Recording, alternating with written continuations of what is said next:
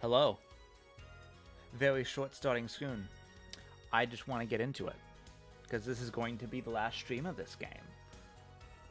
And then I'll probably take a break for a little bit, maybe stream another Whittle game before starting Ace Attorney 5.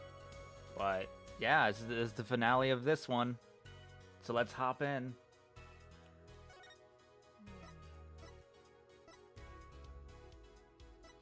The Mason system. No idea what this is gonna fucking be.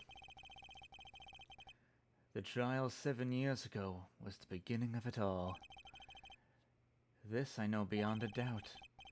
The mysteries of the past work their magic on the present. But you'll soon be finding all of this out for yourself. Which of Magnifi Gremory's disciples pulled that trigger? Where did the vanishing defendant, Zack Gremory, go? What dark truth lurks behind this forged diary page? And what about the girl who was left behind? Is that fucked up or what? ESG Studio, all rights reserved. Mason system. What the fuck? The past left us these 4 keys to unlock the truth.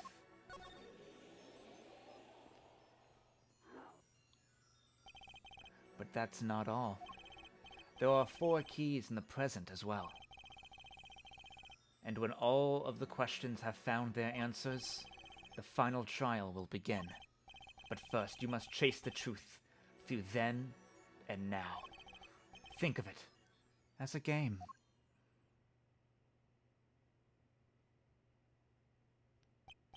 I, Phoenix Wright, will be your guide through this game. That terrible trial saw me present forged evidence. It ended, half finished, when the defendant vanished. What became of me after that? As your investigation proceeds, the answer will become clear. Oh, and one more thing. There is something I must tell you. As Apollo Justice has his bracelet, so too do I have my own weapon of sorts. My Magatama. What does it do, you ask? That I would have you see for yourself. And unless you've played the other games. Well now, shall we begin? Use L1 and R1 to jump between the past and present. But let's begin 7 years ago. In the past. It is right after my last trial came to an abrupt end. Now that you know the game, let's play. Whoa, Raven of Ace Jr., that you? Wow, this is weird. I'm about it. Whoa, Drew Studio in the past. 7. Okay. This kind of feels like a Trails game almost, but like those weird ones. The nightmare trial was over, and the new nightmare of figuring out what had happened had just begun. I wanted to wake up, to walk away. But I figured I'm the only one who could do this. Probably. And besides, I had plenty of time. Thanks to the Bar Association's review board's decision. It's hard to work when your attorney's badge has been taken away.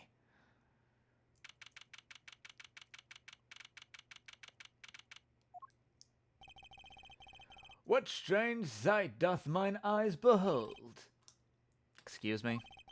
2 men on either side of a single transparent pane. Yet it seems fickle. Fate has switched sides, so to speak. The forger of fakes walks freely, while the innocent languishes within these plexiglass confines. There's been no proof that I forged anything, nor proof that I took the life of my dear mentor. Yet, these chains cannot hold me for long. The stage awaits. And what, may I ask, awaits you? A little piano and a cold little hole in the wall. But since you are here, what shall we discuss? The shooting of Magnifi Gremory, for one. Who pulled that trigger, Fallant? Fallant? or his partner. His partner vanished before the answer could be found. If I'm going to get any closer to the truth, this is the place to start. I have to hand it to my partner. He knows how to make an exit. That's talent. Yes, he made my attorney's bad disappear. And he never even touched it. Glory's spotlight always leaves someone weeping in the shadows. Yet this very disappearance is itself a revelation. Revealing what? Zack Gremory killed Magnify. It's as good as a signal of confession. That's certainly been public opinion's take on it. I grow tired of my cage, and the time of my release is near. I must go prepare. Planning on jumping back into the magic right away? As long as an audience awaits with bated breath, there will be Valant, and also... yeah. Now that my partner's disappeared, Magnify's repertoire is mine. Valant Gremory has a tradition to uphold. Is that true?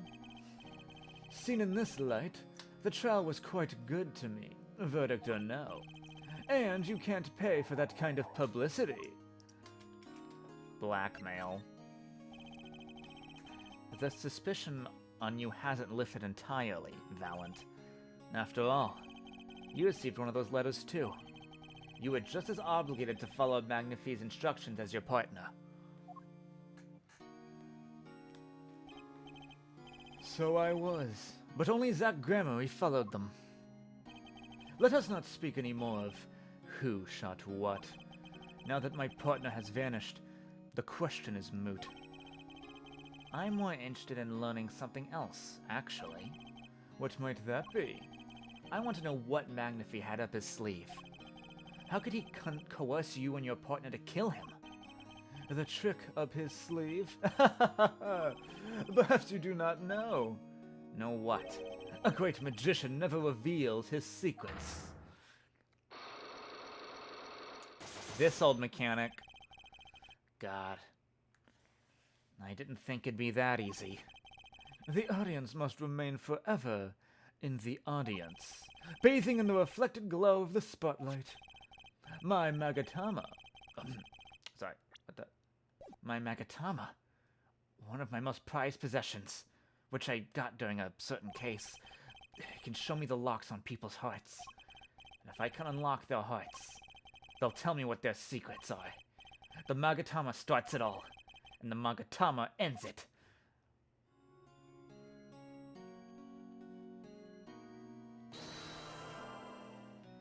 I don't know how to mess with this, so this is going to be interesting. I've never actually played one of the core 3, I've just watched people play it over and over. I'm flying by the seat of my pants on this one. There must be a path leading from the evidence to the truth. And that's what I'm going to find. To ask someone to take a life, even one not long for this world, that's asking someone to commit murder. Yes, our mentor was fond of dramatic moves, and dramatic finales. And he got his wish. His life was taken. What weakness could be so powerful as to coerce someone into committing murder? My guess it was a matter of life or death. Care to explain? Your troupe lived in a world of showmanship. The flashier, the better. And flashy so often means danger, doesn't it? Let us make this as painless as possible. If you have proof of this danger, then show it.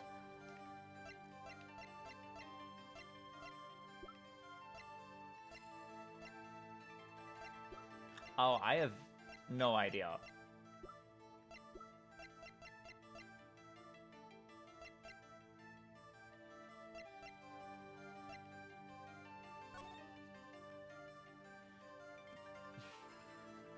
I guess it's these, the letters. This is one to Valant, so I'm going to present this one. Ah, and this is your idea of danger. You don't agree, Mr. Valant?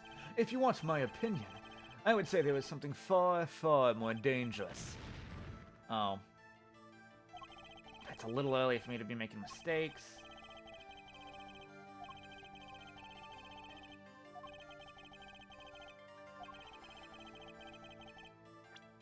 have no fucking clue.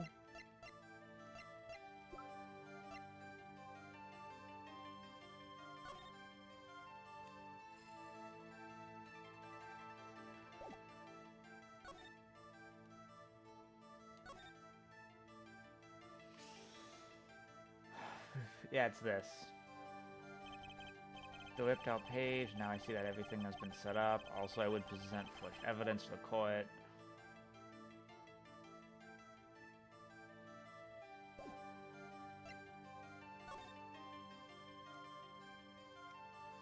I have no idea what forced him. Okay, let's just go through the evidence. Fuck it. That's just a photo of the crime. That doesn't mean anything. Single gunshot. That's not blackmail. At least a little less. To all those who have supported me in life, work, I give thanks, farewell. Fate's clock will make me wait a little longer.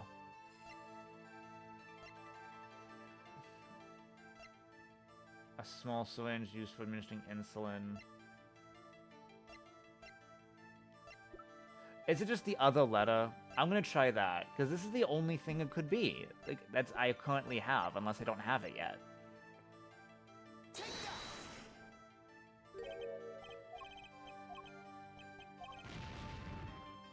I don't... Okay. Think deadly.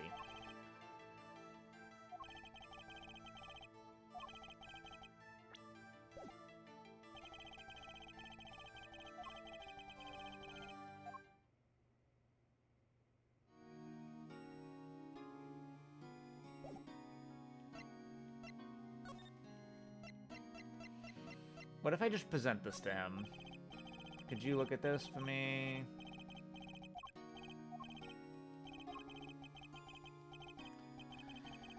Okay.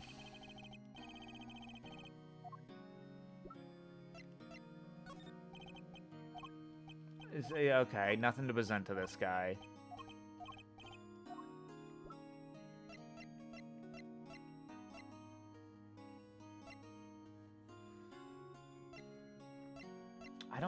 Okay, let's just leave.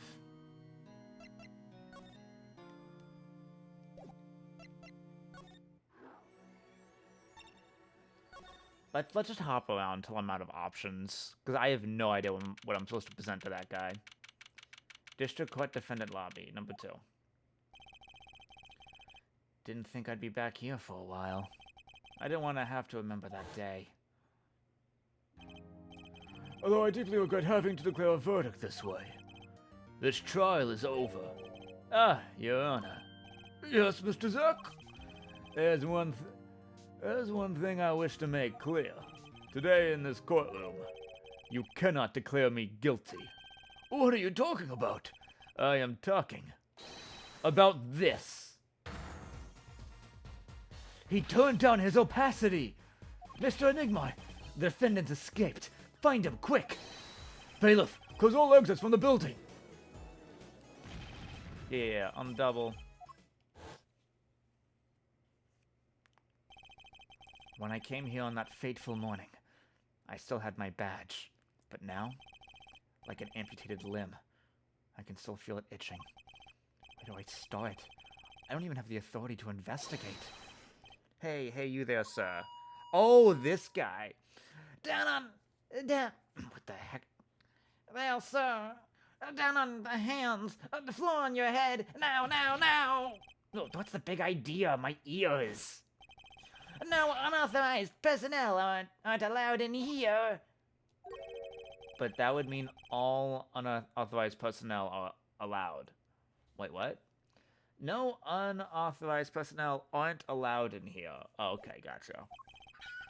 Zoink! I just say it like it is, sir. And it's usually wrong. I thrown out of the precinct, lost my friends, my girl, and even my wallet. We've met before, haven't we? On a case 2 years ago? No recollection of that, sir. Huh? For me, working on a case is always in the present progressive tense, sir. There is no pass. There is only, sir. Oh, okay. You're the bailiff, right? Yes, sir. Court Bailiff Mike Meekins at your service, sir. I've asked to meet with the bailiff at this court who let the magician escape. Let me try to make this as absolutely clear as possible for you, sir. It was me, sir! But you were a regular police officer once, right? Sometimes bad things happen to good people, sir. Something tells me it's a long story. Let's not go there. So you were in charge of security at the time of the vanishing. I'm dying over here! Oh, it's a hard knock life, sir. Though none of the precinct lost my friends, my girl, and even my wallet. Guess I wasn't the only victim. The last time we met you, you were a police officer, right? In fact, you're still wearing your uniform. Sir, I wish I didn't have to tell you this, but last year, tragedy struck a rising star at the precinct. I lost my case file 4 times in 3 days. They fired me. That takes real talent, actually. They don't know what they're missing. So here I am, sir, forced to start from square one, a lowly bailiff. But your uniform. I took it with me as a souvenir the day I was fired. That can't be legal. So, you were the one who let the magician get away that day. I am dying over here! A star rises among the court bailiffs, full of hope, then tragedy strikes! Is there anything you can tell me about it? About Zach Gramarie's disappearance? On the humanity! That's enough of that. Why, yes, I'd say it was around 2 p.m. when I heard a commotion in the court. I opened the door to see what might be amiss. The door slams open, slam, and some guy's face is right there in front of me. Face! So, you saw something suspicious coming your way? Yes, and I, being a bailiff, a little standing, I gave chase. I chased that silk cat all the way down to the hall, sir. I have a diagram of the court building here. Aha! There's courtroom number 7. That's where I was, sir. All by myself. Nary a friend to call my own. Okay. And which way did Zach and Gramarye run after bursting through the courtroom door? He went up, like this, and around the corner like that. So I, with no delay, ran after him with no delay. When I turned the corner, I saw that magic man went into the defendant lobby. Swiftly I ran. Following him, I threw myself boldly into the room. Why, I remember it like I was right there, because it was lobby number 2, sir. You ran into this room? Huh, I don't see any place to hide in here. Believe it or not, sir, I didn't believe it. Here, in this room, the magician, gone, vanished like a puff of smoke. Except there wasn't even any smoke, it was just gone. That's impossible. Yes, that word. Oh, how many times have I said that word? Even the sound of it causes me indescribable pain. I'm dying. I'm dying over here! Okay, I won't say it again. Promise. But you have to admit, it's difficult to vanish into thin air. Did you search the lobby? I searched. Why the pause? There was nothing there at all, sir. That's right, nothing was there, sir. How can he talk so loud and still be hiding something?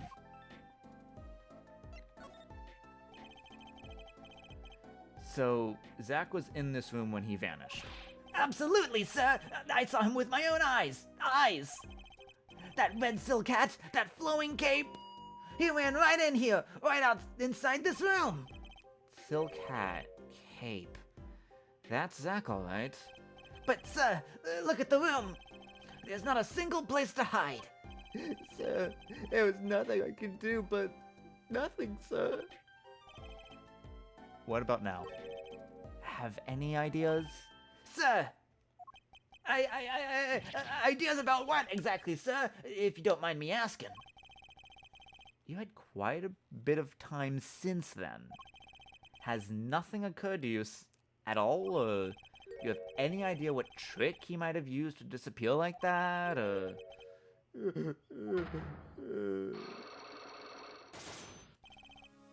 Cyclops? I should have known.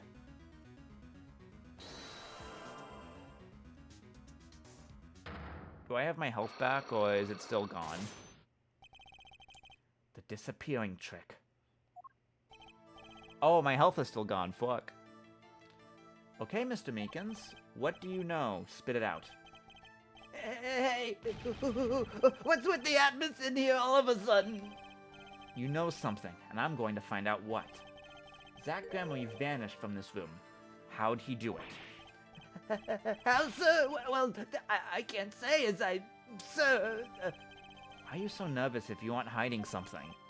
Well, sir, you see, at the time, sir, I was here, and... Listen, it was impossible! What could such a little girl possibly do anyway? What did you just say? Yeah, sir, did I just say something, sir? No, you screamed it through that megaphone of yours.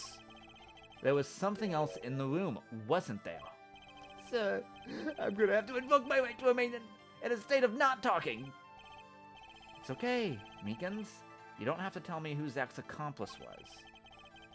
I know who was here in this room that day.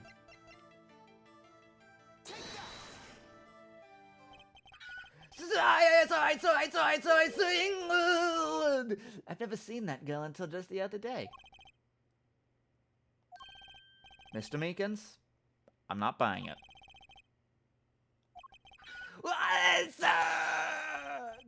Sir, that day, she was here in the room, sir. But he wasn't. You mean you chased her into this room, not him? Sir, in my days at the police office, literally days, I learned a thing or two. Okay, just one thing, but it was how to not mistake a girl for a 7-foot-tall magician. 7 feet? Zach isn't that tall, is he? You have a point. I find it hard to imagine that anyone would mistake a little girl for Zach Grammarly. But you saw something. And therein lies the trick. I think you know what it was, Mr. Meekins. Tell me, does this trick look familiar?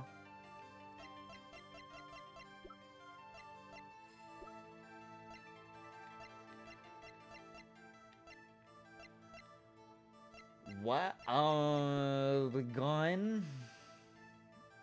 I don't know.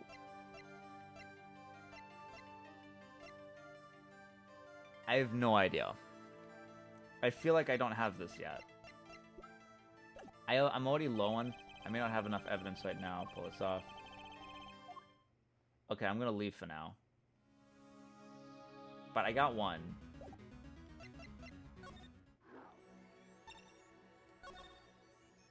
I think I'm gonna have to do a lot of bouncing around.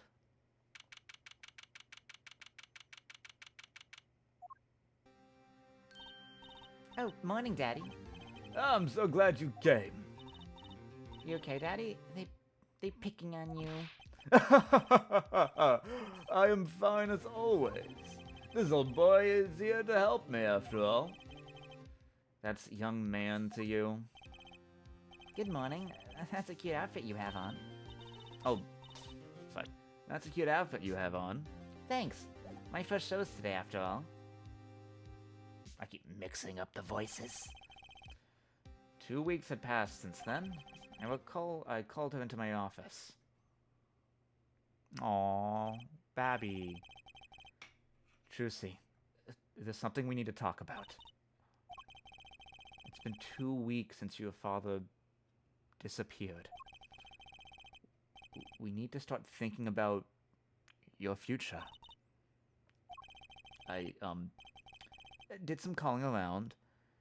This is hard to say, but you have no living relatives.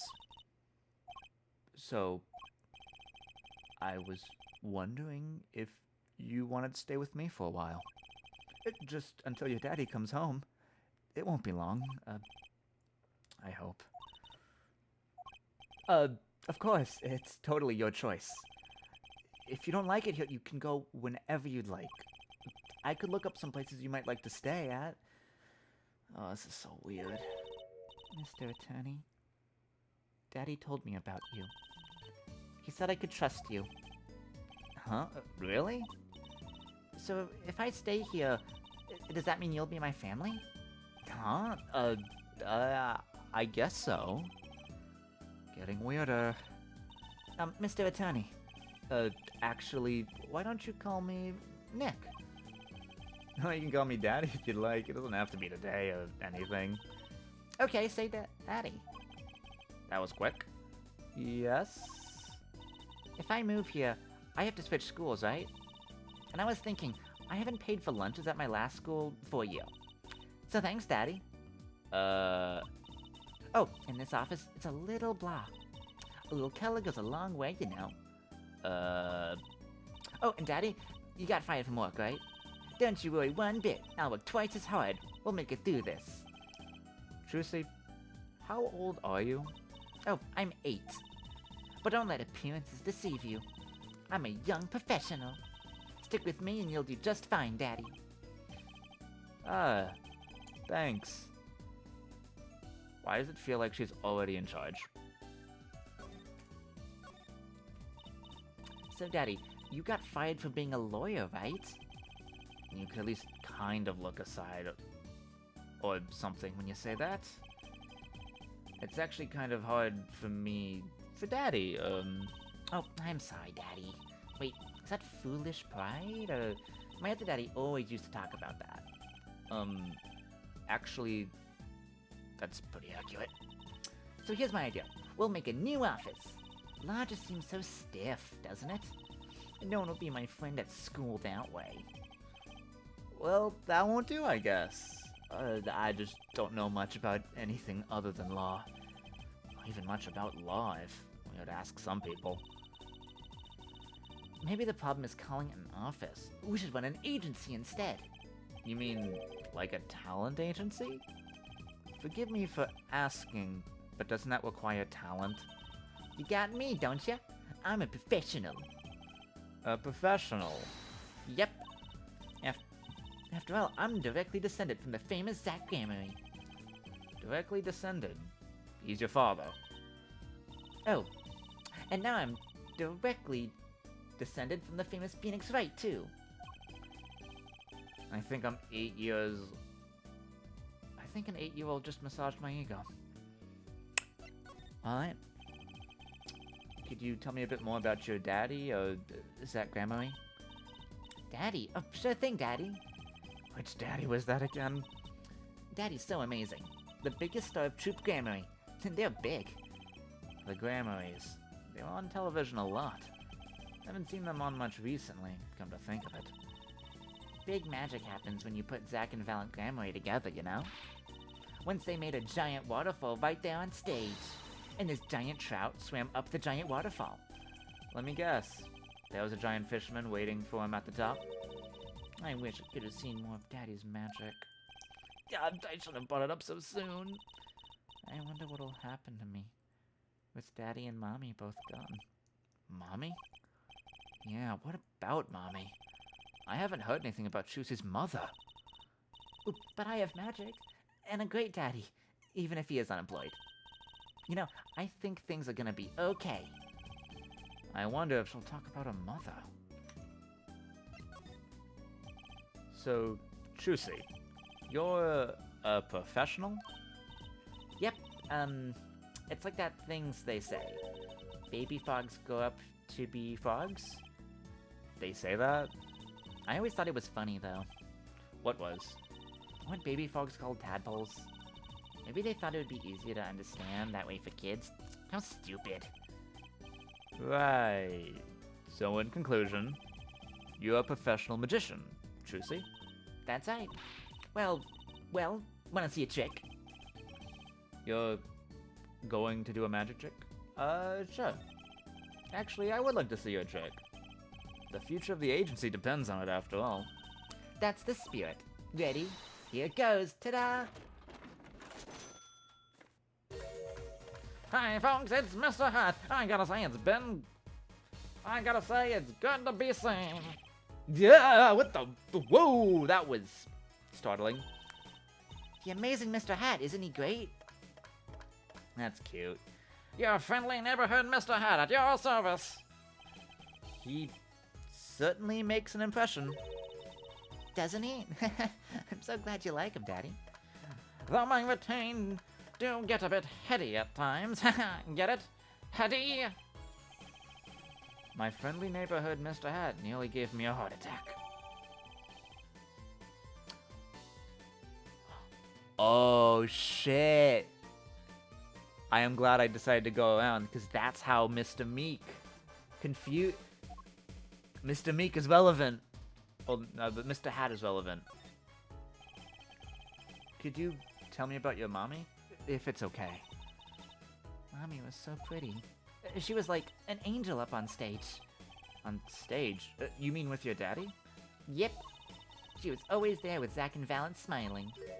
But then she went away. Went away? It was a grand illusion. But she made a mistake. She vanished, and I guess she didn't know how to get back. Maybe so. I cried then. A lot.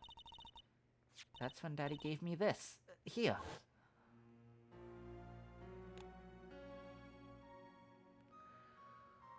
Wait a second. That's Lumiore. Lumiore is true. She has him. Lumiore is relevant again? Okay.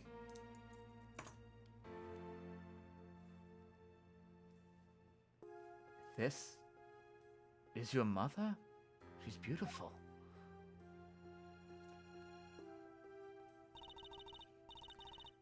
Her name's, Thalassa?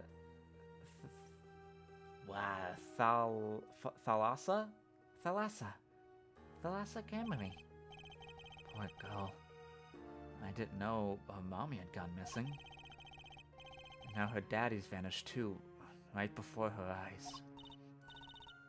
Hey, Daddy, you won't... Don't worry. I won't vanish, I promise. Right, you can't even do magic. You're like a backup plan. Daddy always said to have a backup plan. I guess all I rate is as a backup plan.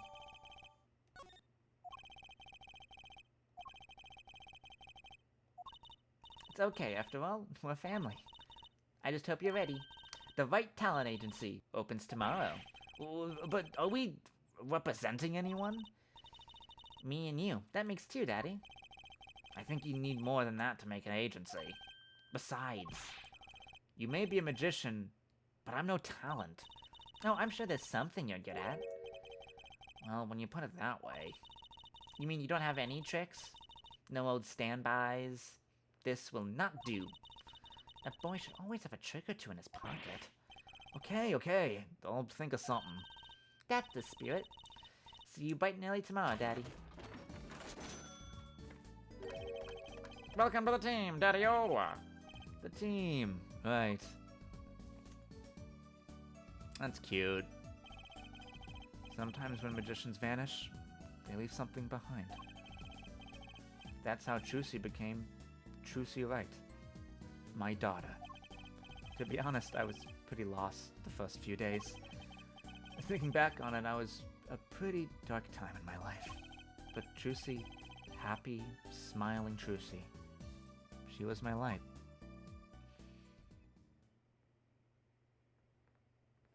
Oh, I got to do acting.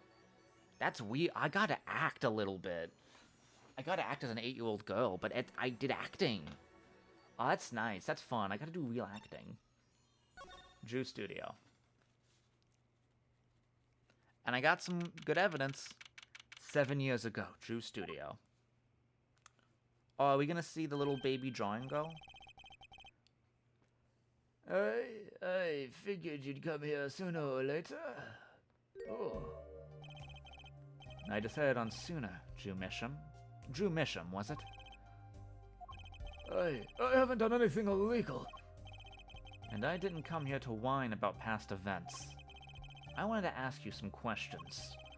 I suppose you have that right. That day, the entire court descended into chaos. Only you stood still, your eyes calmly watching. I admit, it made quite an impression on me. I'm used to finding myself in outrageous situations. Phoenix Wright, was it? I'll answer what I can. I'm not sure, but it feels like I'm being watched intensely. Hey, little Babby! Oh, this is my daughter, Vera. Say hello. She's gone. Shall we begin then? Judging from this place, you're a painter? Not sadly.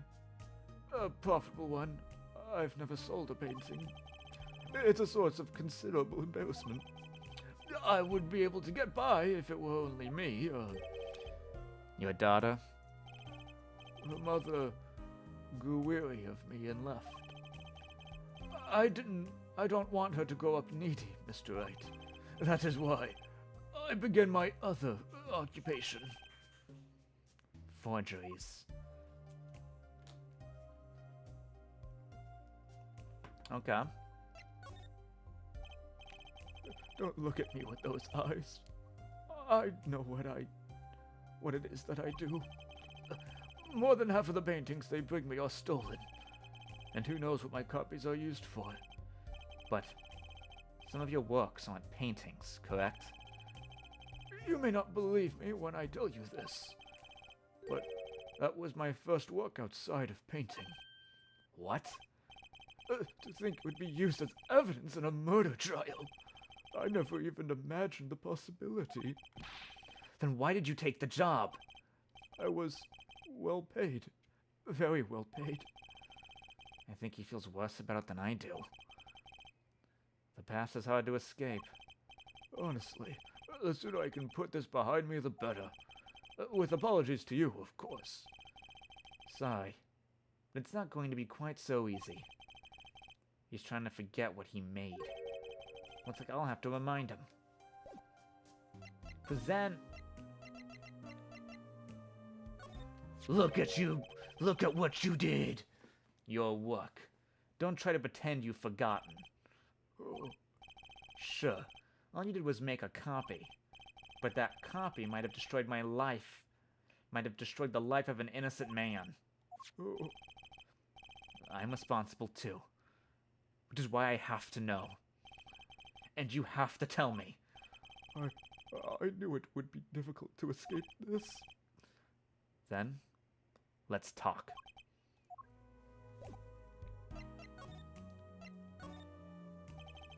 Well then, ready to tell me about this work you did? It was unlike anything I had attempted before. I guess it would be a little different from paintings. That is not what I mean. In all my previous work, it sufficed to create a copy. This wasn't a copy? The client gave me two things that day. The first was a sample page as reference. The second, a printed document I can only surmise was written by my client. So you used the real writing as a reference to reproduce what the client wrote? Yes, as I said, it was my first job of that nature. So, who was your client? As I said in court, I do not know. Really? Even for such a suspicious request? If it was me, I'd want to know as much as I could about the requester. I never met them. Not personally, Ah, a Cyclock, of course. Seems like you're still hiding something. Something about this work. Okay, let's see if I have anything for this.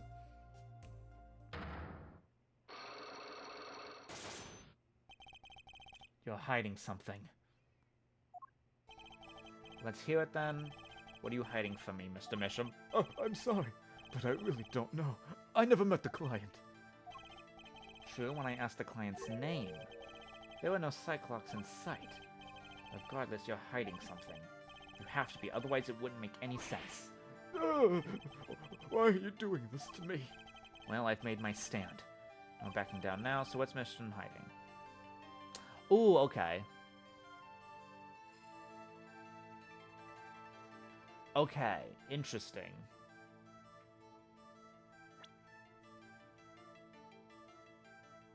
So...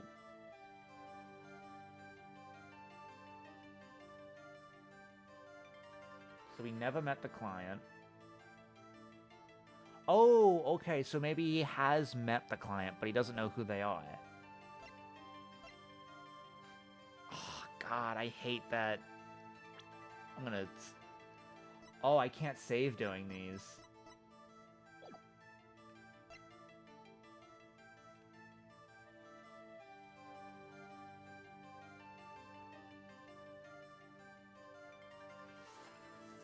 I mean, it could be all of these, honestly. Because he is maybe hiding something about the client.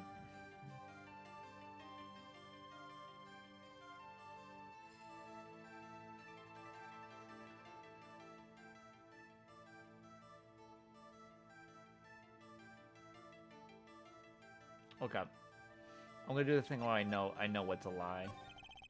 I can pretty much piece together what it is from what you've said. What is it then? You told me what you knew about the client. And I couldn't see any Cyclops. Psycholox? Is that some sort of asylum security or a new hairstyle, perhaps? But then they did show up, didn't they? Who was your client? As I said in court, I do not know. Really? If it was me, I'd want to know as much as I could about the requester. Not personally. Not personally. Those words triggered the Cyclops. Again with the Psycho-Locks. Now I really must know what they are. So you didn't meet with the client, but someone else did. Maybe the real forger behind this evidence? Perhaps I'm hung up on this lock business, but I'm afraid you've lost me. Yeah, well, I didn't come here to talk about Cyclops. As long as I come into the right conclusion, it doesn't matter how I got there. And your conclusion is? The real forger behind this wasn't you, Mr. Misham. Poppycock! I don't know what you're talking about. That's my work, I tell you. Made here in my studio. Who else could it have been but me? That's the real question, isn't it? The forger wasn't you. I don't have many other people to choose from. Wow. That was a mustache.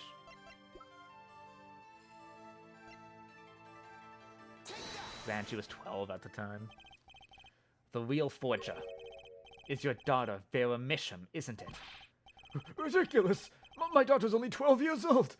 Mr. Wright, I've always been more one for landscapes, not surrealism.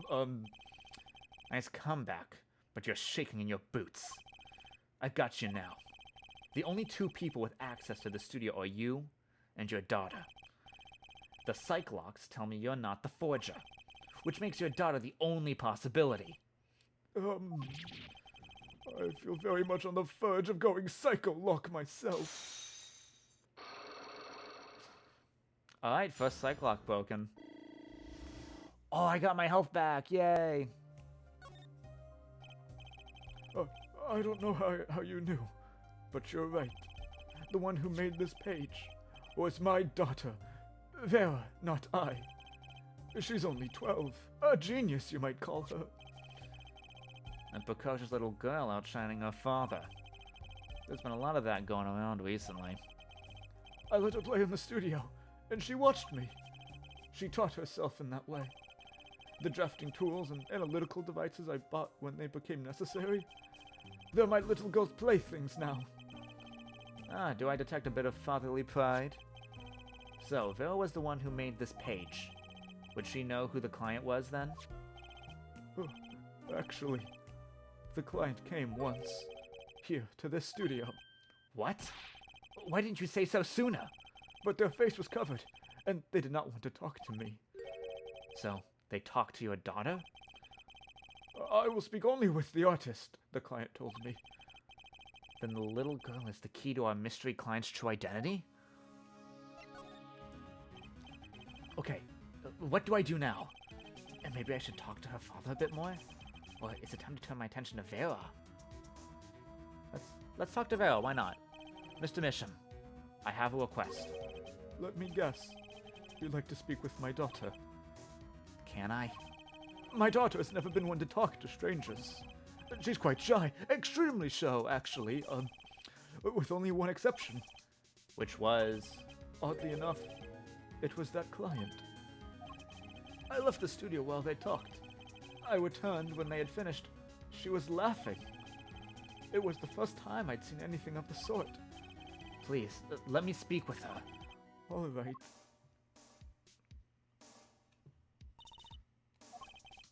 Uh-oh. This could be tough. Vera, was it? Would you like to have a friendly chat? I'm Phoenix Wright, ex-lawyer, and pianist.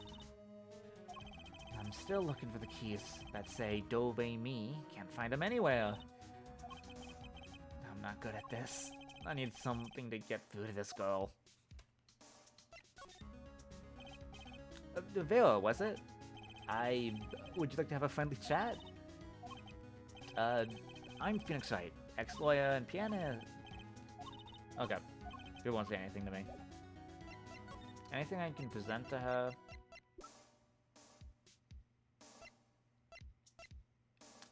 This isn't relevant.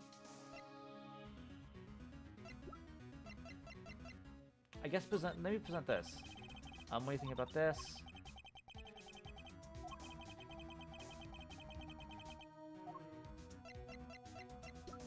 I don't think I really have anything for her.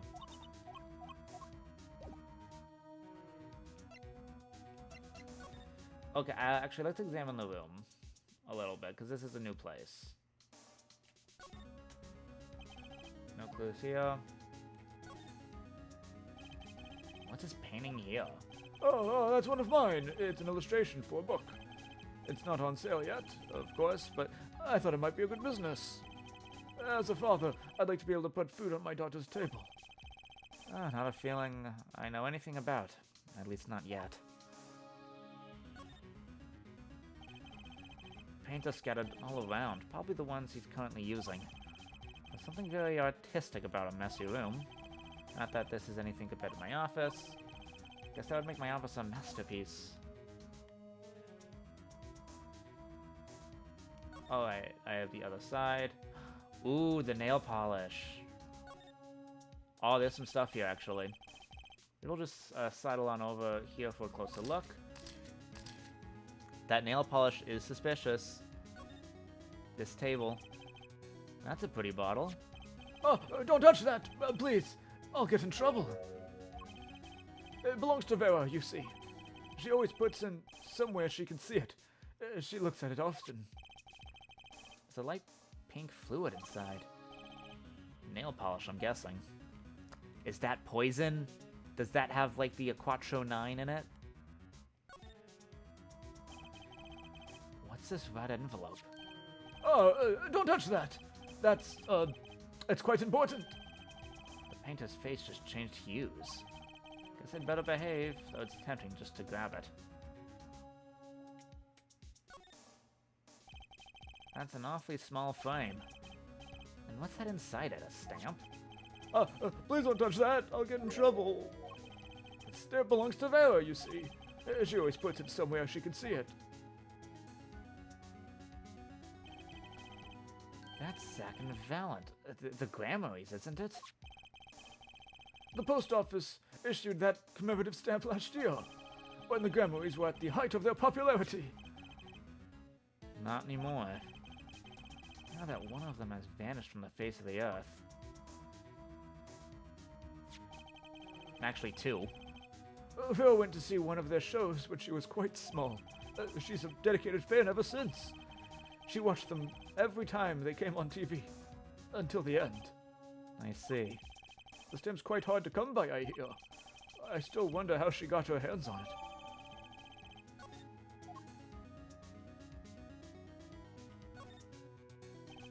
It's an awfully small... Okay. This is you and Vera? Yes, we took that one quite recently. I know I'm a painter, but why not paint a portrait instead?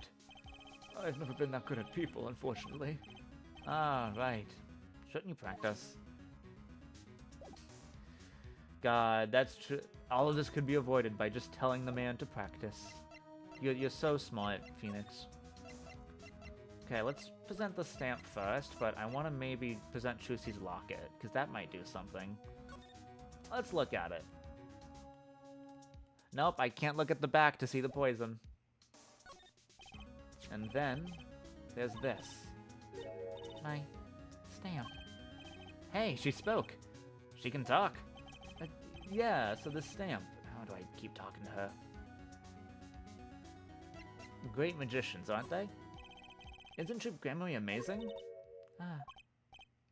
Yeah? Oh. I especially like those two, Zack and Valent. I mean, they're just so magical. Aren't they? Aren't they? Yeah, whenever I go to one of their shows, I'm like, woo, magic. You know? Me too, me too. I love them. They're so cool. It's like magic.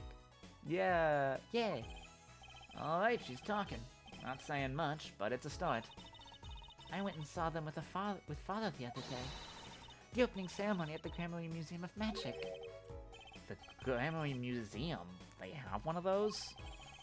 I guess it makes sense now that they have their own commemorative stamp. So, have you been to one of their shows? Just once, when I was little with father. The Grandmary's on stage. It was like a dream. Disappearing, reappearing, cutting apart, putting back together, they do it all. Yeah, maybe you can keep telling me stuff like this. About Zack and Valent, maybe. Ooh, sure. Alright, better ask her before she changes her mind. Let's ask about the stamp. They're the best in the world. Huh? Oh, you mean Troop Grandmary, of course. Father gave it to me. Your father? But I asked him about it. He didn't know how you got it. Oh, I guess I just took it, yeah. Took it? Father got a letter from that person. That person? You mean the letter was from the client? Oh, we talked about the Grandmarys forever that day. I'm sure that's why I was sent that stamp. I didn't want to just send it back, so I took it. A sneaky one, this client. So they're trying to get on her good side.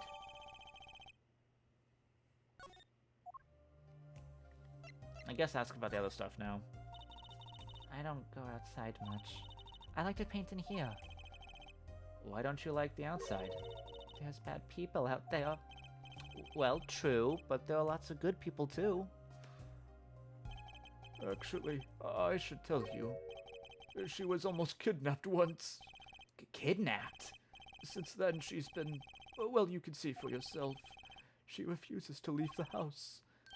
I see. Wait, but that doesn't make sense. She said she went to the Grandmary Museum. With you, in fact. Oh, yes, actually, she was quite insistent on it, much to my surprise. That was the first and last time she expressed such a desire to me. That person gave me a good luck charm. A good luck charm? For when I absolutely had to go outside. Yes, apparently she received something. A gift.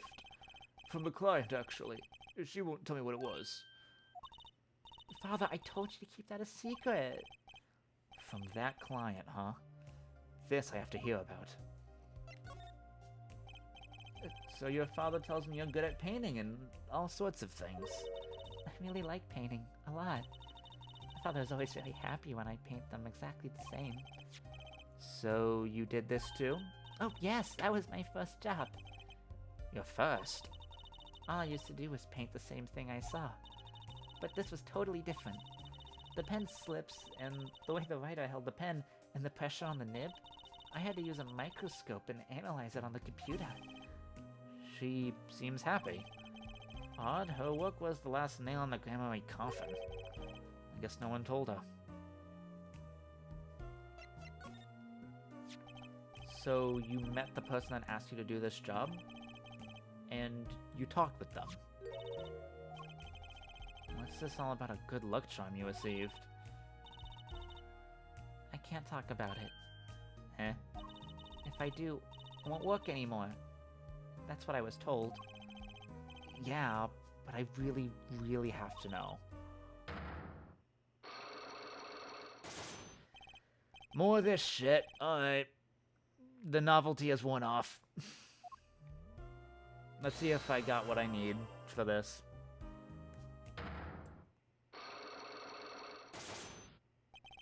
The client. You seem to trust this client quite a lot, in fact. Because they gave you this stamp? No, that's not why. They listened to me. To my problem. The problem? It keeps her inside all the time? Don't go outside if you don't want to. That's what they told me. But when I absolutely have to go out, all I had to do was use a good luck charm. A good luck charm? That your client gave you? I think I know what your client might have given you, actually.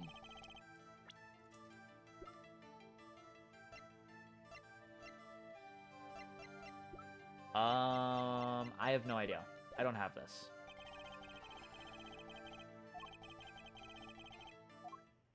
I think the good luck charm is either the notepad or the... Can I examine this again? Is it this? If this isn't the good luck charm, I don't know what is.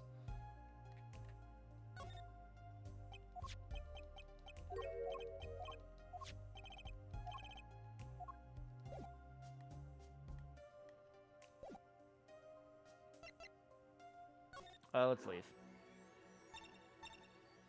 Let's go back to Mr. Meeks.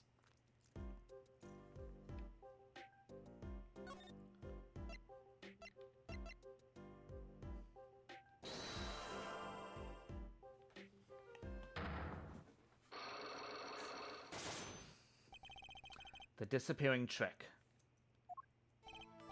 Okay, Mr. Meekins. What do you know? Spit it out. Hey, who? What's with the atmosphere all here all of a sudden? You know something, and I'm going to find out what. Is that Grammarly? How do you do it? How, sir? Well, sir, I can't say, as sir...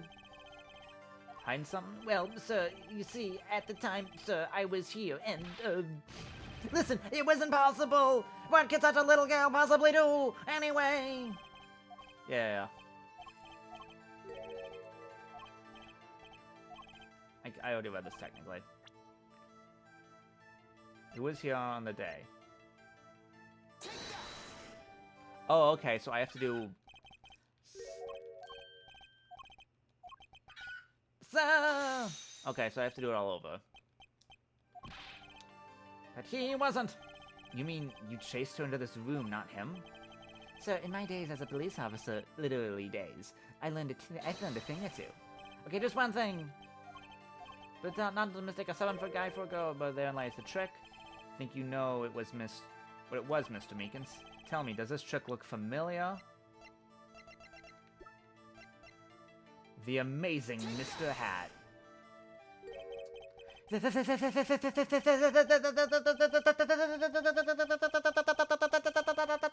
What's that? That girl's favorite trick, the amazing Mr. Hat. She uses it in her own show down at the Wonder Boy. You know, as an 8-year-old girl. Have you been to the Wonder Boy? So, it wasn't a waking dream, was it, sir? Come again? That night on stage, I saw a vision, except it wasn't a vision. It was a hat. An amazing Mr. Hat! He really exists!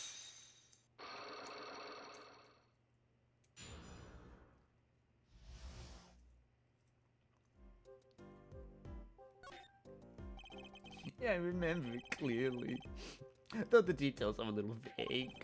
Zach Gremory exited the courtroom. I gave chase and cornered him into the corner room, sir. Zach Gremory, don't you even think you can escape, Meekins? Down on your hands, floor on your head. Hello? Something the matter, mister? No, that is... sir, I'm currently chasing a suspect, sir. Zach Gremory, do you know him? Oh, I love Zach Gremory. His magic is the best. I'm his biggest fan. I see. That's why you're wearing that costume you're wearing. Anyway, that's the very same Zach. That very same Zach came into this room. But no one's been here except me. But he has to be here somewhere. Under the sofa, in the trash can, behind the painting, under the rug. So, Trucy was his accomplice? Imagine my astonished surprise when, 1 week later, I just happened to walk into a bar and see him. Mr. Hat. I couldn't believe my own eyes. For a while, I thought it had been a long dream. A dream that lasted a week? But it wasn't the magician who disappeared. It was Mr. Hat.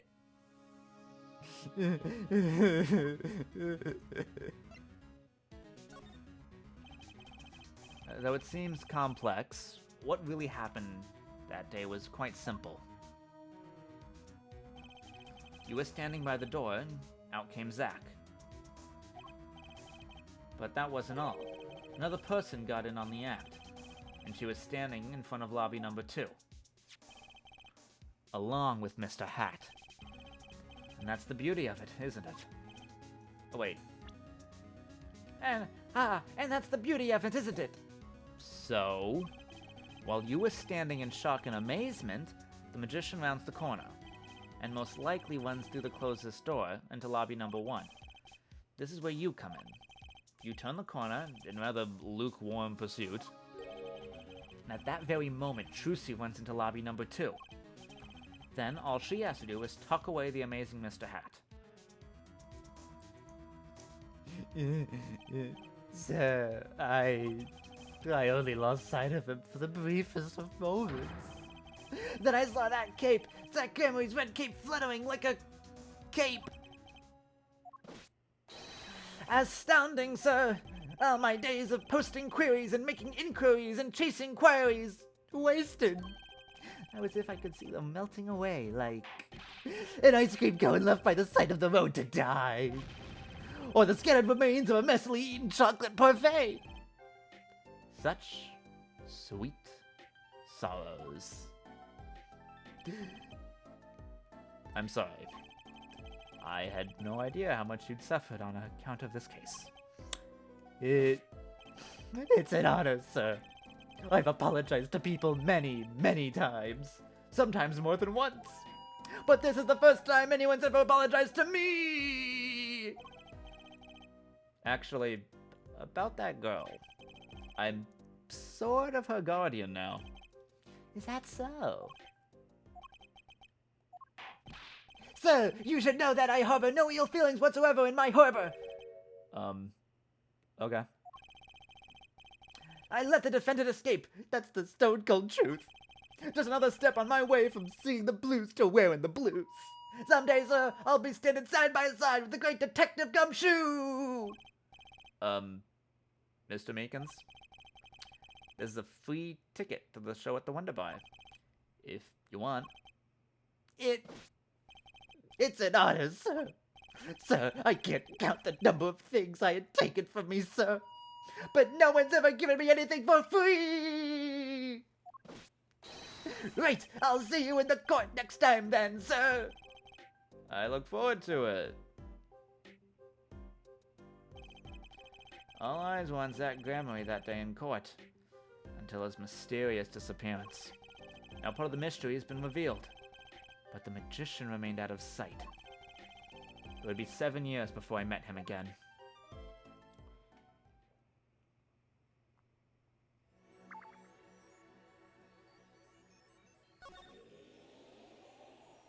Oh, I got switched.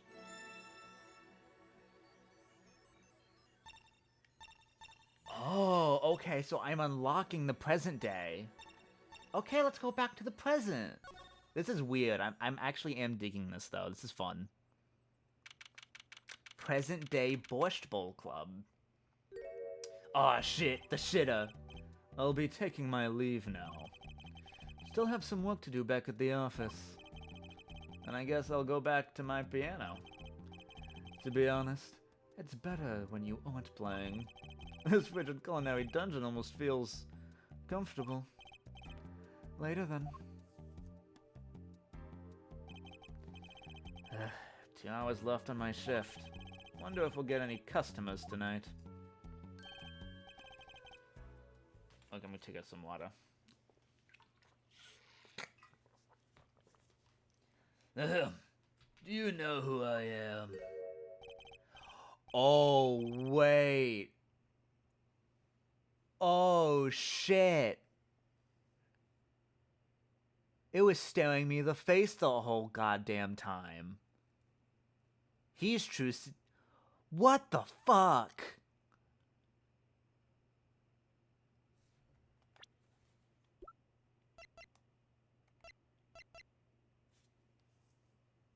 I'm a fucking idiot.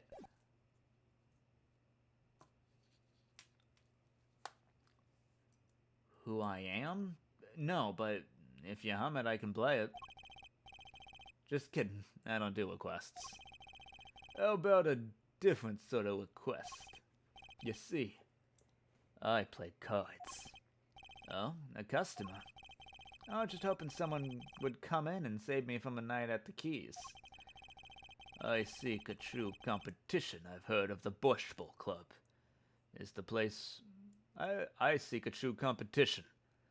I have heard the Borscht Bowl Club is the place for this. Now I see the rumor is true. And this is... God fucking damn it. A friend of yours? Oh, don't mind me. I'm just your friendly neighborhood newsman. No, we will not be playing tonight. When this business is finished, I shall send him home. This competition will be between us, no others. The Right Talent Agency represents 2 artists. I'm number 2. I play a piano. Well, sort of. I'm actually just a front for my real talent, which is playing poker. Don't ask me how I got started. I don't remember. But I'm good. Real good. It didn't take long for the rumors to get around. Go to the Borscht Bowl Club if you want a real game. That guy never loses. People don't come to hear me tickle the ivory. They come to watch me play cards.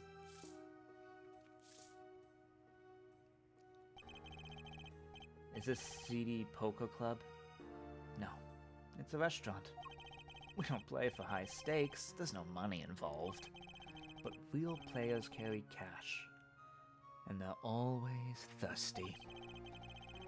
It's a handy source of income for the club owner. Then let's compete. I'll take you to the room. The hideout, yes? But before we go... Yes? Allow me to introduce myself. My name is Shady Smith. Oh, the first name is the same. It's Shady.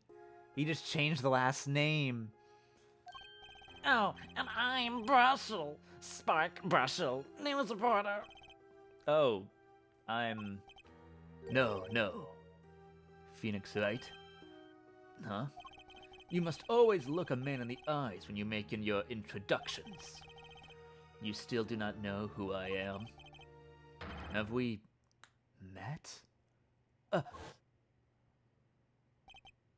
Today, in this courtroom, you cannot declare me guilty. What are you talking about? I am talking about this. Mr. Enigma, the defendants escaped. Flashback, flashback, flashback, flashback. You can't be. But you're Zach Gramarye?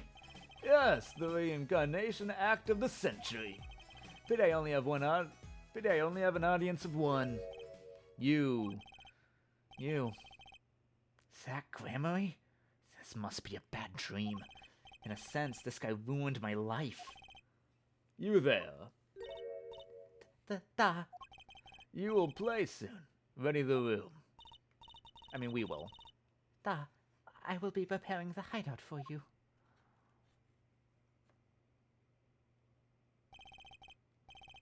Are you really him? The Zach Gramarye? Now I am Shady Smith. Remember this. How many years has it been now? 6?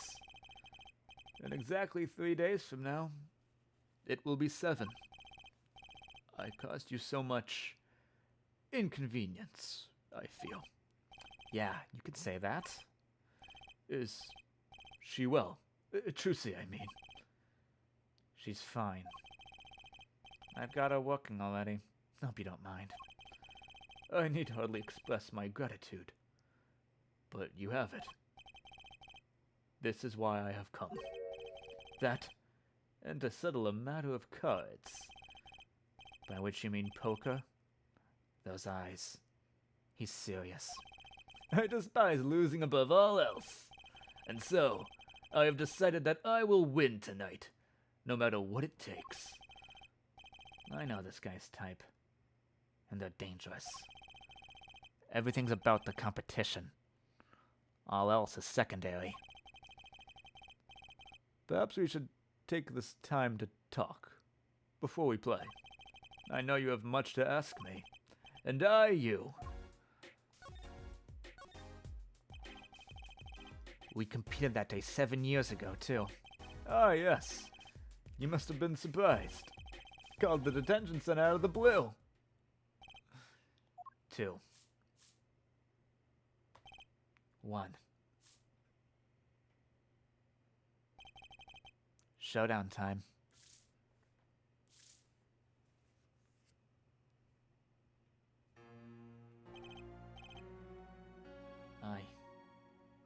I lost. The only game of poker. A game I've played for a long time. And only lost twice. Who was the first? The man I killed, of course. Oh, that was him playing. The man I've killed, of course. You chose your defense attorneys by playing poker. Some are hired, others fired. When you compete, you see a man's true nature. You know what I speak of. I know that you do. Trucy's power? Trucy. She is in the class of her own. For 7 years, I've played poker here at the Borscht Bowl Club, and I've never lost once. I'm good, but not that good. I win because whenever there's a big game, I bring Trucy. And she sends me signals. Daddy, he's got a good hand. You might have a chance if you act quick. Better call him soon. Better call him soon. Can you tell me what her power is? Judging a person's thoughts by reading their actions is a staple of performance magic. But those of Trucy's line possess far greater skill. Her line? Recall you were the second man to whom I've lost. Magnifique Grammar. That was the first time I learned of this power, as you call it. Wait, so you're saying her power is genetic? And it's just in the Gramarye blood or something? Blood. So wait, so are Trucy and Apollo siblings? I had a feeling they were brother and sister because they both had the eye thing.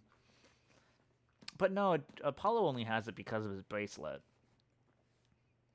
I am sorry, but it is not something told lightly to outsiders. It is nothing you need to know at this time.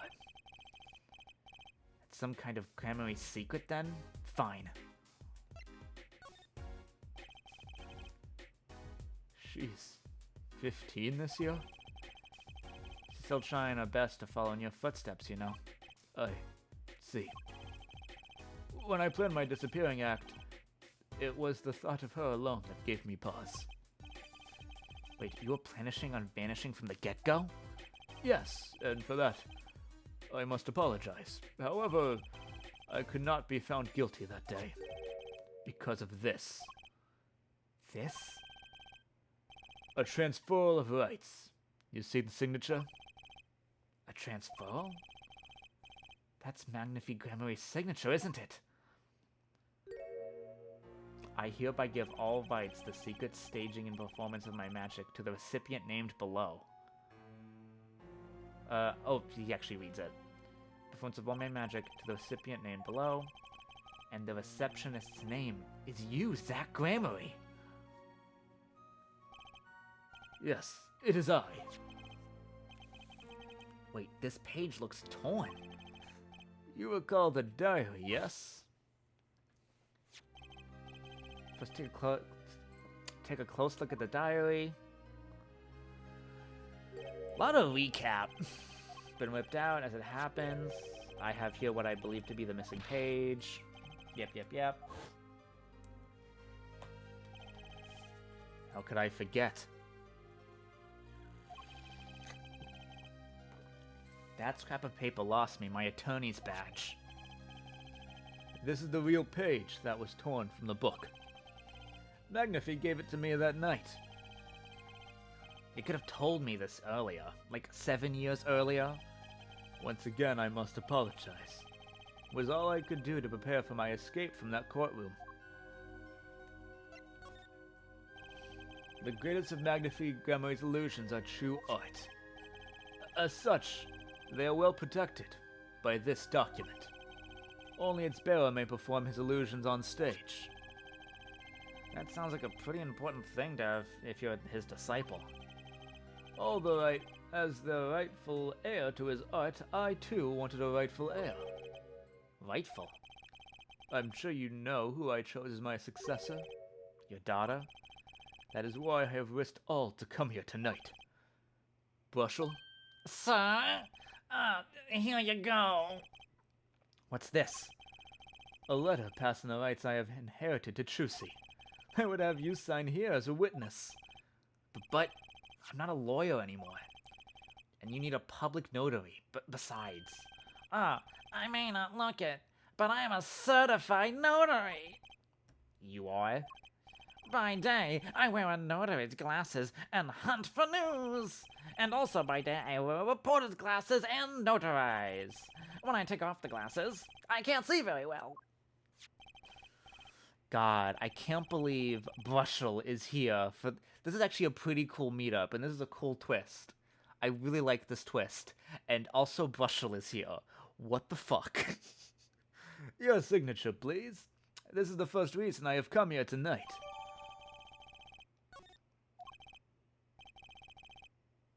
I've finally figured it out.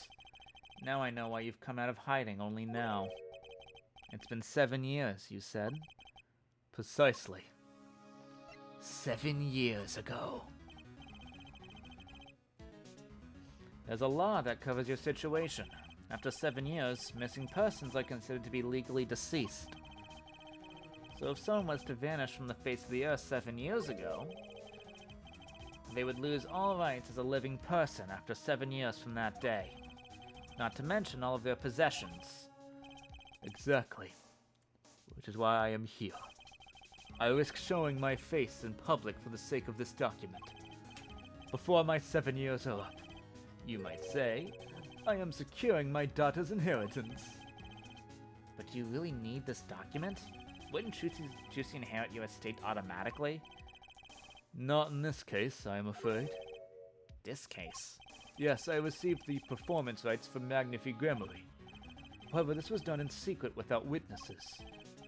Before Magnifi died, 2 potential successors to his repertoire were named. Myself, Zach Gremory, and Valent Gremory. Not Trucy. I see. So you do need this document. I have known Brushel since before I vanished. He is a man I trust. Wild sentence. Wait, Brushel's our man on the inside. What the fuck? Not only three... Now, only three know of my rebirth. I took the liberty of looking into Trucy's background, and found you had no other close kin. It is as you say. Okay. I was kind of hoping he'd say something about the mother at this point. I know everyone else, but Trucy's mother is a mystery. Let's present that. The locket. This person in the photo is Trucy's mother? How did you come by this? Trucy showed it to me. She said her mother was gone. Then it is so. Huh? She is gone. What more is there to say? Lots? I know. Whoa, you're still here? According to my in-depth research, Trucy's mother, Magnifie Gremory's only daughter, end quote. What? Magnifie's daughter? Is that true, Mr. Zack? Brushel, you say too much. Why am I the bad guy? Why? Zack decked him. He punched him in the face? Hell yeah, go Zack. In any case, Mr. Wright, this discussion is over. Thalassa Gremory. She's the most mysterious of the whole lot. I need to get me some more evidence, clearly. Well, the prelude may have been longer than the main attraction. Shall we begin our game? My final competition? Final? Why? As you said, I have come out of hiding today to make this document legally binding. Once that is done, I shall slip once more underground. Without seeing your daughter? It would be best if I did not. 7 years ago. We played 7 years ago. I lost. I already lost to Magnifie. I do not care to lose another. And I have heard that you never lose. It's just a rumor. Yes, for it is impossible to never lose, unless one has an ace up one's sleeve. As a magician, it causes me no end of irritation to think a mere lawyer might be out there, pulling the wools over so many eyes. Hey, I just signed your document for you. Maybe you could try lightening up? That was that. This is this. For my final competition, I will destroy your perfect record, Phoenix Wright. This will be my final performance. You are warned. This guy is beyond serious. So much for a fun evening of cards. Brushel, you may leave. But it's your last game. I mean, what a scoop. I punch and I punch, but still it's not enough. I would just remember the future, the prior engagement. Toodles, gentlemen. Oh, and nice meeting you, Piano Man. Then let us begin. Dealer, Da, you will be witness to our competition. it is honor for me. Why haven't I seen her around here before? Ah, that reminds me. I saw a familiar face as I entered this restaurant.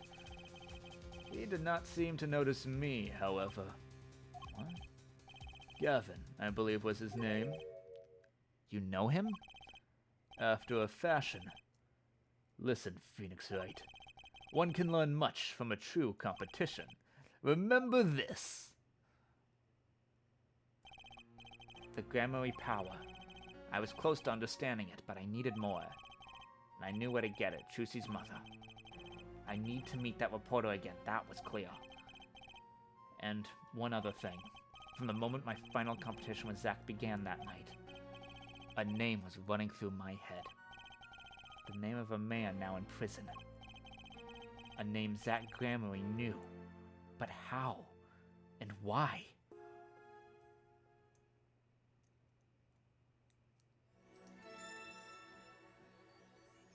Oh. Hell yeah. Oh, this isn't done. I just unlocked the next thing.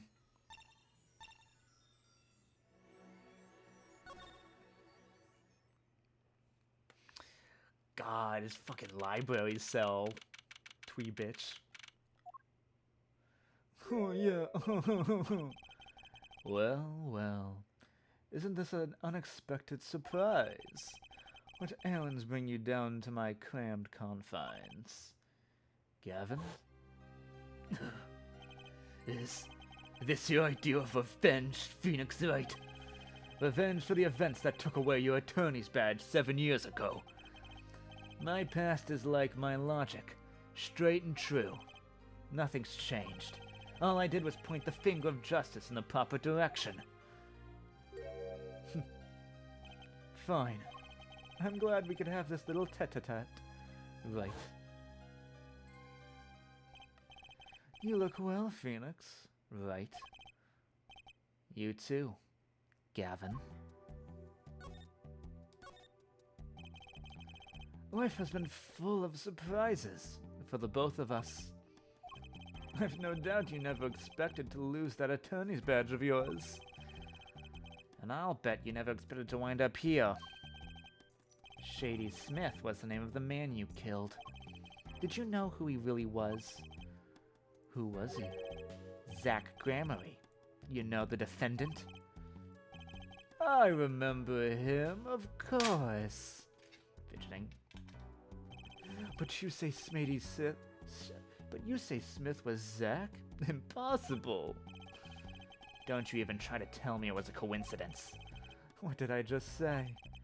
Life is full of surprises, don't you think? After that trial, you were arrested and found guilty. But your motive was never made clear. A mistake I plan to remedy. You're not an attorney anymore, Phoenix Wright. What possible conclusion do you think this investigation of yours can lead to? I killed a man named Smith with a bottle because I am an evil human being. Isn't that enough? Not for me, it isn't. I need to know why you did it, Gavin. You recall the case 7 years ago. Yes, the trial where Zach Gramarye pulled his famous vanishing act. My brother won that fair share of praise and an adoration for that trial, as I recall. Genius prosecutor reveals crooked attorney, was it? That was when I met you, wasn't it? Was it now? The Bar Association Review Board voted unanimously for my strictest punishment. Unanimous, save for one dissenting opinion. Yours. It was my brother who was responsible for putting you in that position, after all. For 7 years we've been friends, and yet I still don't understand you. But right, your friendship towards me was never pure. You wanted my body. It's like, you suspected me then, as you still do now, don't you? Honestly, right now, I'm not sure what to think. Guys, these guys are kind of quiet. You didn't just brain a guy with a juice bottle for no reason. Tell me why you did it. Persistent, aren't you? I came here because I remembered something. The night of our game, Zach Gramarye mentioned your name, Gavin. I just read this, I know who Gavin is. After that, he was killed, and I asked you to help me, because I remembered your kindness back when everyone had turned on me. I seem to be in a bit of trouble. Something like that. Dead? Someone hit him hard. Me? Please. The cops should be here any minute. I'm in your hands. Should it come to that? I have to know. Why did you kill Shady Smith? No, Zach Gramarye. I have locks, asshole. Oh, my locks are a special color. Whoa, I've never seen Cyclocks like these. Dark, cold, full of despair. Ugh. Can I even lock these things? Unlock? There's something wrong, right? No, it's nothing. You shouldn't push yourself so hard. Life is to be taken easy, you know. He's doing his nails?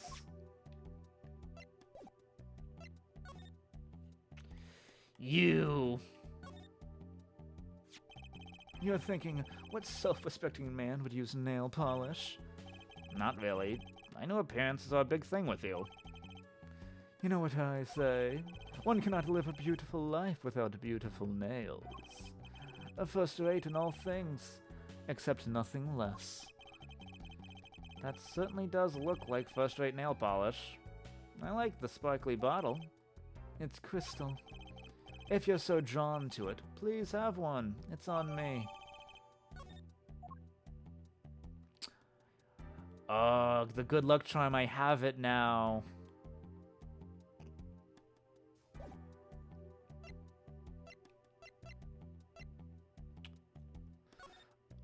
I just want to see what this is. I'm not going to. Your game, Zach Grimley mentioned your name, Gavin. Gavin. After that, he was killed. Can I even do anything with this yet? Because, okay, so far we got two bad guys. We got Gavin, and we got Valiant. Okay.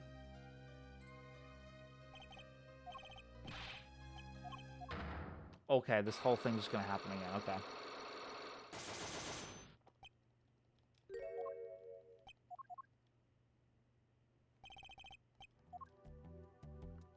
Yeah, I can't even interact with that lock.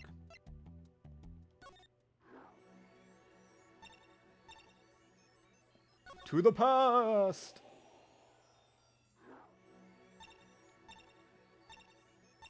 Okay, I think I can finish Drew Studio now.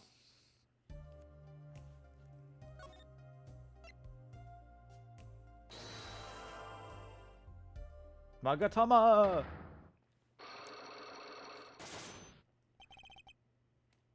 I got a text, give me a sec.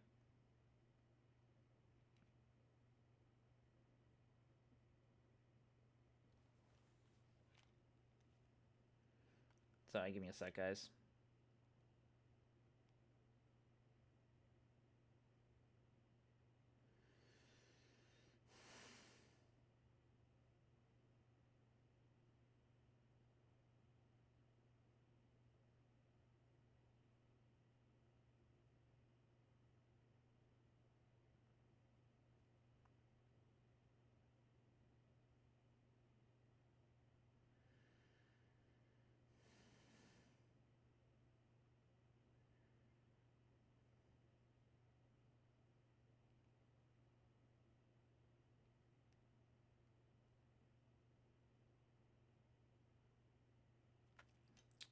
Okay. You seem to trust this client. Quite a lot, in fact. Because they gave you this stamp. No, that's not why. They listened to me, to my problem. That's what they told me, but when I was absolutely have to go out, all I had to do was use a good luck charm.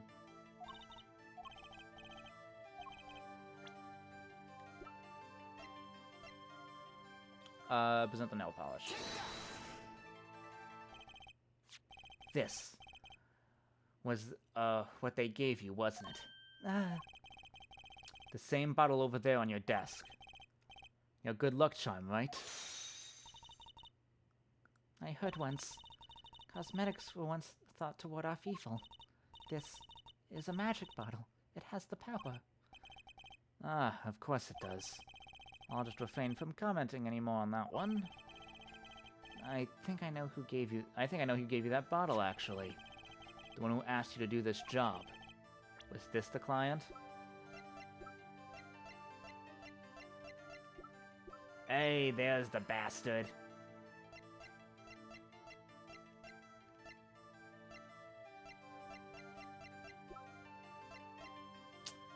Can't believe he's in my court record.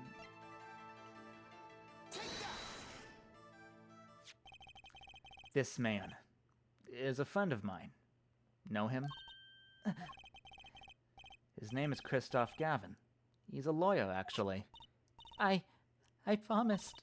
I promised not to tell.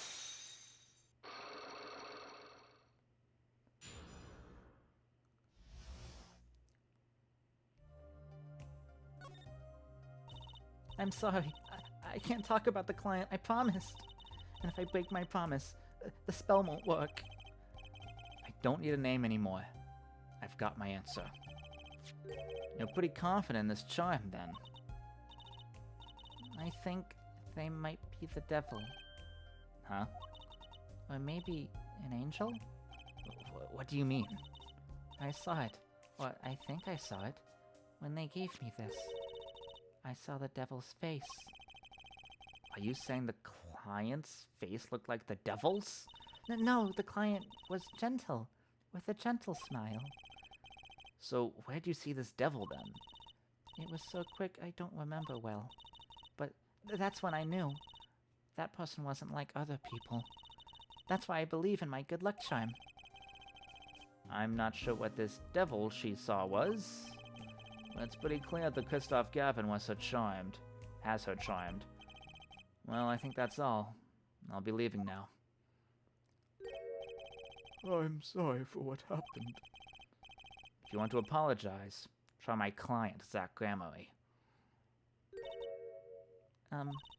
Did I do something bad? What makes you think that? Your eyes. They're sad. Very sad. I'll put on my smile next time I come. Promise. I hope to see you smile too, Vera. Oh, okay. Take care. Thinking back on my first encounter with the young forger, I witnessed something of vital importance that day. Of course, by the time I realized it, it was already too late.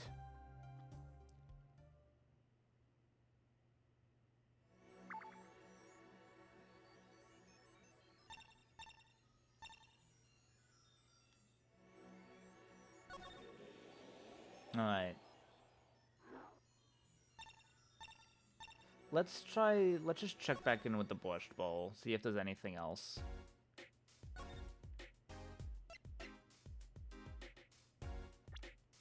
The Gramarye secret.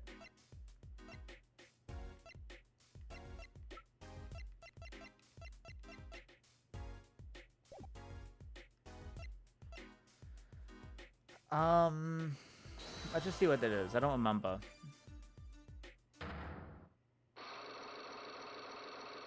I think it's something to do with the mother. The Gramarye secret. 3 locks. I don't think I have enough for this. I have to know more about this power of Chusi's. It's like she can see right into people's minds. The first time I saw her do it, it blew my mind. After you were done having your mind blown, you took her to play cards with you. Gotta use the resources at hand, I always say. Yet I of myself no such power. But Chusi does. Why's that? Got her power from her mother? Thalassa Gramarye? I will not speak of that. It's officially missing, correct? I think I know why you don't want to talk to, and I think I know why you don't want to talk about her.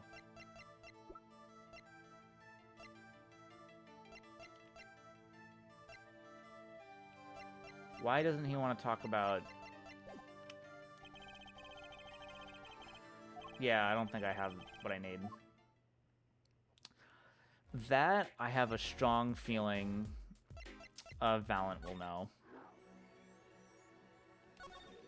Alright. Back to this bastard.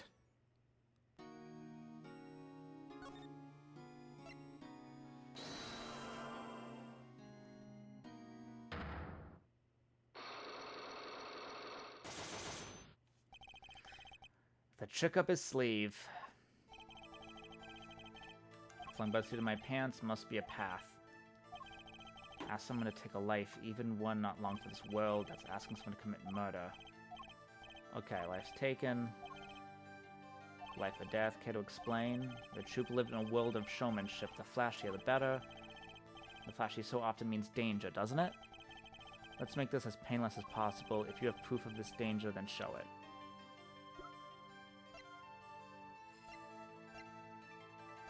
Do I have the second page, or is it just... I don't. I don't have... Wait, what do you mean I don't have the second page?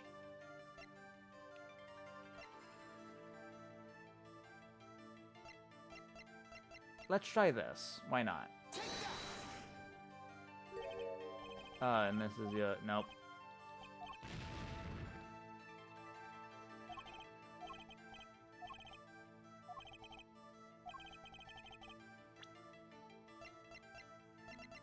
I thought I had the... Do I not have what I need?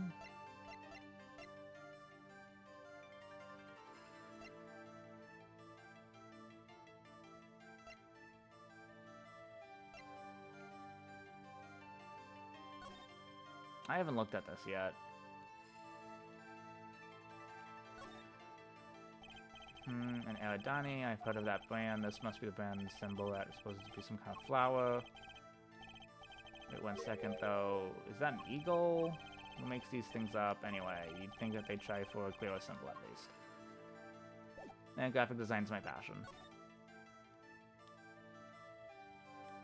A pink envelope.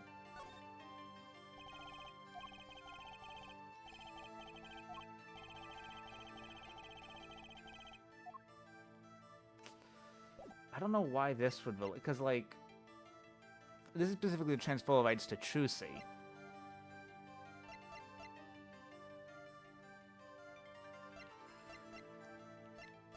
What I need is the real page.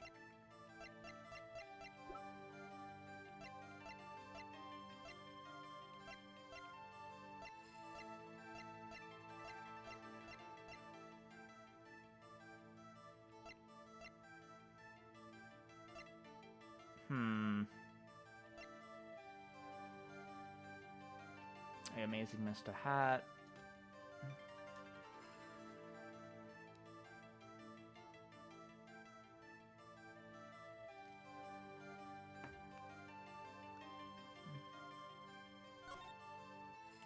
Okay.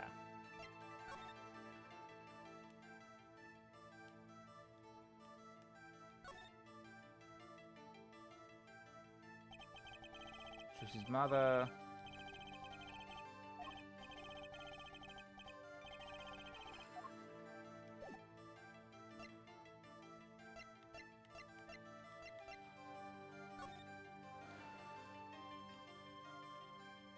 I just don't know.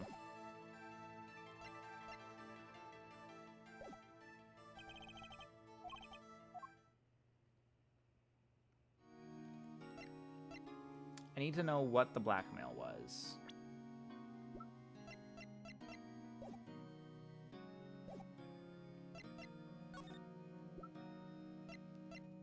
Anything I can present to you that you would care about? No, you don't care about this. Do you care about this? No.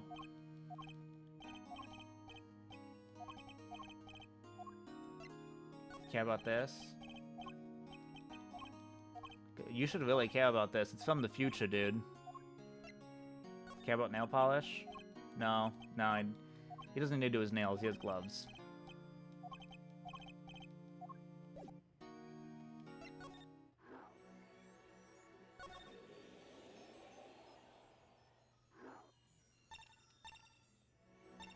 I guess keep doing the Borscht Bowl. I think that's all I can really do right now.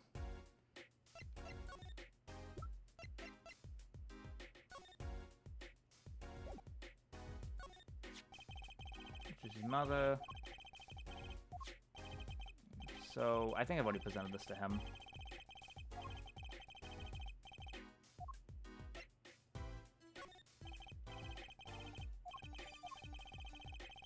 "7 years and you offer me this, please."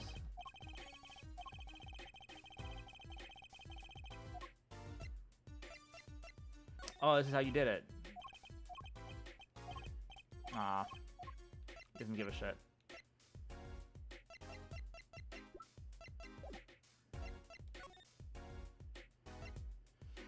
Okay, I've kind of hit a dead end. I don't want to flounder.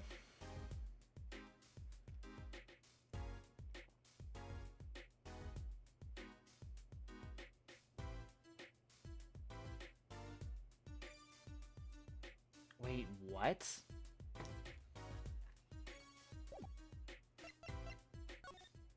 I do go to Valand.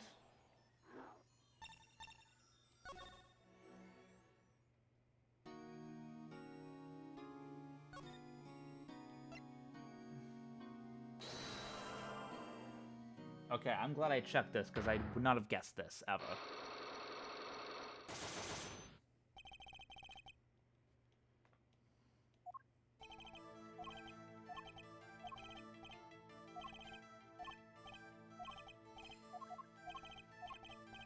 Okay, okay.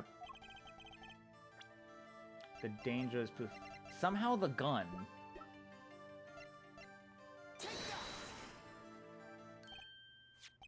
Why, that's one of ours. Specifically designed for your show, I gather? A single bullet. One shot. What are you suggesting? We are magicians, Mr. Wright, not murderers. I'm not crying murder, Mr. Valand. I'm crying something far more tragic. An accident. Zack and Valand's quick draw shoot 'em. How long has it been since those shots were last heard? Was the shoot 'em canceled because someone might get hurt? Of course. What other reason could there be? Right, they shot the mother on accident. Well, it could have been canceled because someone had already been hurt. It's fascinating, my Faustin forging friend. But tell me, what can you prove with a single pistol? Well, tell me what would have happened if there had been an accident. What if one of your bullets took a life on stage? The performance of magic is not concerned with what ifs. It is concerned with precision. Precisely whom do you claim we shot?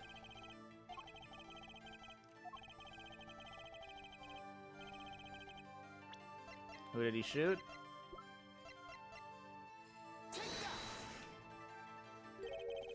But that's... Zack Gramarye's wife, and Trucy's mother. Thalassa. I believe, what's her name? Alakazam! But how can you say this? How can you say that she was struck by one of our bullets? Still in denial mode, eh? Thalassa was at the greatest risk of being shot. This clearly shows just how much danger she was in.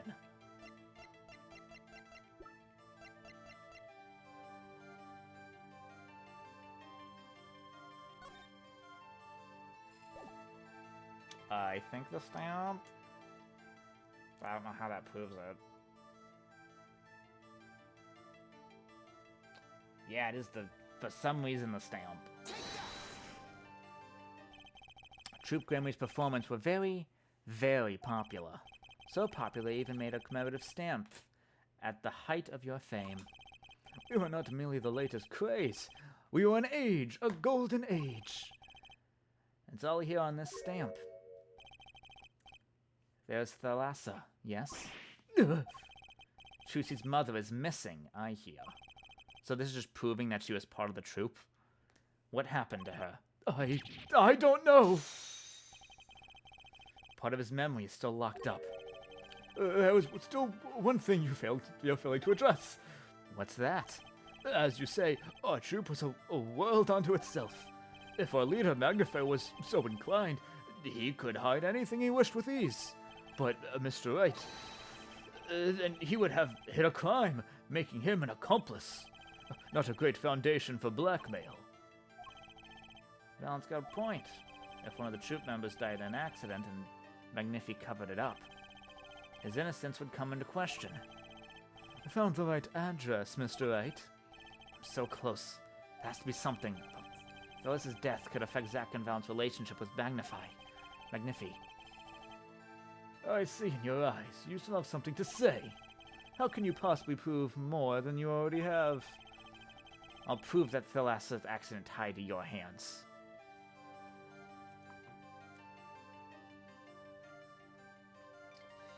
With a person. It's going to take a little knowledge of players to crack this one. The accidental death of Zack's wife tied both of your hands.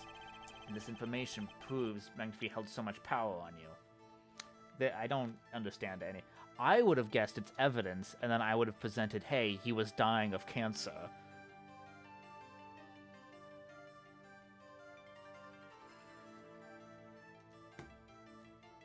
And I have to okay. This is a little dumb. It wasn't a question of who shot Thalassa. Thalassa herself was the problem. What? What do you mean? She was Zack Gramarye's wife, Trucy's mother. And Magnifi Gramarye's only daughter. Oh, so... yeah, we keep talking about her relationship. I'm very confused that we have to prove her relationship. That's kind of dumb.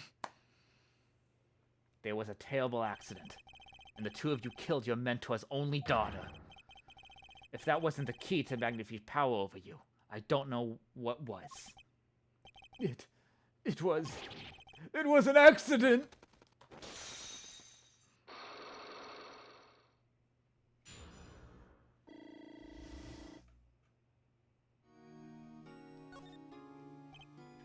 Okay, that one was kind of dumb, because that's just proving who she is, which we kind of already were told who she is. So having to prove information that's already been directly told to you is just kind of redundant. It's not even in a contradicting way. This kind of feels like a bad recap. Like an intuitive recap. There's no proof. Not at all. But Thalassa went missing, and your mentor blackmailed both of his disciples. It doesn't take a genius to put one and one together. Ours was a complex family. You mean Troop Gramarye? The Master Magnifi Gramarye, his only daughter, and his two disciples. That does sound like a recipe for disaster, doesn't it? Do not be tempted into faulty flights of fancy. Yes, there was an accident, but that's all it was, an accident. Zack and Valence tour de force. The guns blaze, the bullets fly, straight toward the beautiful body on stage. And then crash, zing, pow, into everything but her. Now that is magic. It happened one day when we were practicing. Same trick, with a new twist. And tragedy.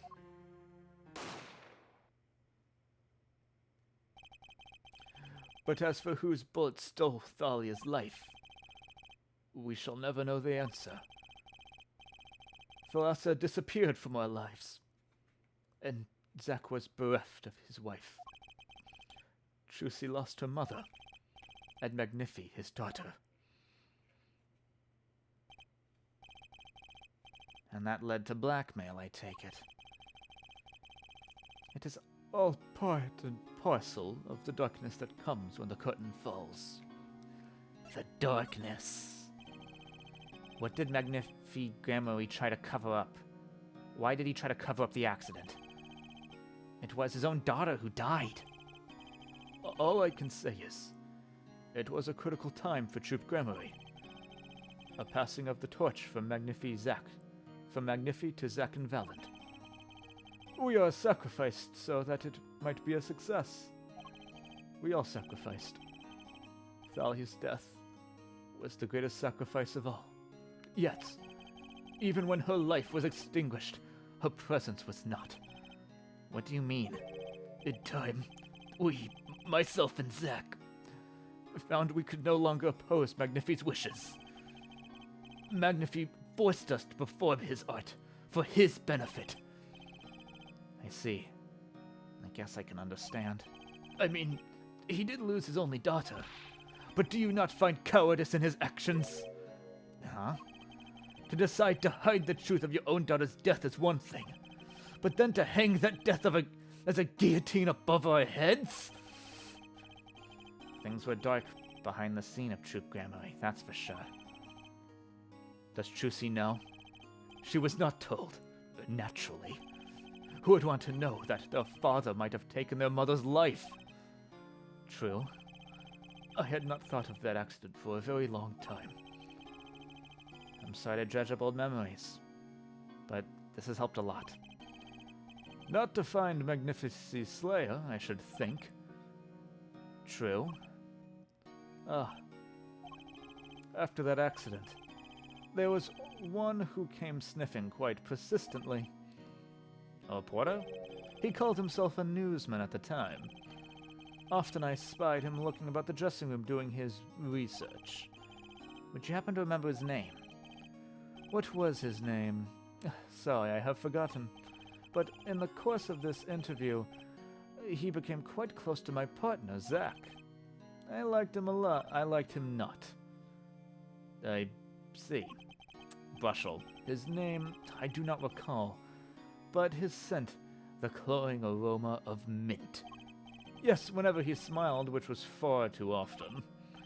I see. Thanks for your help. It does no good to interfere with the past, Mr. Wright. I will not uncover answers, only wounds. I'm sorry. I had begun to notice a dark curtain hanging over the Troop Gramarye, and I began to realize what I had to do. I had to protect Trucy from that darkness. The reporter he mentioned. The newsman, I never learned who that was at the time. Though I've got a pretty good idea who it is now. That smile, and the sickly sweet smell of mint. The last floss thin thread connecting Zach Gramarye to this world. Sooner or later, I'd have to track him down.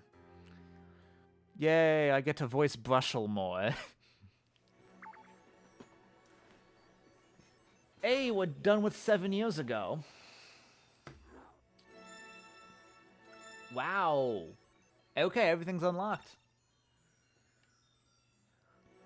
To the past.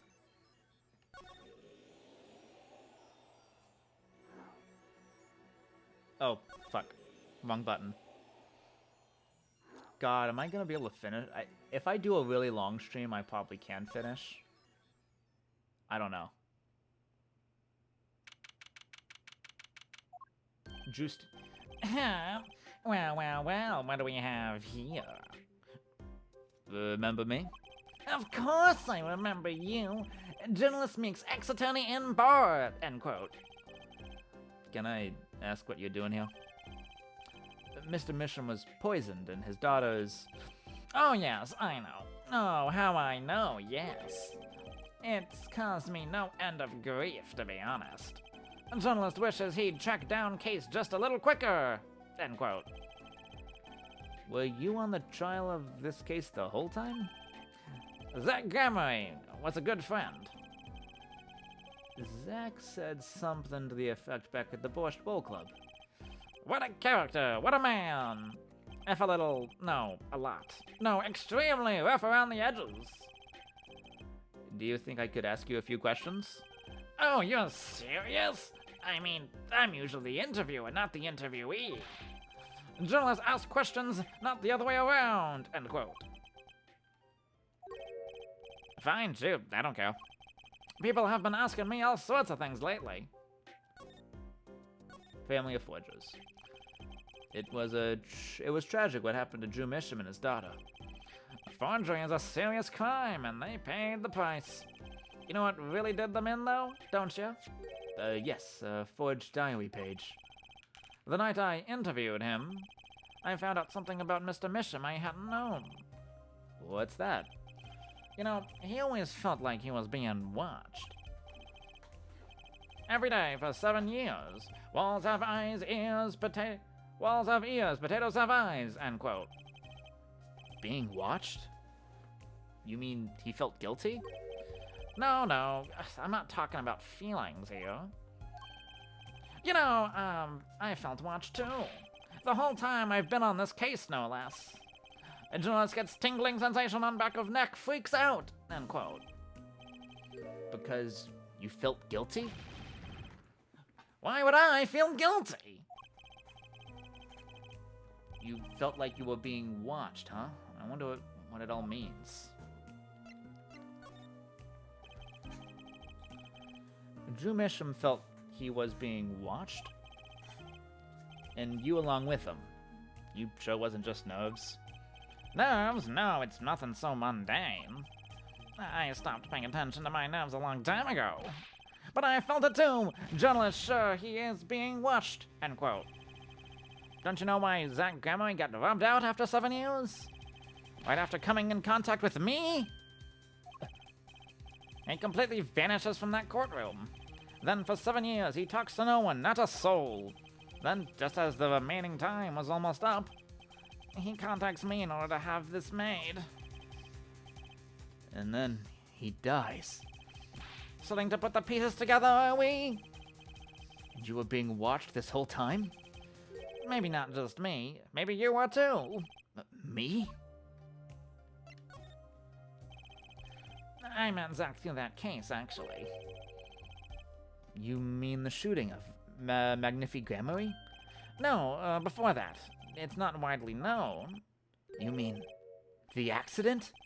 During the quick draw shoot-'em practice? My, you're well informed. You should have seen me back then. I dug up quite the scoop. I wanted it all. Money, fame, women, a little puppy. All for me. I was younger then, and my days and nights smelled of fresher mint than they do now. Valent Gremory did mention one particularly nosy reporter. In fact, I was on close speaking terms with Magnifi Gremory at the time. I knew his daughter too, of course.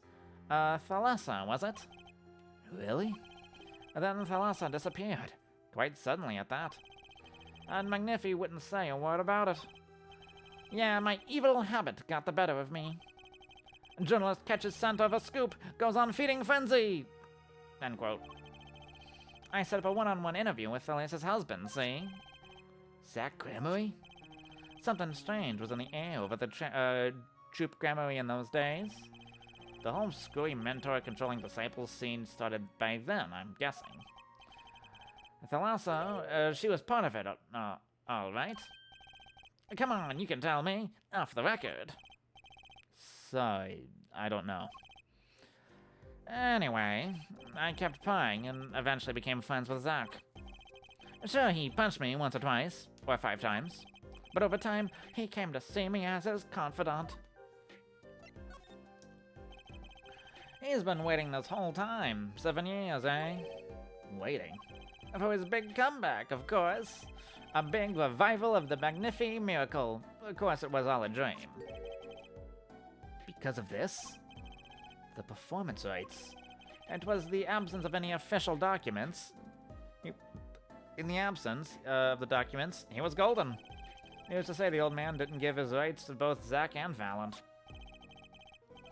So Valent waited until Zach died, legally at least. So time finally comes, and Valent's like a kid on Christmas morning. He's getting ready for this show at the Sunshine Coliseum, you know. If that document sees the legal light of day, it's going to put a bit of a damper on the big show. He's a sorry one, that Valent Gremory. Lost out to his partner at work, and in love too. Love? It's the same old story, really. 2 disciples and their mentor's only daughter. What has 3 sides and all of them pointy? A love triangle. That is pretty classic. When you're in a performing troupe, that's your world. It's like family. One with an entire high school's worth of drama, intrigue, and backstabbing. And in the middle of all this, Thalassa has Trucy. And then she dies. I need to find out more about Thalassa.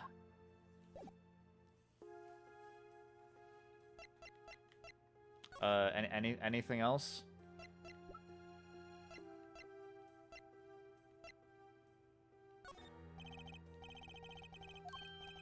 I hear loud and clear, and so you want me to write an article on... Okay. Ooh, this is a long reset.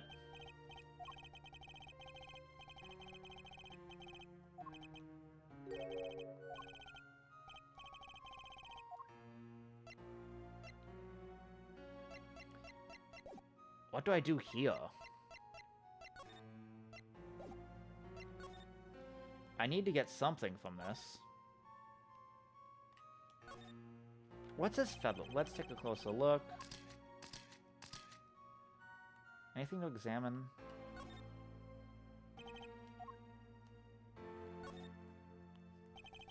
This envelope's from the client who requested that forgery. Just think, if that had gotten lost in the mail, I'd still be wearing my attorney's badge.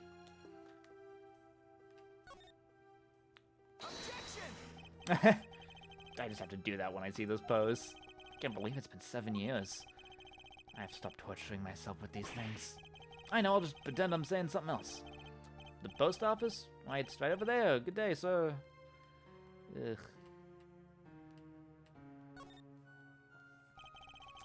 It's even smaller things for the photo.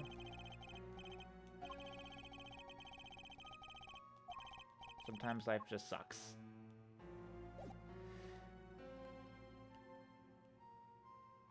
Yeah, it's nothing to really look at right now.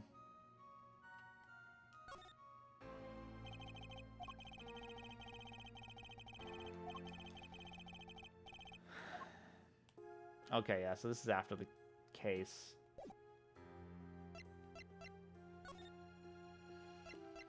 Anything here that you care about?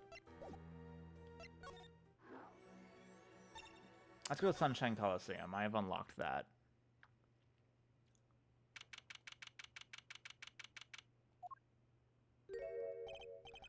Whoa, this is a blast from the distant past. Long time no see, Mr. Valent. 7 years. How's it been? Frankly, I didn't think I'd ever see you again. Actually, I came because there's something I want to ask you. I've spoken to the press. I've nothing more to say. I've spoken to a lot of people myself and come to some conclusions. But then I realized I need to hear it from you. I have walked a difficult road these past 7 years. Because you couldn't perform Magnifi's repertoire? Do not be deceived. Valid skills is the real deal. I do not require my mentor's hand-me-downs. No, it was my partner who slowed me on my way. Zack Gramarye? His rather well-performed disappearing act 7 years ago was the end. Or so I thought. Zack Gramarye murdered our mentor and fled to escape punishment for his crime. You said something to that effect 7 years ago, didn't you? I remember it as if it were only yesterday. Yet, that was not the way of it in the end. For while he vanished, the suspicious upon my own person never did. His partner Zack vanished to protect him. That's what those thieving magpies of the press said. I had no idea. Yet the very same press comes for me now, feigning interest. They cover the greatest magic show in history, as if we're only a vaudevillian distraction. And here I must stand, smiling at them all. What am I if not a player in some fiendish farce? Might I suggest it's because you never made it clear of what happened? Magnifi's death is still a mystery to this day. Which is why I came here to get the answer from you.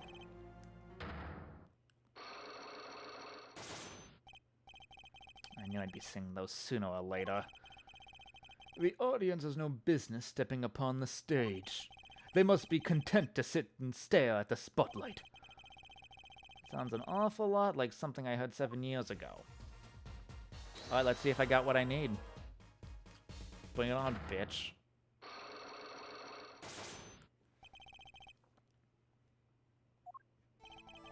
Ask what you will, you'll get nothing from me. As I'm as much a part of this affair as you are now. I have to know what happened. For 7 long years I have endured. Now finally the curtain lifts on my new golden age. all the miracles of our troupe within my grasp. Sorry to do this, Valant, but right now I need answers. I think I'll start by dropping a bomb. That should shake things up. Valant, I wouldn't be so sure about those miracles. Not as long as I have this. Ooh, blackmail. I have the transfer rights. And what might that be? I see it bears the Gramarye seal. I should have brought this to your attention sooner, but I didn't imagine you'd be planning your comeback quite so fast. What is this? A document showing the true recipient to the performance rights to Magnifi's miracles. What? Zack Gramarye? He wrote this? What? He passed everything to his daughter? Trucy Enigma. Actually, she's officially my daughter these days. Preposterous. Zack is gone. Vanished into the void. This is the genuine article. Zack was alive when he wrote this.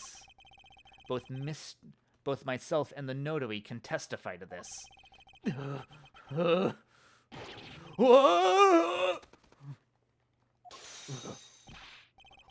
Why does fate toy with me so? Why must my life be lived in thrall to the dead? You're not the only one with that problem. But he shot Magnifi. Yes, it was Zack. It was... And then he left, and my career as a magician fell into darkness. Did you think there might be some way out of it? Say, if you could prove Zack Gramarye shot Magnifi? Was that why you testified? Yes, my way out. It should have been my way out. Well, it might not be too late, Mr. Valant. All you need is a way to prove your case. Who really killed Magnifi Gramarye?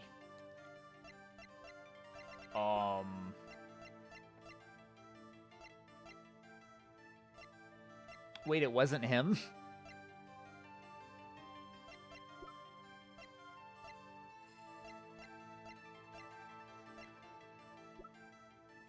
Do I not have what I need? Oh no, wait. Fucking, I don't know.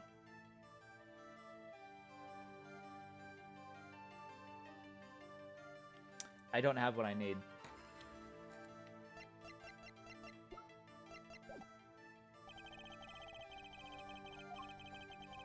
I need to go to the Borscht Bowl Club.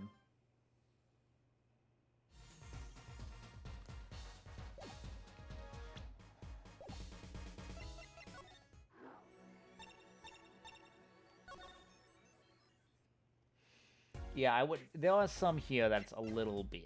I don't think it's that big a deal to not get these right away, and then like I could agonize it over it for a while. But I'm on a stream and I want to finish this game today. This is already gonna be like minimum 4 hours if I want to finish. I have to know more about the Paltrucies.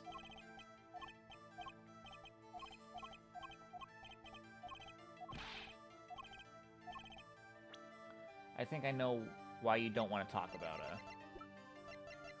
You don't want to talk about her because she was... What does this... So this stamp really needs more text on it, because all it says is sent from the real client. It should also say something like, it proves that they were all in the same troop together, or something, is what it needs to say. Because that's what this stamp is usually being used for. Because so far, we only know it as a murder weapon, kinda, with like some other info, but that's kind of unannounced. Well, it was very much announced, but anyway. The three of you were a team, once. Not that the entire country doesn't already know this. At your peak, you were the biggest stars around. Yet, there's another story behind the fame, one that not many know. Thalassa lost her life during a rehearsal. To you and Valant Gramarye's bullets. It was an accident. It wasn't me. How could I shoot my dear Thalassa? I'm sure Valant would say the same thing. Why, it's just like another murder I might mention. Damn you. Her eyes. I loved Thalassa's eyes. To think that they could read my mind was frightening. Yet there was a warmth in them that felt like an embrace. She is dead, and Magnifi Grammarly has joined her. So the only one with her power left now is Trucy? Mr. Zack? I do not know. I don't need any power to see through that one, buddy. So there's someone else. Someone other than Trucy. Someone who inherited Thalassa's power. How would I know? My chances are slim. Take a miracle to learn the truth. Or maybe one has already occurred. There is someone else with the power, and I know who.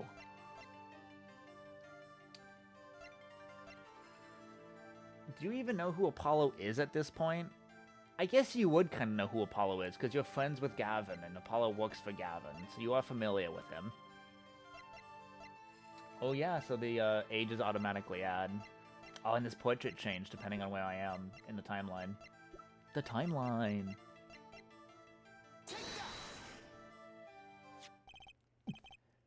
This boy? His name is... I forgot. Something weird. Who could he be? An attorney. Attorney?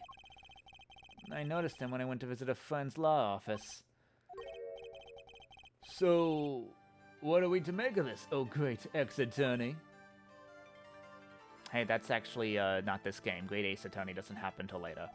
Actually, it's in the past, but you know what I mean. You can show me pictures of strange boys all you like, but you could at least say something like, I'm this boy, I could use a laugh. Perhaps you wouldn't laugh if you knew the facts. This might not be 100% proof, but it's close. There's a link between this boy and Thalassa. Actually, it's more of a ring. A ring? Perhaps this will refresh your memory? Just so happens I have evidence. I do? Does she... Is it this picture again? Is one of her hair pieces the... It can't be one of her hair pieces, can it?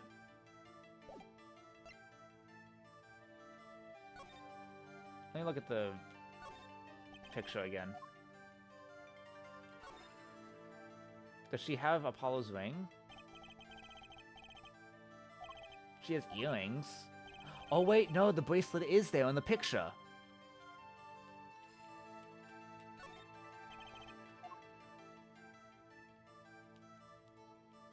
See, it's right there.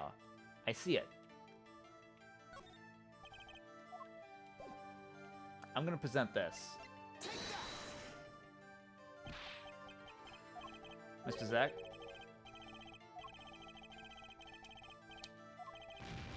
Boo. It's right. I'm looking up the guide. That's right. That you can see the bracelet in the picture. They have the same bracelet. That's bullshit.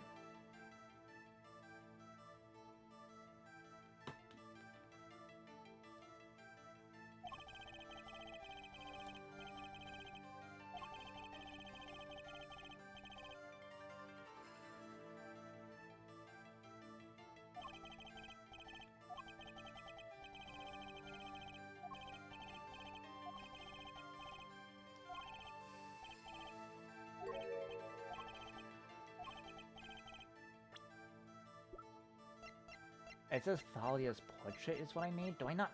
Wait, do I not have that? What the... What do you mean I don't have it?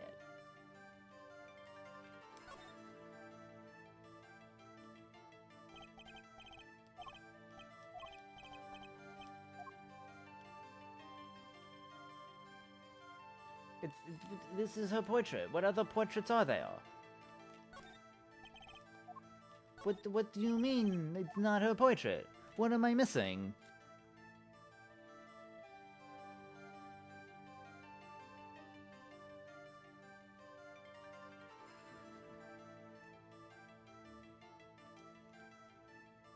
I'm not gonna...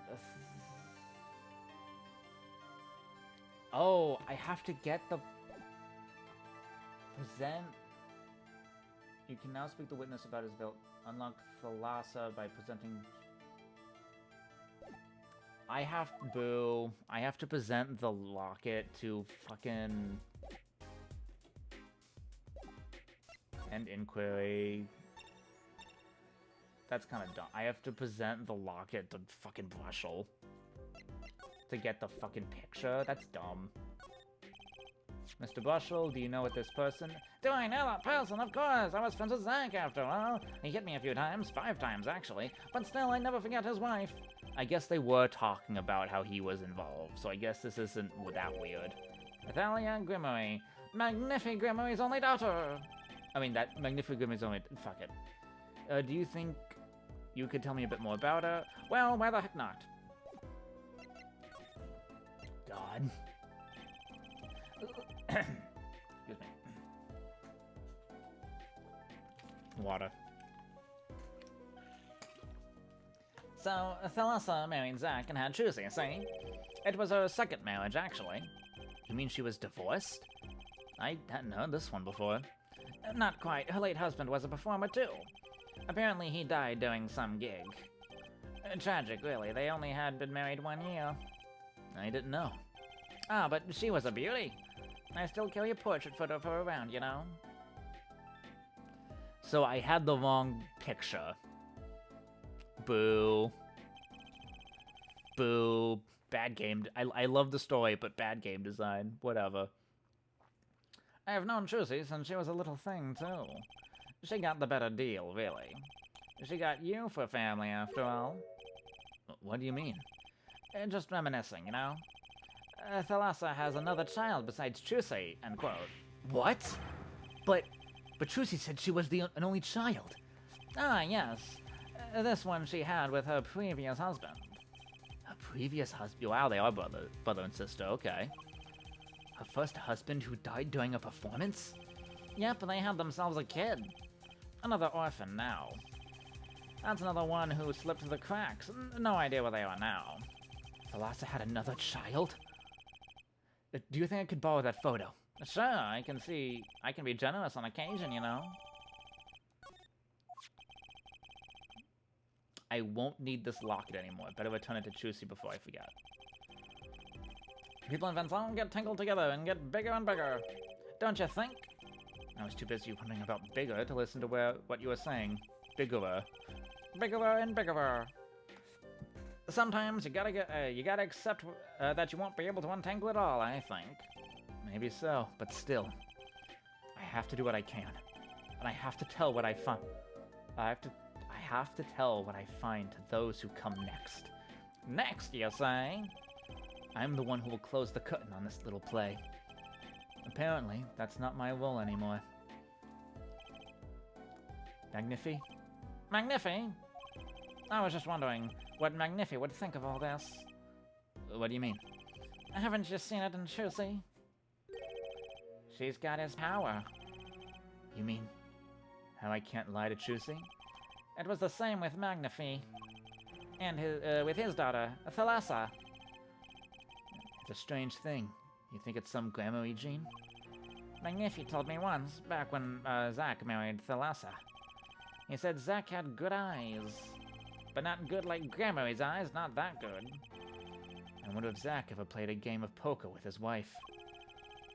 Who knows what the Gramory secret was? Maybe nobody, now that Zack's gone. Zack Gramory. The plot has finally begun to reveal itself.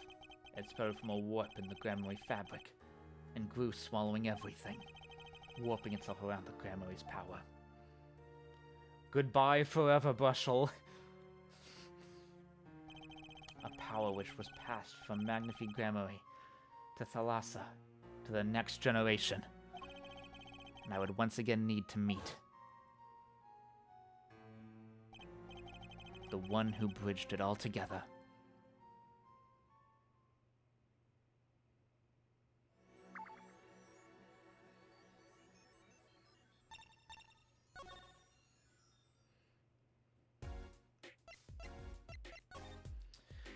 Okay. Yeah.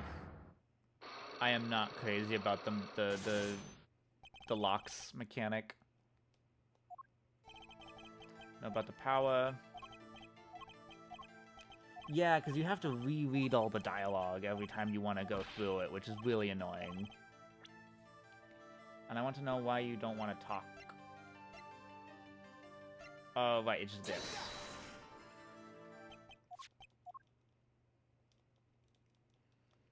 Yep, uh-huh. It'll go in back through it. Scabba you shot your wife. Scabba shot your wife. Scabba damn you. Scabba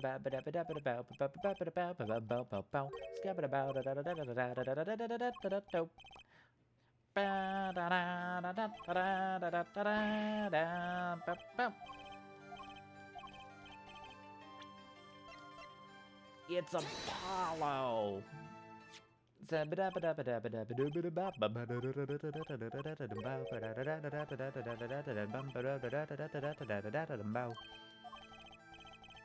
Close. There's a link between this boy.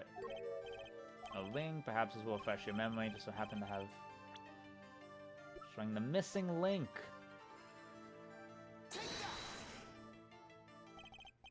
Actually, I know something. Your marriage to Thalassa was her second. How did you know this? Because I'm a fucking time traveler, apparently. Her first husband. He died a year after they were wed, yes? He was a performer. They met when he joined us Grammys as a guest in our show. After Thalassa wed him, she left the troupe for a while. And you say she had a child then? I have a photograph of her here. I couldn't help but notice what she was wearing when I first saw this. Those bracelets stand out. They are a Grimmery family heirloom. This boy wears a bracelet just like the ones in the picture. Except he only has one. What? So, that's why. Why what, Mr. Zack? I took this photograph of Thalassa before she left us. When she returned, she wore only one bracelet. Wow, she had a secret family. Not secret, but she didn't really tell you about her son. I bet I know where that other one went. She gave it to this boy, her son.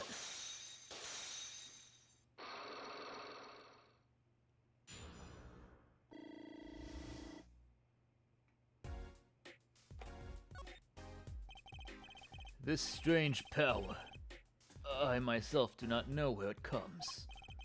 Yet the fact is that it was passed down the Grammary line. It runs in her veins. What is it? I asked her, Thalassa, once. This is what she told me. Her power responds to tension in others. Tension? If she were to face a person and they become tense, even slightly, then she would know, no matter how hard they tried to hide it from her. So she could see it? Not quite. This is the strangest part of all. She wouldn't realize that she was subconsciously detecting this tension without the use of a particular object, or in her case, objects. Objects? Wait. Were they something she wore? Yes, her bracelets. I admit the first time I saw one of those, I felt they were more to it than just fashion. But what kind of power could a bracelet have? I have made a decision. I will tell you all I know. Consider it a gift. Wow, I got a lot more dialogue. Well, I hardly need you to tell me at this point. But those two... Are brother and sister, yes. And the brother too has this power of theirs. So Chusi has an older brother. I wonder what will come of that. Mr. Wright, tonight, after our game is done, I will return to a life of hiding. I would not see her live her life without knowing.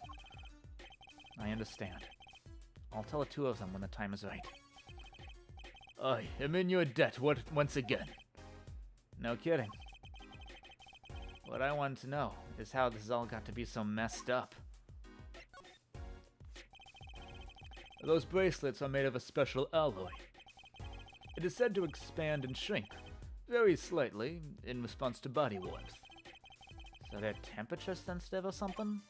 Yes, this is how they can shrink to the exact size of the wearer's wrist. And this has something to do with the power? What have I told you? The Gramarye power reacts to tension in others. When a Gramarye senses tension, they too become tense. And this tension translates into minute contractions of the muscles.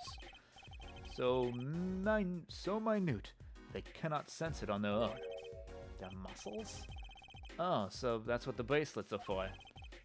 With the bracelet on, and one can sense these contractions, because the bracelet is always a perfect fit. So then the person they're watching gets tense. The bracelet feels tighter on the wrist. Precisely. But that alone doesn't really count as mind reading. I believe I understand how the process works from there. It's a simple question of eyesight. Eyesight? I guess that sounds simple enough. Have you ever heard of kinetic vision? Something about the ability to see moving objects with full clarity, right? I've heard of it before. They say athletes can see a moving ball like it was stopped if they focus. Oh, but it's not confined to sports alone. It all relies on the ability to focus. When we focus, we can see many things. The faintest twitch of the face, and the meaning that lies behind it. Therein lies one of the secrets of magic. One must know the mind of the crowd before one may distract it. So basically what you're saying is, the Gramaryes can see really well. For them, seeing is more than believing. It is knowing. Their power relies on eyesight combined with exceptional focus. Things starting to come into focus for me, too. Of course, it is difficult to maintain such levels of focus for any length of time. But what if someone could tell you when to focus? Or something. Precisely! But wait, the Chusi doesn't have any bracelets. You are talking about poker, yes? The timing of when to focus is so elementary, she probably does it without thinking. I doubt Chusi herself has realized this.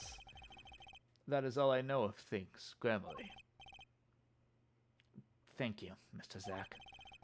If this boy's bracelet is the real thing, then he will use it before long, thereby awakening his power. I'll keep that in mind. Well, shall we play a game? Ah, I've said so much. Let me say one more thing. I will tell you of that night. That night? The night my mentor, Magnifi Gramarye, passed from this world to the next. There were 2 pistols, and 2 letters sent. This was Magnifi's test. A test? In his last years, Magnifi Gramarye worked us to the bone. No, to the pain. But that night, I could not shoot him. So I shot the clown's forehead instead. This, it seems, was the correct answer.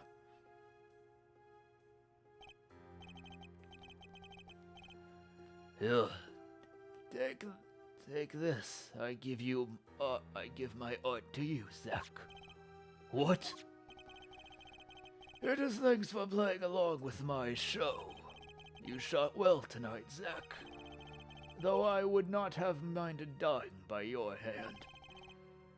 How could I shoot you? You're my mentor. Bah! I thought you might say that. If I went home without shooting anything, what would you have done then?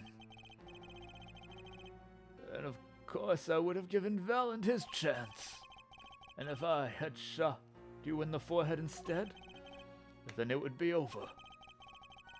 If you were Valand were to shoot me in the head, then I to the darkness would go, and my art with me. A fitting end, don't you think?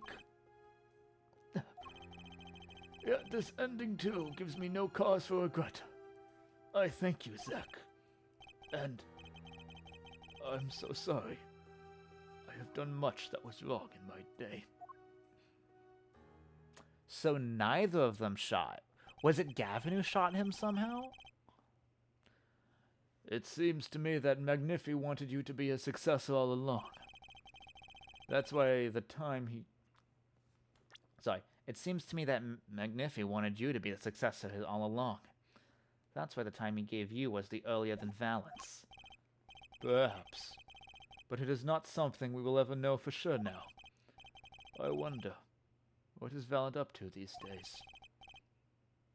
Waiting for you to die. If 7 years pass like this, the performance right go to him. Ah. And now here I am, and his dream is ended. It's worse than that, actually. Public opinion's a fickle thing, you know. What? You don't mean to tell me they've put the blame for our mentor's death on him? The trial ended when you vanished, Mr. Zack. There were even rumors that Valent had helped you pull it off. But that's madness! Well, it seems that before I can once again disappear from this world, I have one more act to perform. Isn't it odd that sort out my life should prove so complicated, even though I'm dead? That night, Zack Gramory was killed. He died as Shady Smith, a mysterious traveler with a secret past. He left one thing behind before he parted. This. To whom it may concern, his confession. To use as I saw fit. 7 years passed, I, Zack Gramory, murdered my mentor. Magnifi Gramory, I apologize for the trouble by my sudden departure from court, and hereby confess to my crime. Of course, he killed no one. This was his way of tying up loose ends with his old partner, Valent Gramory. So he didn't actually kill him. Okay. But that means neither of you killed him. Because why would he admit to the crime unless he thinks you're innocent?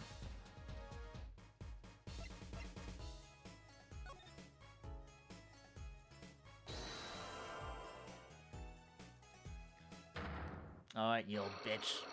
Let's do this.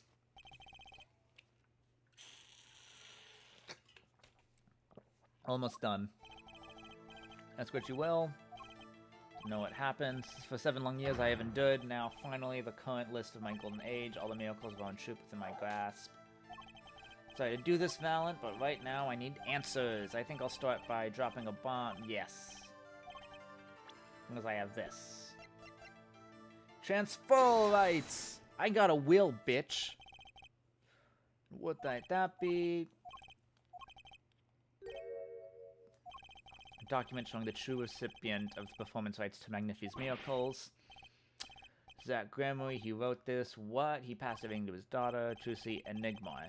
Actually and officially my daughter. Preposterous. Zack is gone, vanished into the void. This is the genuine article. Zack was alive when he wrote this. Both myself and the notary can testify to this. Whoa! Why does fate have to toy with me so? Something fall by the dead. It was Zack. It was him. And then he left and prove Zack Gramory shot. Say, if you could prove Zack Gramory shot Magnifi. Was that why you testified? Yes, my way out. Well, it might not be too late, Mr. Valent. All you need is a way to prove your case.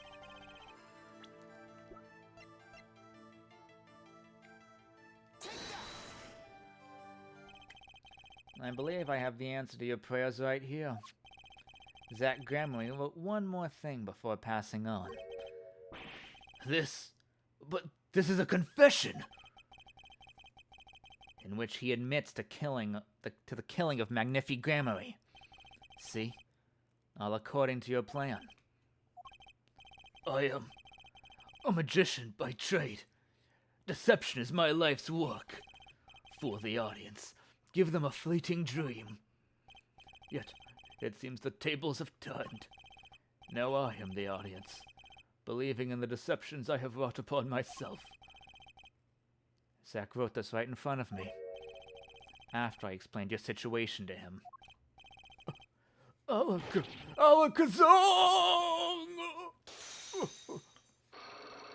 So is he not evil? Does he not suck? I thought he sucked. You do know that this confession is nothing but lies. Yes, it's my opinion that Zack Gramarye killed no one. Then you must be thinking the truth is a simple matter of elimination. Two receive instructions to kill, but if one is innocent, then the one who remains is guilty. That would be the logical conclusion, yes. So he vanished to protect me, his partner. A stirring tale, 'tis true. Did you shoot Magnifique Gramarye in the forehead? If I had, and I told you, what would you do? Run to the police, perchance? Do as you will. There was nothing left for me now. It is true, after all. I have little talent. I needed my mentor Magnifique's repertoire. It was as if a little demon grabbed a hold of me. Oh, he did do it. I knew it. So Valiant Gramarye did kill the great Magnifique.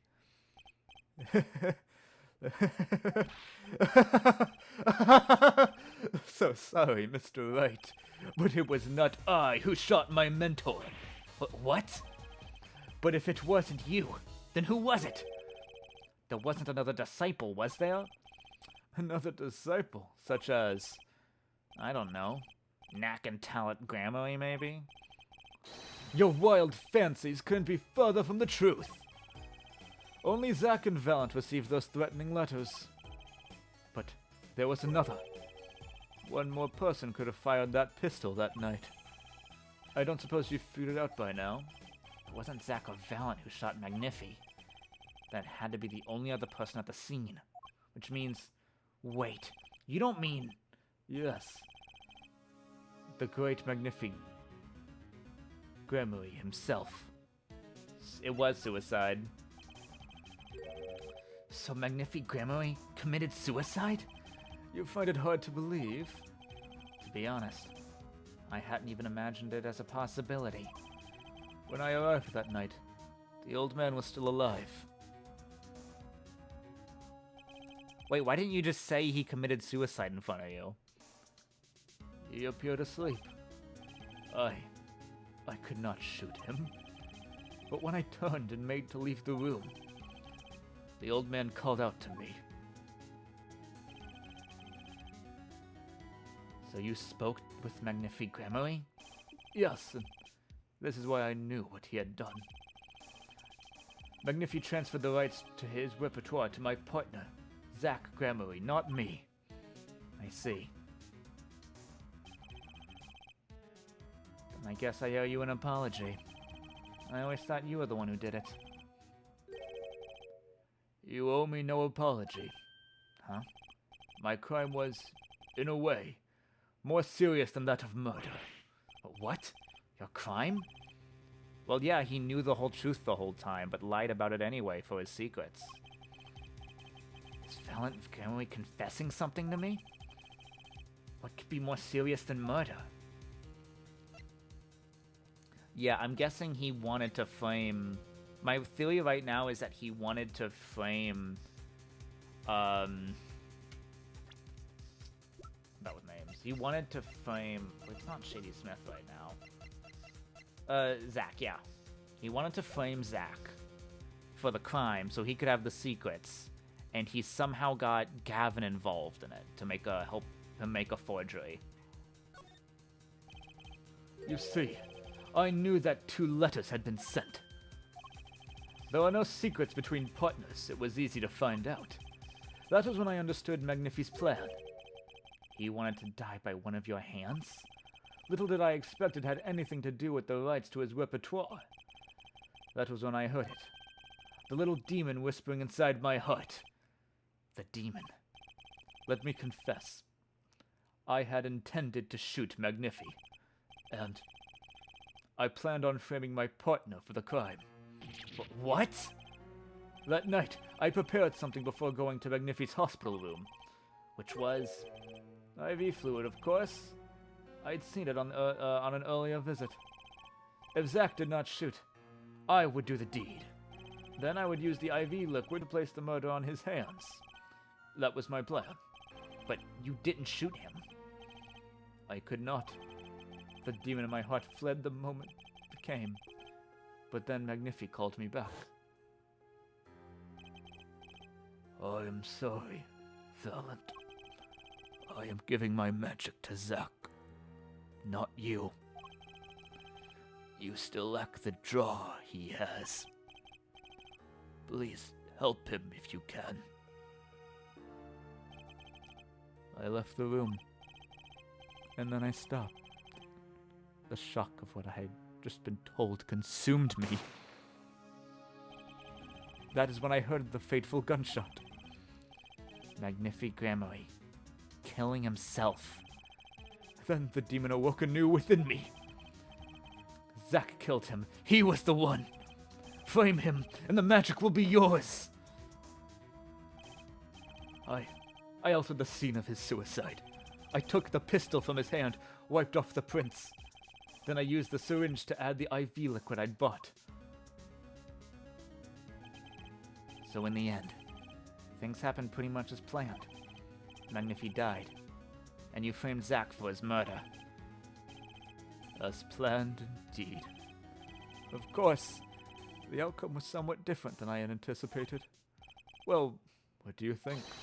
Do you believe my story? Can it be believed, truly? That was 7 years ago. I don't know what to believe, but yes. I'm glad I heard it from you, Mr. Valent. Thank you. It is I who should be thanking you, Mr. Wright. Only when I had lost everything could I make my decision. You're going to turn yourself in? My partner may have vanished, but not so my guilt. As my guilt stays, all else begins to leave me.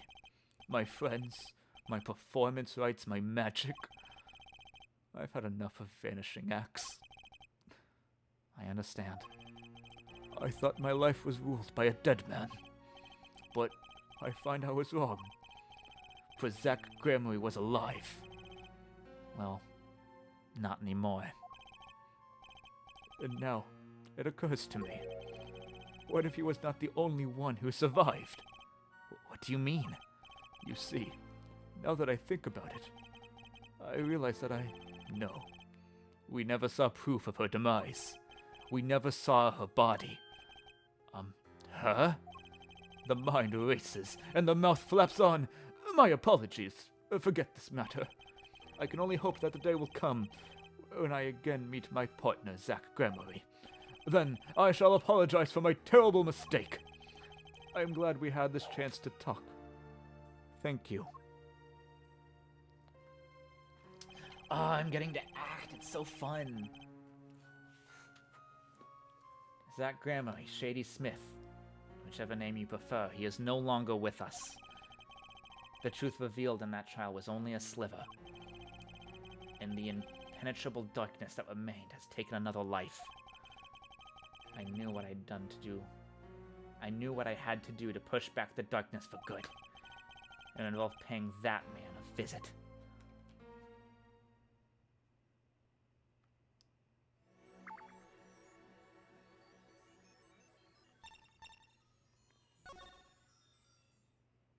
God, he's in cell 13, the edgy bitch. Sorry, sir. Prisoner Christoph Gavin is currently occupied. I see. He has a yellow envelope. Do you know when he'll be finished? Well... Could you go find out?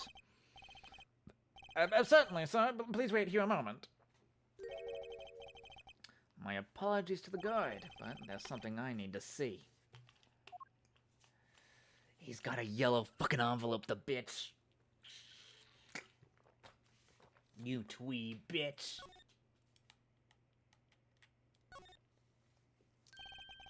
There it is. The yellow envelope. And the sender is Drew Misham. I was right. When I arrived at the studio, God, more Brushel, Mr. Misham was at his desk. He seemed to be writing a letter. He had quickly sealed the envelope. It was a yellow envelope. I heard it was left at the crime scene. If this is the last letter that Drew Misham wrote, then there's something I need to do. The last thing I need to do, in fact. Here goes.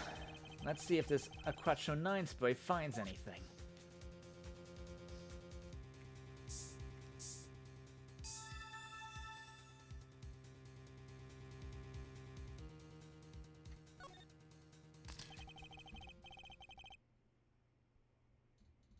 Alright.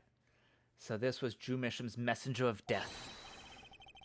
It was this stamp, all right, no mistaking it. And his last letter was sent to Christoph Gavin.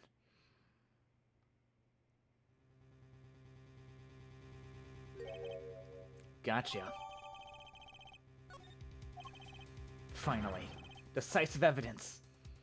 The interview requests came like you said it would, and they're looking into the case. I swear on my life I won't tell them about you. So please release the spell you've put on my daughter. I'll write later with a report. Oh no, he just wanted to protect his daughter. Drew wasn't that bad. Oh no. What's this? A burglar in jail? Gavin. I didn't know you moonlighting in larceny, right? Gavin, there's something I have to ask you. Can I steal your stuff? The answer is no. My apologies, but there's not much I care to discuss. Vera Misham hasn't received her verdict yet. You follow me, Gavin? There are no known survivors of Aquatcho 9 poisoning, but it never hurts to hope. Okay, I'll be leaving now then. Right. Wait. Yeah, Gavin? Would you mind leaving that letter? It's private. Oh, sorry. Forgot I had it. Many thanks. What? Cam? Focus on his tits. Look at the tits.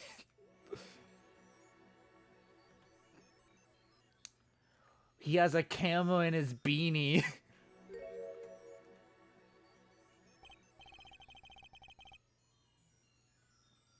We've now seen all the clues in this case. Clues I gathered over the 7 long years. Now it is time. Every story has an ending. We've come to the final chapter. The final trial. Find the truth. You're the only one who can. Was Gavin just... Not Gavin. Was Apollo just watching all this?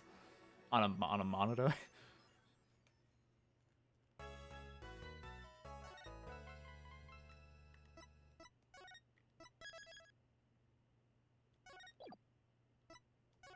Okay. God, that was 3 hours long. That was a very long for a single chapter. Because I only have 1 chapter left. How long is it?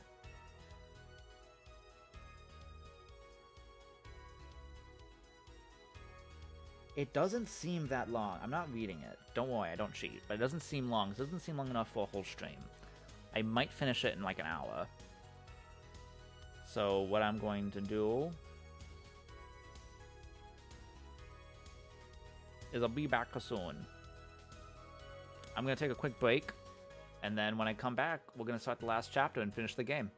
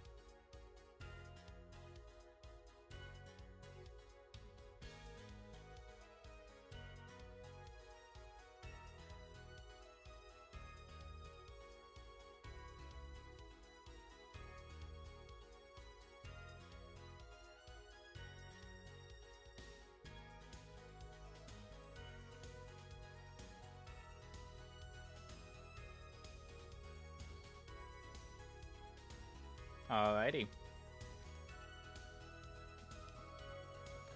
Let's finish this goddamn game. Alright.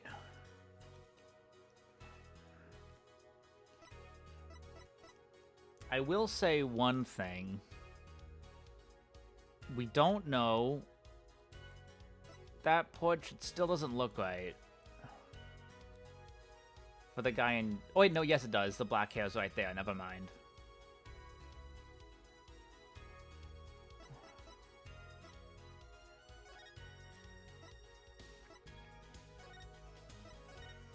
Alright. Let's end this. Welcome to court. 7 years, all leading to one verdict. A verdict which you must decide. Is the defendant, Vera Misham, innocent or guilty? The courtroom doors are opening. The trial awaits. Are you ready to begin?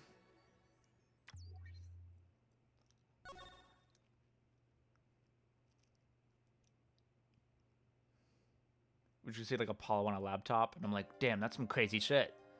Something inside me. Rising, surfacing.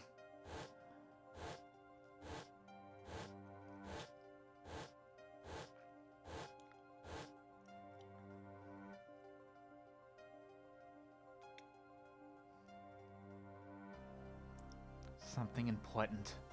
Lost long ago. It's close now, so close.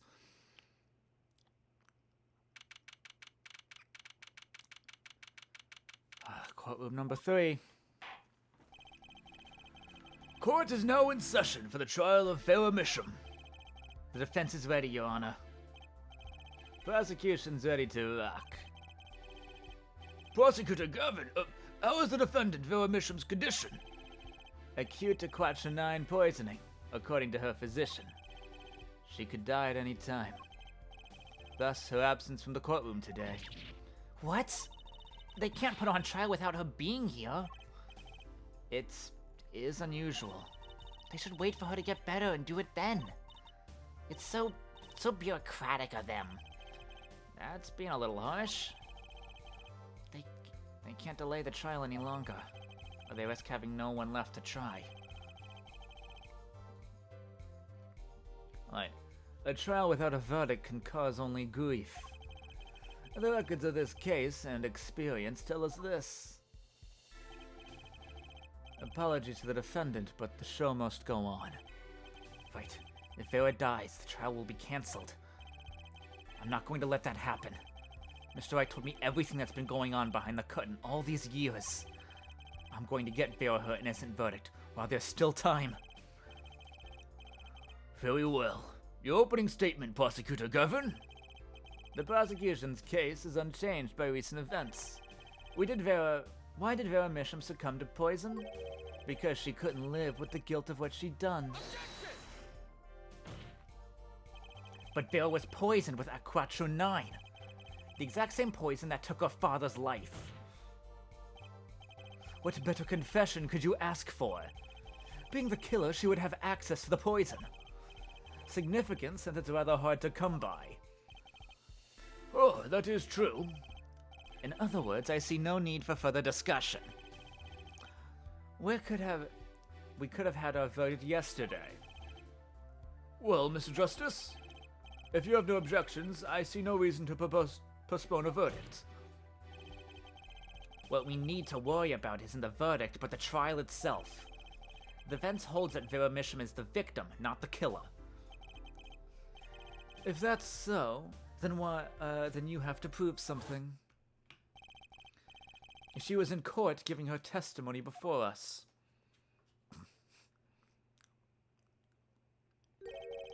How do you propose her killer poisoned her? Oh, and incidentally, it would be nice if you told us who her mystery killer was. The prosecution's objection is sustained. Ask the defense to prove its claims to the court. Tell us how Vera Misham was poisoned. I've got 2 things to prove here. Who did it and how. Which to hit first? I want to say how. but I'm just going to go ahead and guide because I want to get... Yeah, it was Hal. Okay, cool. Exactly what I was going to do is what it tells me to do. So it's not cheating, because I already knew. How did the killer poison Veromisham? I will focus first on the method used. Any comments before we begin, Prosecutor Gavin? Not a bottle or container of poison was found on the defendant's body. I see, so the vector of poison is unknown. If the defense prepared to prove how the poison reached Veromisham? Yes, Your Honor. Very well. What method was used to poison Veromisham?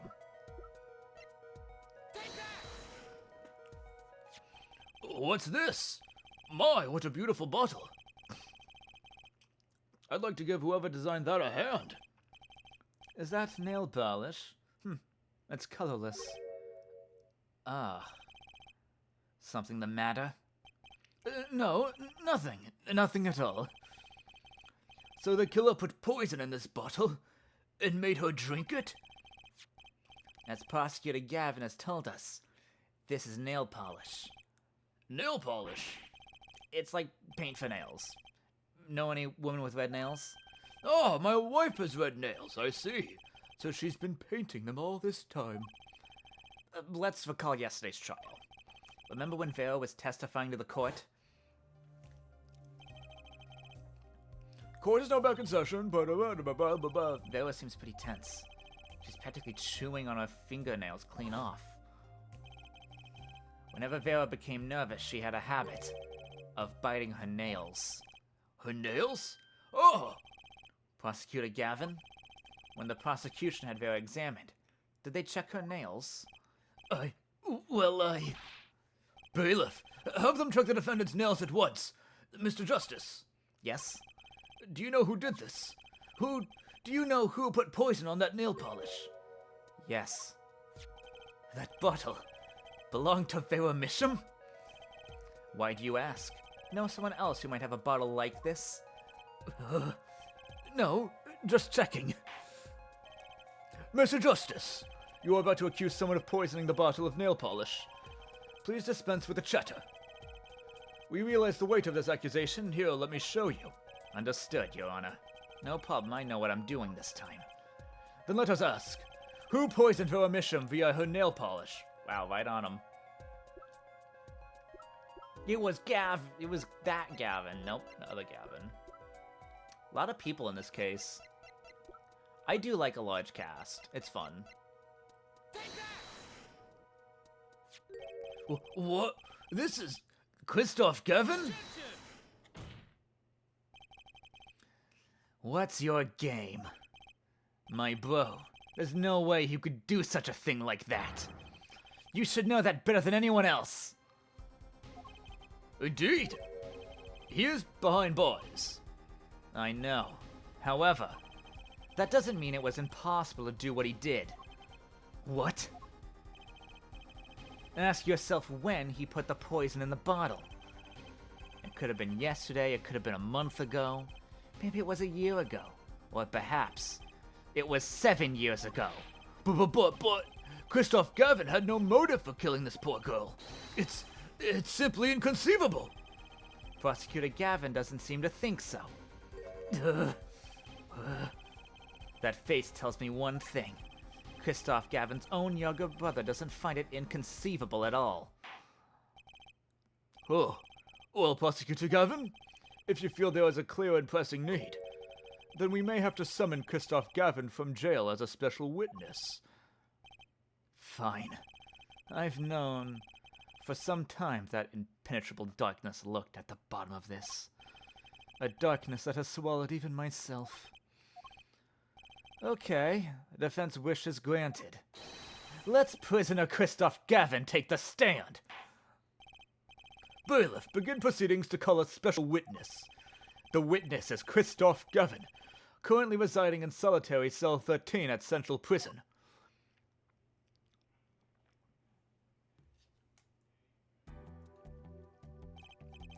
Ah, Your Honor, how nice to see you again. It's been quite a while, hasn't it? To what do I owe the pleasure of your company? It's not every day I'm summoned from my solitary cell. In fact, it's never. I think you already know, Mr. Christoph Gavin. Ah, Mr. Justice, I hear you've been doing quite well for yourself. Ugh, why do I feel like somehow he's still my boss? Stiff upper lip, Apollo. You can do it. Does this bottle look familiar? Donny nail polish? Why yes, I use it myself. As did the last defendant, I hear. She's not dead yet. And was there something concerning this bottle you wish to ask me about? I admit I respect her for her taste in nail polish. Her taste indeed. This nail polish was how Vera Misham was poisoned. A Quattro 9, was it? You're well informed about the case, Mr. Gavin. Even in solitary, much comes to my desk, and I have nothing to do but read. Well, Clavier? Duh. Maybe you can explain this. You're being accused again. By him again. Ah. And? You agree with the accusations, do you? Let's hold a proper trial, shall we? Christoph Gavin, your testimony, please. I'd be delighted. The charges against you are quite severe, Mr. Gavin. You are suspected of the poisoning of the defendant, Vera Misham. Please testify on this matter to the court.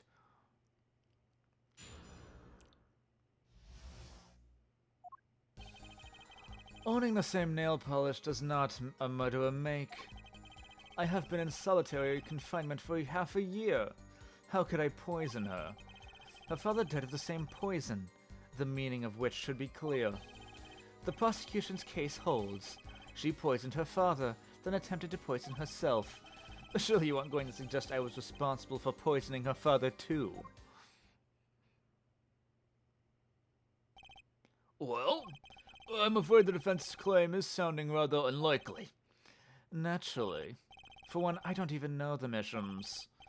Isn't that so, Mr. Justice? Very well, Mr. Justice. Begin your cross-examination. I'm accusing Christoph Gavin, my ex-boss. But I know he poisoned the Mishams. The question is when. Could he have done it? Not to mention why.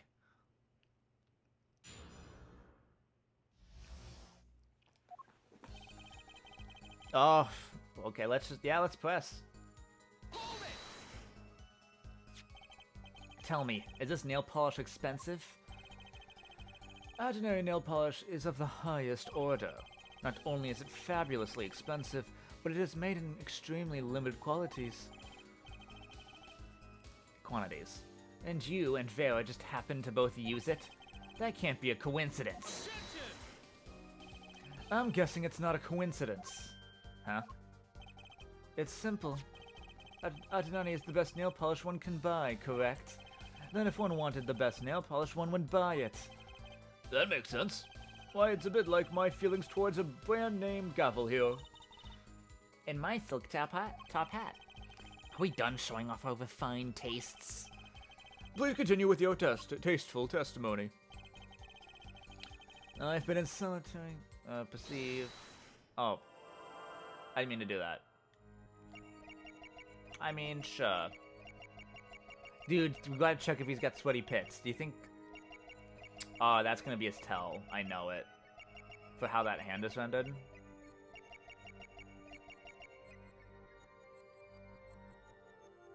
Pass. I'm not perceiving right now. Can't you still make Can't you still make contact with the outside world in solitary? Ah, so he had an accomplice on the outside. Is this your latest accusation? I am allowed a certain modicum of letter writing. But the contents of those letters are closely checked. It would be extremely difficult to send a hit request. Prosecutor Gavin's on the warpath, isn't he? Yeah. You think so too, Chusey? I bet I know why. He must be nervous with his big brother watching. And maybe that's a weakness I can turn to my advantage.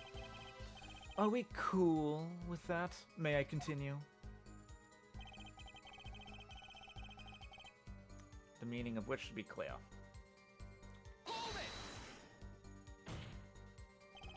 The defendant is not dead yet. There are no known cases of someone surviving a Quattro 9 poisoning.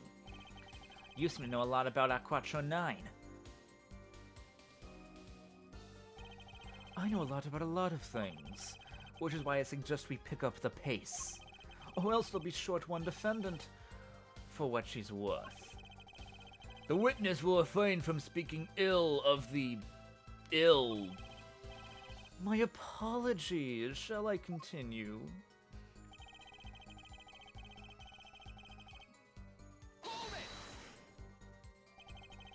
Vera had no reason to want to commit suicide. And also, who would commit suicide by doing their nails? The answer's quite simple. Basically. Allow me to explain, beginning with, why did she do it? The answer's quite simple. She couldn't live with her own guilt. Next, why did she use her nail polish to poison herself? This too is simple. So she could die doing something she liked. Something she liked? Once she saw that the trial wasn't going her way, she knew she would die. And it's not easy to bring poison into a courtroom. Must I explain further? Oh, I believe that's clear enough. Crystal clear. Crystal clear entertainment. Wow, two brothers together is like a two-man wrecking team. They could use a little more teamwork, though.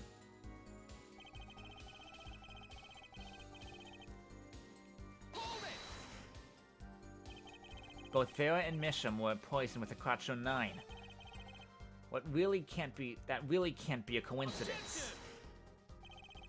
The defendant is repeating fallacious statements based on conjecture. Prosecution requests concrete and ambiguous proof of the witness's crime. Objection sustained. The defense will please present concrete proof. Does Prosecutor Gavin seem strange to you too? It's like he's all grown up. Think that's how prosecutors are supposed to be, actually. Though he is acting different than usual. I'll bet it has a lot to do with his brother Kristoff being in the room. Well, let's make this testimony count, Apollo. Alright, quick and painless. My ex-boss. He's what a type, but he's lying. I'm sure there'd be a way to see something. Yeah, as I thought, I have to perceive. Okay. Half a year, how could I poison her? This does seem sus.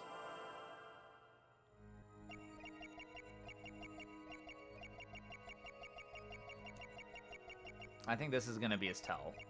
This hand looks sus. How could I...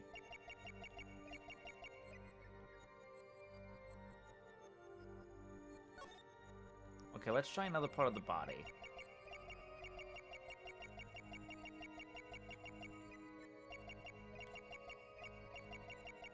For a year, how could I...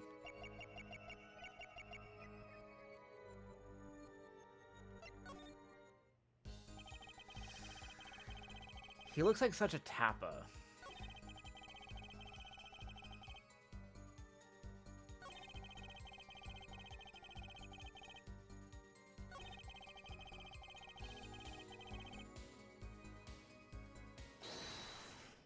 Let's perceive this. Maybe he's doing something with his...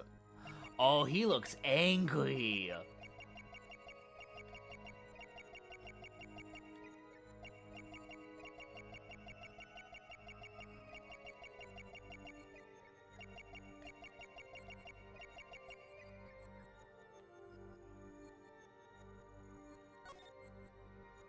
I just want to... You aren't going to suggest... God, he looks so angry. Gotcha! Mr. Gavin, you're nervous about something. There is that finger pointing at me so rudely. And that desperate gleam in your eyes. It's quite disturbing, actually. Perhaps because you have no faith in your own logic, which is why you're clinging to your dubious power. confident or not, I've come a long way, Mr. Gavin. A little more to go. I need a word. There must be some word that sends shivers down his spine.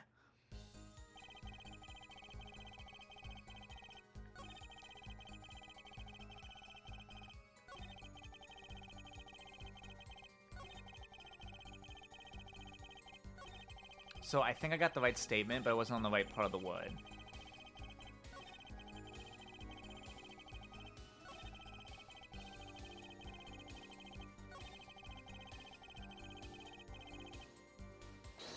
It's gotta be this. He's so angry.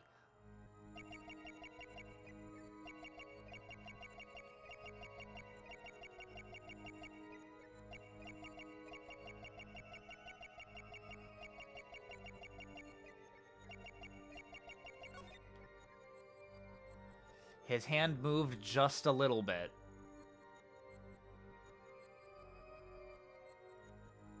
Yeah, it pauses on the thing. Gotcha! Mr. Gavin! You're nervous. The point rudely. And that desperate gleam in your eyes.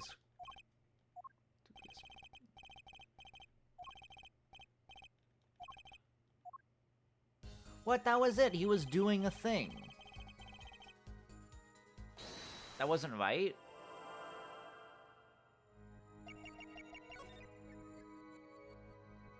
Do you still mess with your glasses? Gotcha!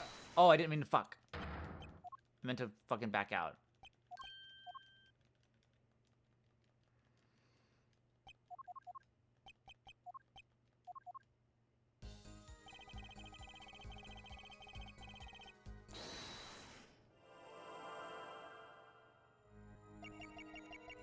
Surely you aren't going to suggest I was responsible for poisoning. That... It's gotta be this, because that's when he starts fucking around with his finger.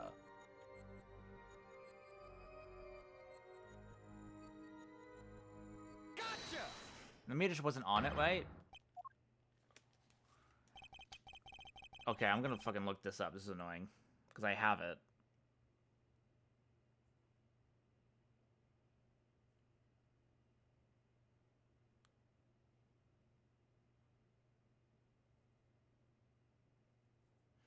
A scar on the right hand? Her father too. Wait, so I do have it right. I just don't have the right part of the hand?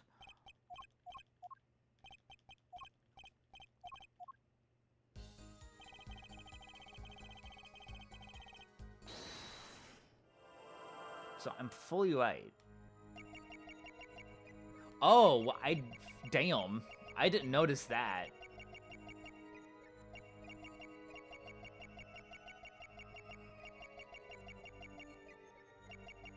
What the fuck?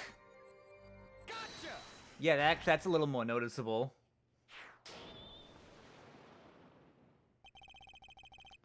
It was you who killed Drew Misham.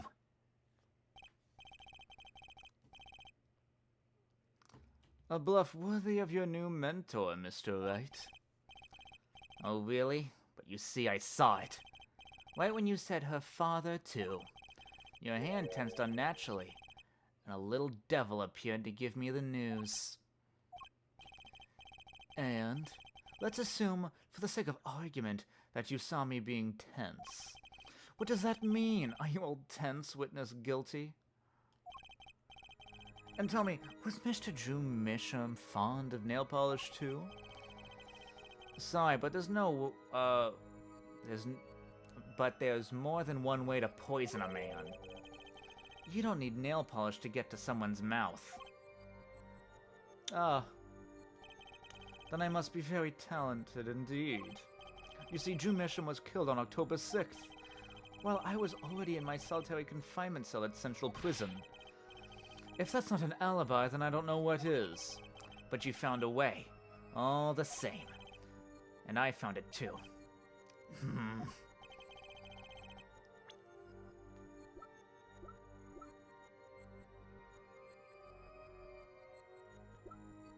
Is it the letter?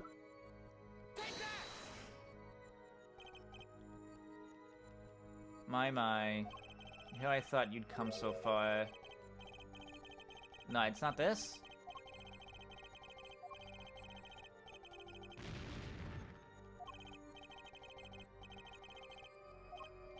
How did the killer get to his victim when the killer was in jail? Oh, the stamp, duh.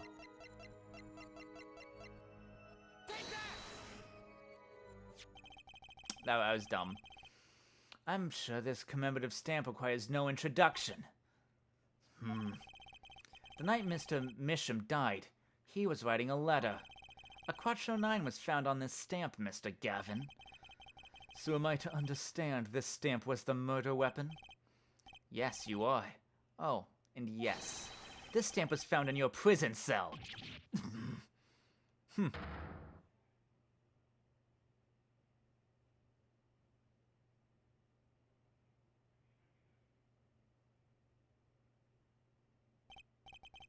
That is all, Your Honor.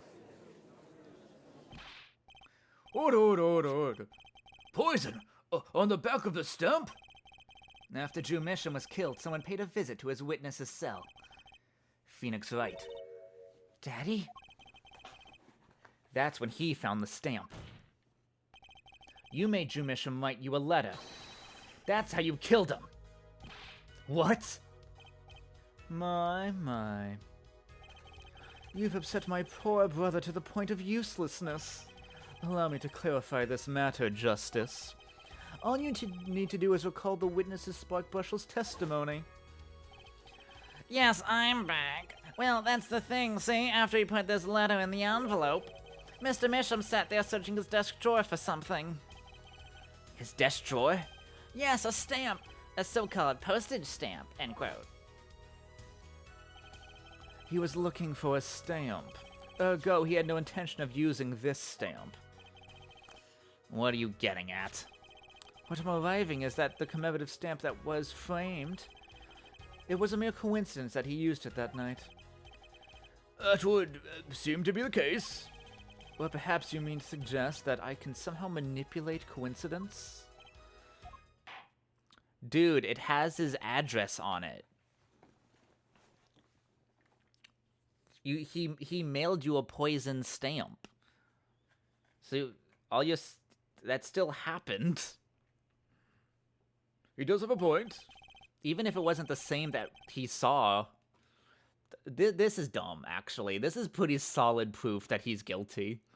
How would the witness know if the victim was going to use that stamp? Oh, because it's a bad plan. It's like... Okay. So the thing is, like, the plan totally happened, and we have all the proof to say that it happened this way, but it's a really bad plan. So maybe he didn't do it. That's dumb. What the... What? Really, Clavier? You should be seeing through these weak spinned bluffs by now. He's right, though. How could anyone have known Mr. Misham would use the stamp that night? Least of all Christoph Gavin locked away in his cell.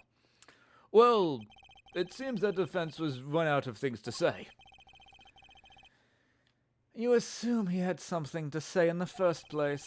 I believe the defense's bluff has been called. The defense's bluff? I'm not sure I agree with you there, Christoph. Clavier? Honestly, I wanted to believe in you. But the defense wasn't trying to get away with a bluff. You were, Christoph. What are you saying, Prosecutor Gavin? Your forehead. What was your accusation again? Huh? Oh, it was that... This poison stamp killed Drew Misham, yeah? To which my brother responded thusly. There was no way to know when Misham would use the stamp. Yes, that's right, which is why it couldn't have been planned. Tell me it needs to be planned. Why? Why couldn't have been a coincidence? The defense's case is simply that Drew Misham died by that stamp, that's all. Coincidence? Christoph, you tried to slip out from under the accusation by changing the subject. But that's not bluffing. But if that's not bluffing, what is? What are you up to, Clavier? I could ask you the same question, Christophe. I silence the defense with the fewest words possible. It's called efficiency. But Mr. Gavin, that's impermissible testimony. Very well, I shall take his claim head on then. Justice. What? You accuse me of Drew Misham's murder, yes? Then allow me to ask you, what possible reason could I have to kill a painter? Apollo, motive. He's talking about motive. Oh, indeed. It's odd to see how an attorney could come to want to kill a painter. Now here's something. Why didn't he bring up the motive from the very beginning? Unless he was afraid he was in a battle he might lose. So, what does it mean? So it means that there might be a weak spot. Maybe I have some evidence to prove a motive. A motive for murder. That is a vital, if not the most vital element of the case. Please consider this when making your statement. I'd say it's about this vital. That's pretty vital.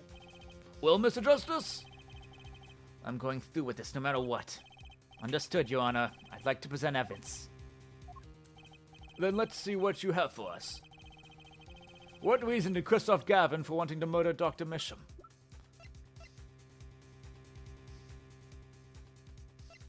I think it's this. Yeah, it's not this. Because he was the client. Okay, just because it's expensive, I am going to check the guide, but it's notebook page.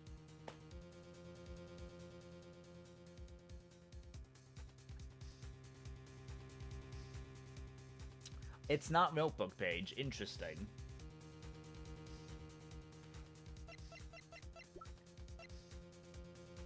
Right, this is... I guess this? Christophe Gavin's motives becomes clear. When you consider why the stamp came into Drew Misham's studio in the first place. Why was that? Forgery, Your Honor. Go back 7 years. Drew Misham accepts his first job creating forged evidence. Wait, so it is that piece of evidence. That's what I wanted to present. I'm annoyed. Whatever. I've seen that before. A page from a diary, wasn't it? Magnifique Gramarye's diary. Ah, when the attorney Phoenix Wright lost his badge, yes. This was the evidence he presented to his loss. This evidence is a fake, yes. But why did Mr. Wright request the forgery be made?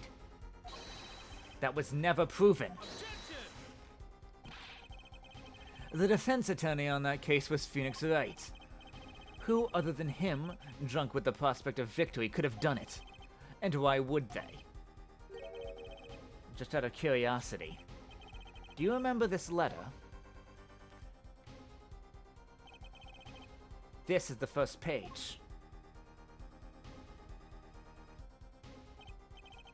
And this is the second. Yeah, some of the motives are still, because we don't know why Gavin helped with the forgeries.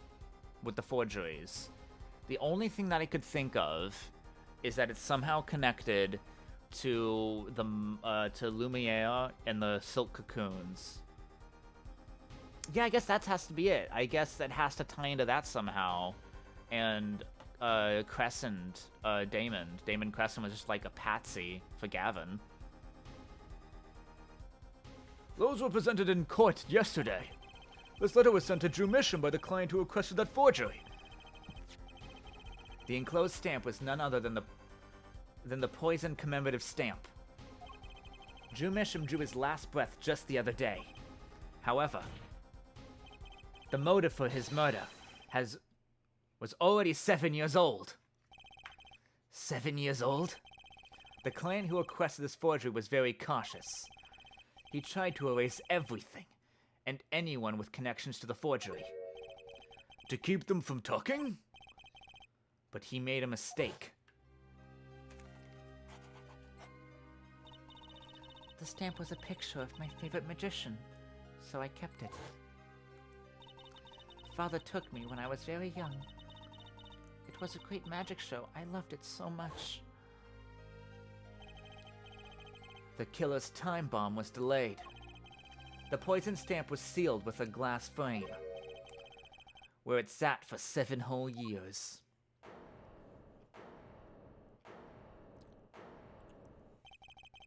Your forehead?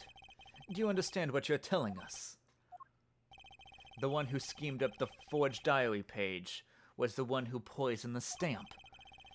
And it was Phoenix Wright who presented the forged evidence 7 years ago. Adding the two statements together, the one who schemed to kill Drew Misham was none other than Phoenix Wright. Sorry, but that's not how this is going to go down. Oh? Then how will it go down? I checked through the records of the case when I found this. 7 years ago, just before the trial began. Oh boy. Here.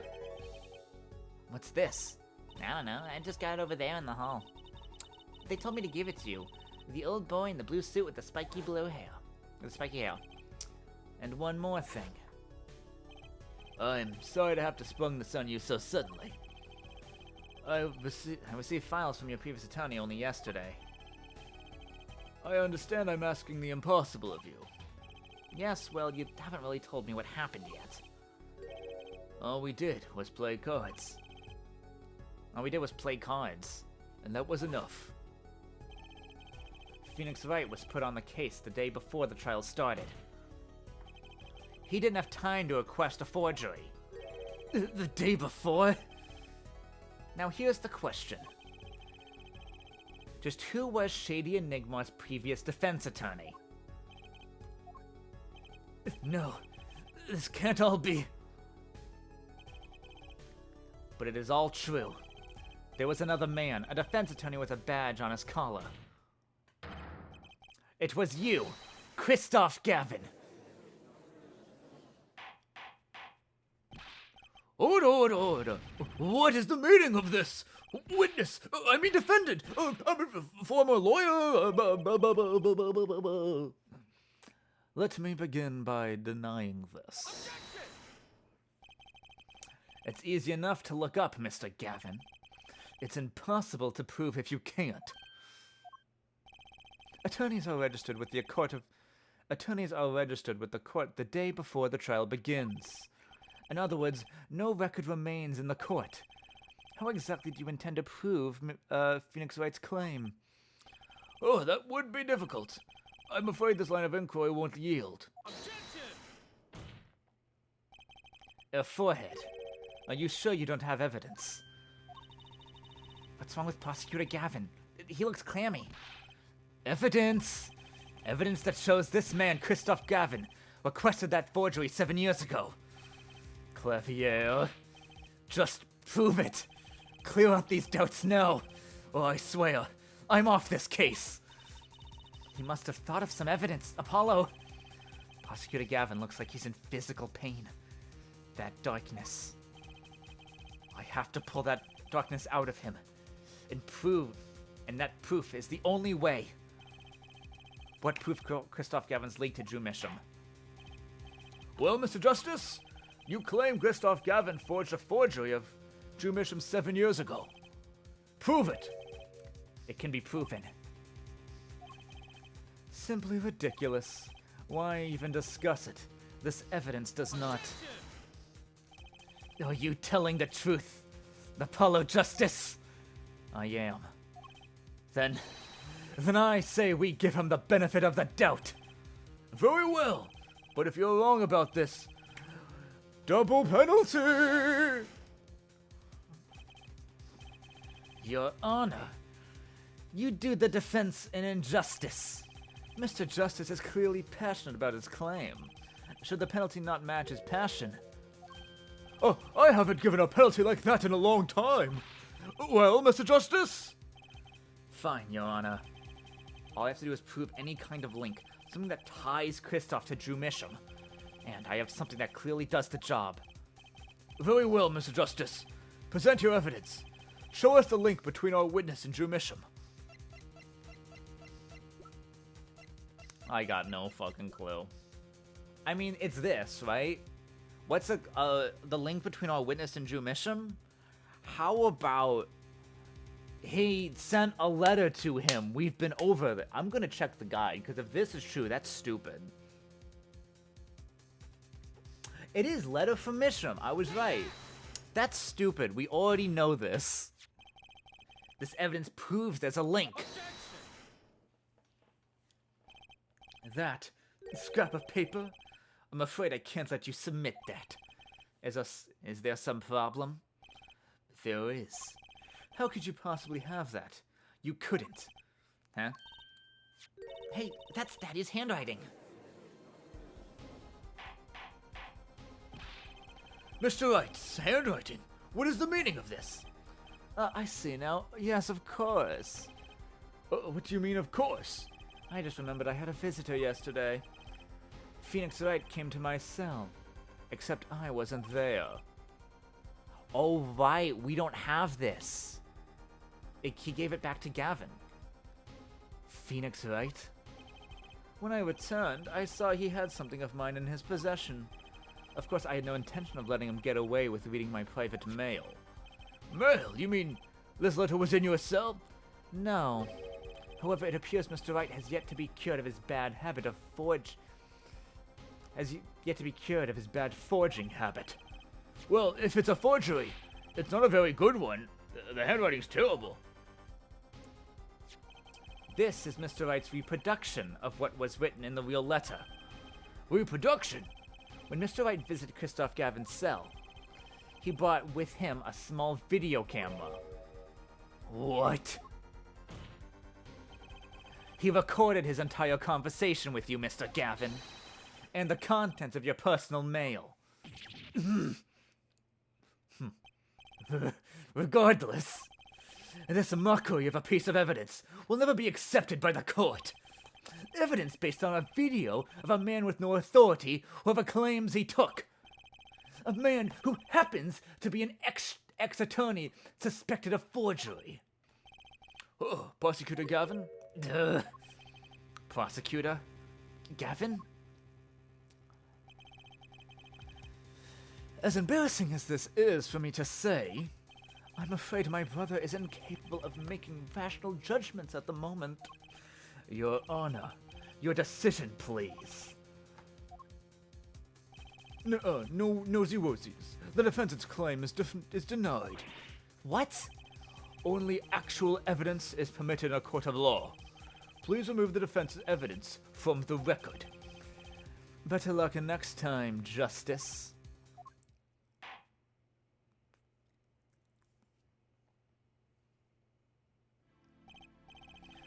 Well, we've certainly taken a detour from our cross-examination, but the defense appears to be lacking proof. I'm forced to end the cross-examination of Christoph Gavin at this point. Apollo, do something. I'm thinking, but without evidence. I don't have anything I can use on him. Very well. This ends the special witness's cross-examination.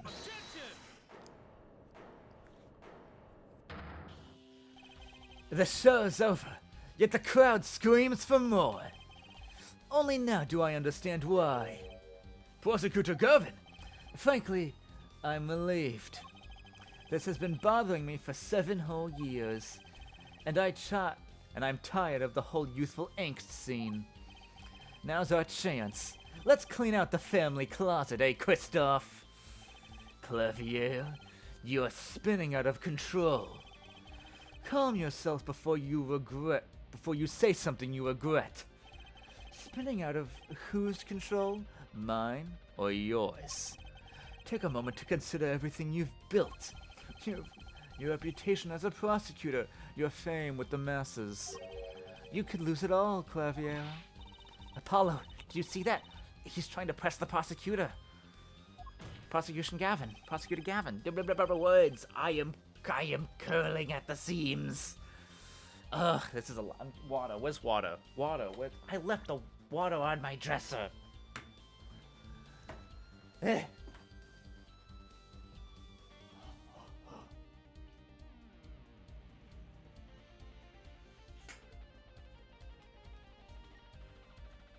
Ugh, bah humbug.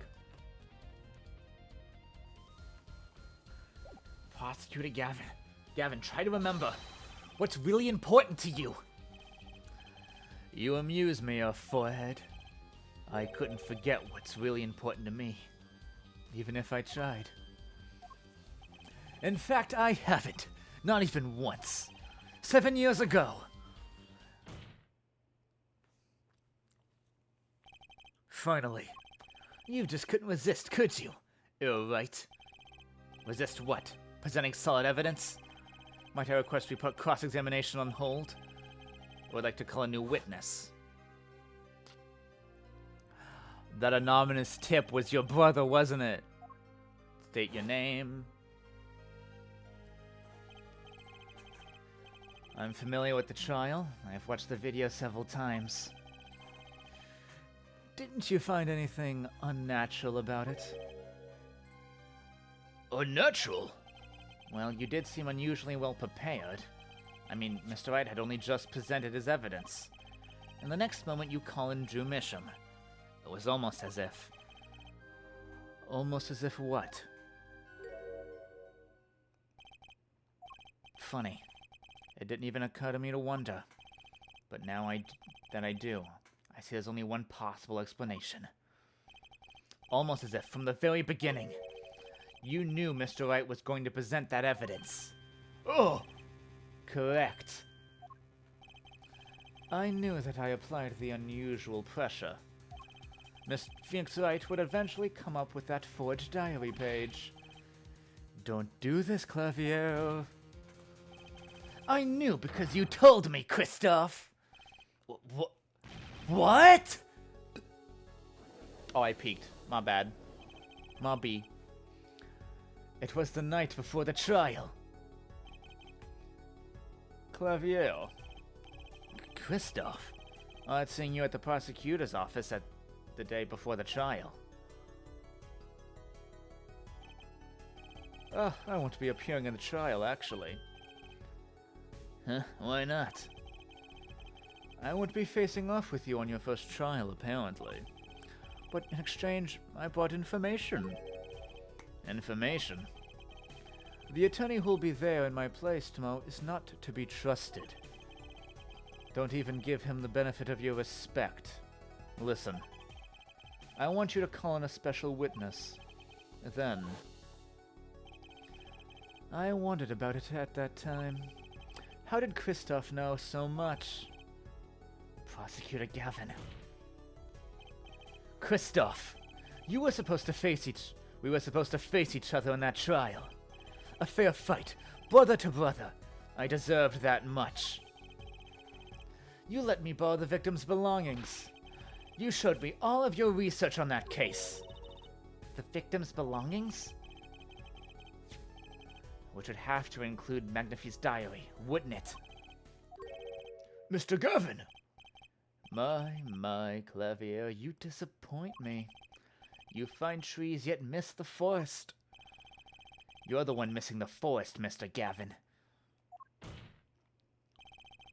You can't sweep this under the rug. Not anymore. Tell me what's been going on behind the trial. Behind that trial. Why not? I've achieved what I came here to do. I see no harm in a little reminiscing. Apollo, I think we're finally going to shine a light on the black belly of this thing, Trucy. We've done everything we could. I hope it's enough. 7 years ago, the day before the trial, I visited the detention center at the request of my client, Zach Gramery. 2 cards. 1 card.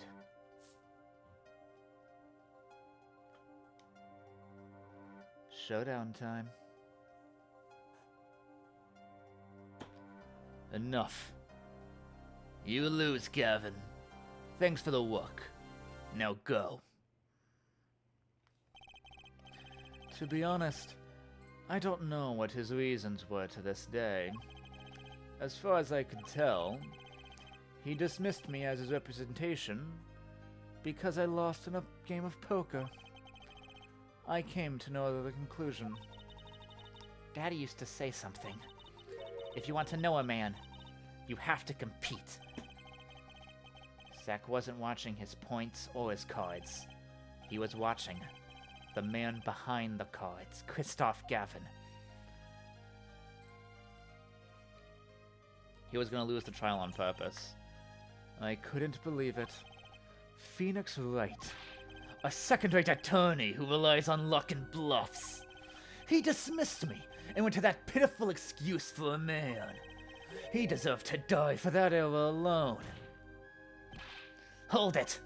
So the one who requested that forgery was...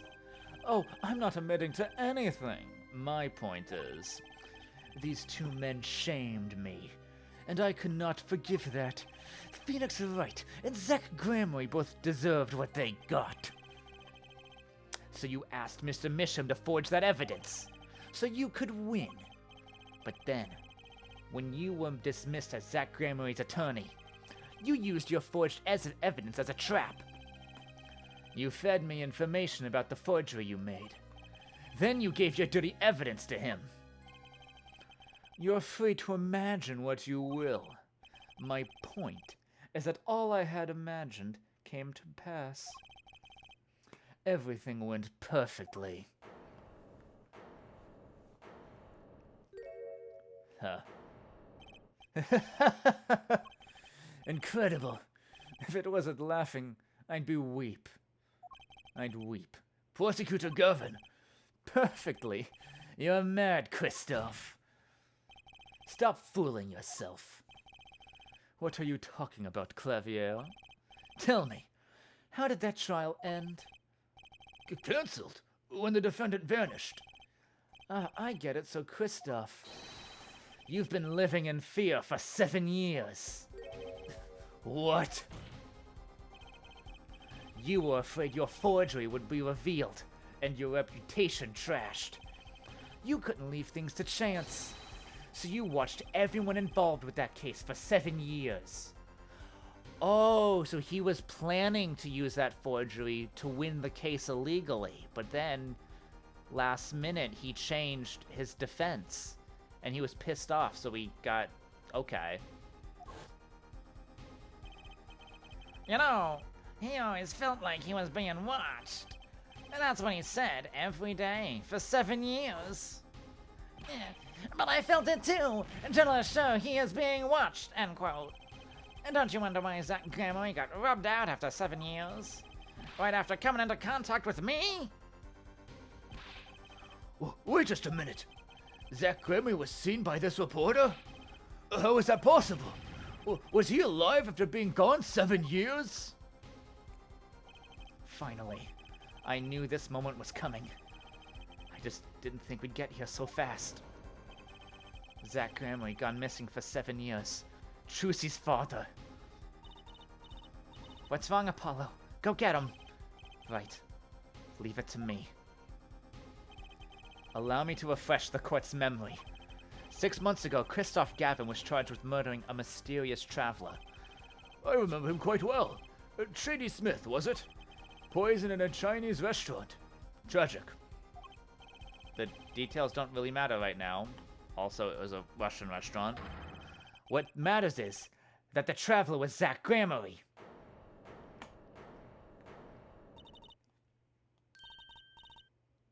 What is it, Apollo? Huh?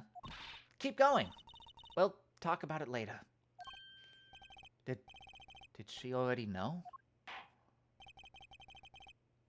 Someone please explain this. Mr. Justice, can you explain this? It all started 7 years ago. Almost 12 years ago. The great magician Magnifi Gramory's death started it. Magnifi Gramory's death and his student Zack Gramory, the suspect. Whoever defended Zack in court successfully would be famous beyond belief. Thinking that, Christoph Gavin did the unthinkable. He forged evidence. Drew Misham. Drew Misham? Actually, it was his daughter, Vera, who really did the work. You took precautions when you had that forgery made, didn't you, Mr. Gavin? Precautions? To keep people from talking, of course. These two know too much. Leave them alive and there'll be nothing but trouble. That's when you planned your poisoning of the forgers. A Quattro 9. Applied to a commemorative stamp. But luck was not on Mr. Misham's side. The bomb didn't go off. His daughter. She saved him by taking the stamp. I see. But that wasn't the only bomb he set. The Atrodani nail polish, of course. You noticed something when you requested that forgery. When Mr. Vera is nervous, she has a bad habit. A tendency to bite her nails. Oh!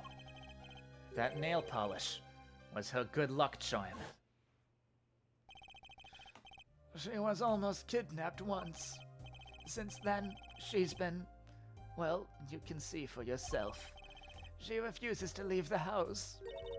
That person gave me a good luck charm when I absolutely had to go outside.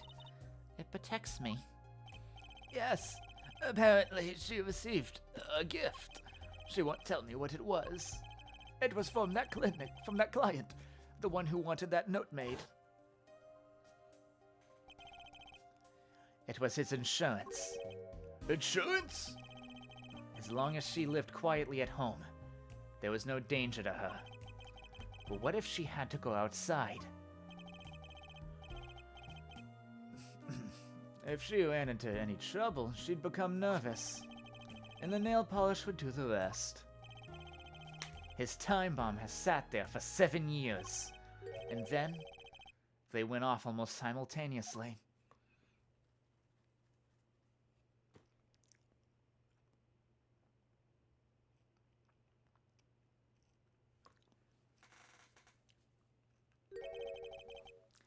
If you're finished, may I return to my cell now? I'm not accustomed to standing for such long periods of time. Mr. Gavin, have you heard a single thing we've said? Oh, I've listened quite closely to your little tale. Quite an entertaining piece of fiction. What? Clavier, shall you understand? We're back to the evidence. The lacking evidence. Nothing proves a link between him and the Quattro 9 that took Drew Misham's life. What about the restaurant? You killed Zach Gramory to keep him from talking. I killed no man of that name. Read over the reports again if you like. The victim was a traveler by the name of Shady Smith, about whom we know little else. You can't seriously think I knew that he was that particular fugitive. Okay, then why did you kill him? I plead my right to remain silent. Remember, this court did not convene to put me on trial. The defendant's name is Vera Misham, suspected in the murder of her father. My trial's been finished for 6 months now. I'm afraid we have strayed considerably from our purpose here. This court concerns the witness. Oh, with the witness. It is the defendant Vera Misham who is on trial here. No, but you were doing so well. Apollo... As long as there is no evidence to support the accusation against him, this court of inquiry cannot find Vera Misham innocent. That is bullshit.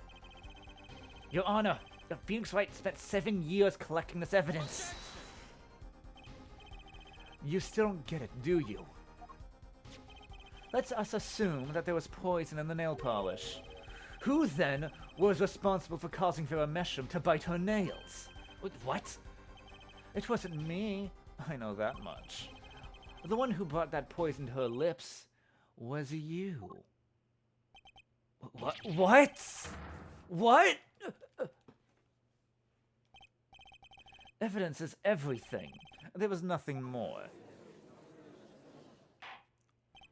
I believe this discussion has reached its conclusion.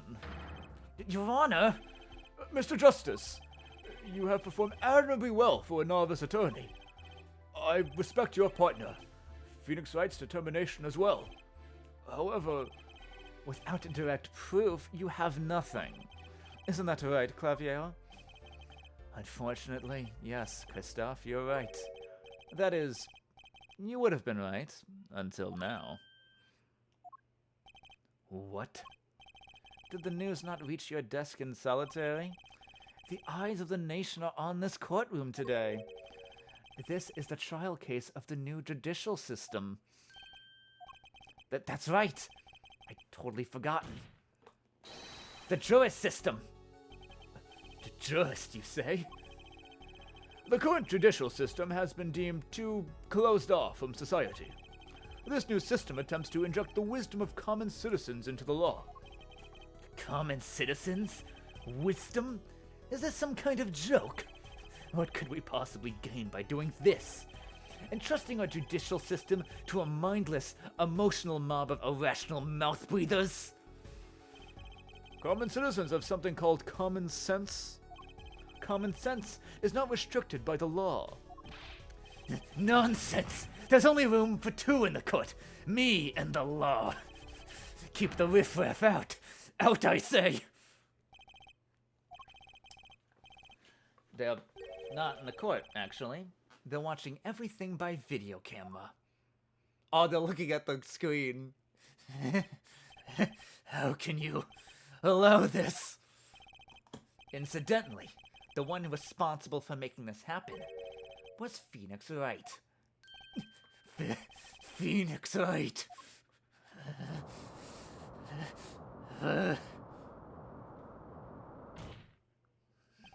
So, everything was leading to this. Of course. Right. Right. Right. Right.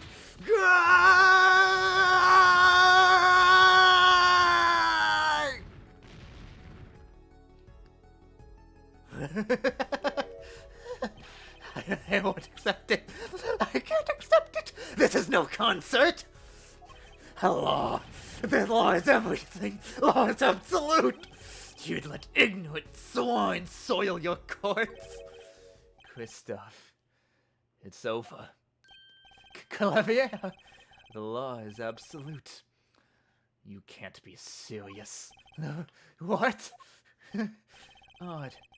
I thought you'd spend your life looking for loopholes. The law isn't absolute.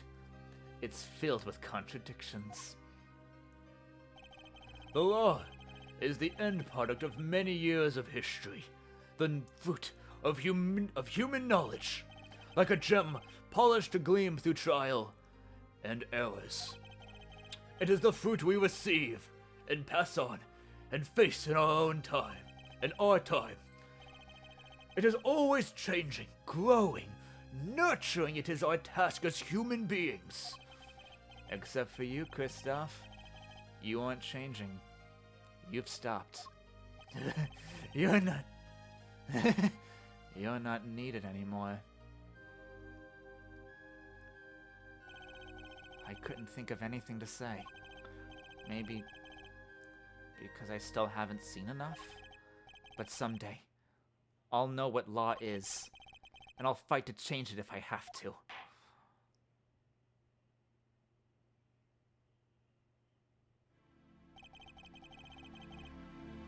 I see no need to further prolong this trial. This began as the trial of Vera Misham, accused of murdering her father. The painter Drew Misham, however, several other incidents were reviewed, and we seem to have reached a conclusion. Before this court declares a verdict, I await your decision. Jurists of the court, for the defendant of Drew Misham, how do you find the defendant Vera Misham? Innocent or guilty? I turn to you now to consider this matter.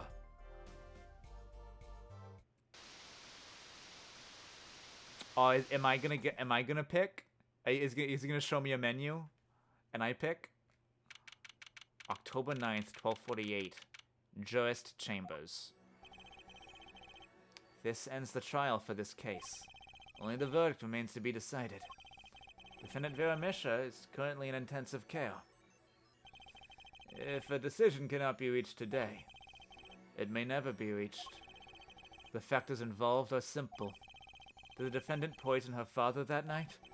If so, she is guilty. Or was there another reason for Mr. Misham's death? Did another person poison him? If so, she is innocent.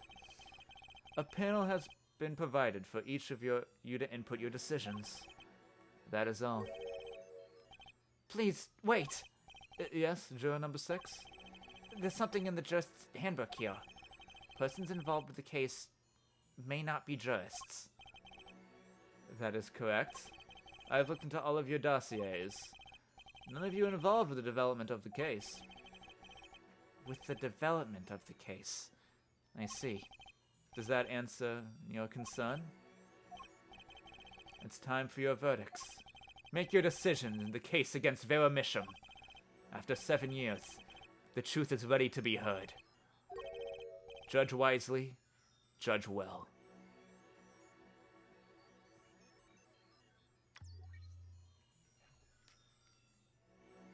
Oh, hell yeah! It's the mom! Hell yeah! I had a feeling. Oh, it's Lumiere! Or...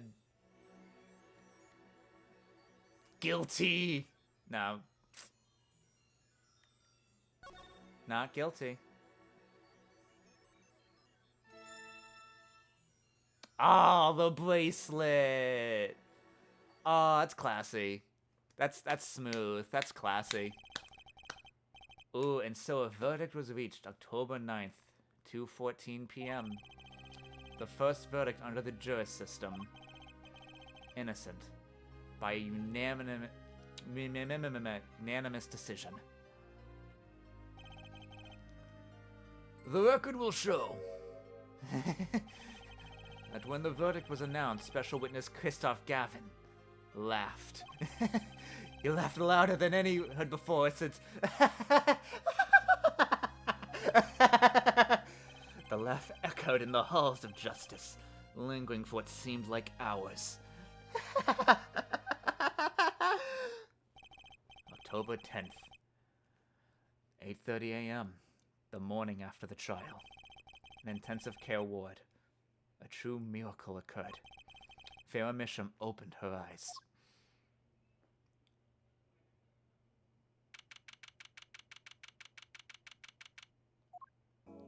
Wow, they couldn't be bothered for a new hospital CG, huh?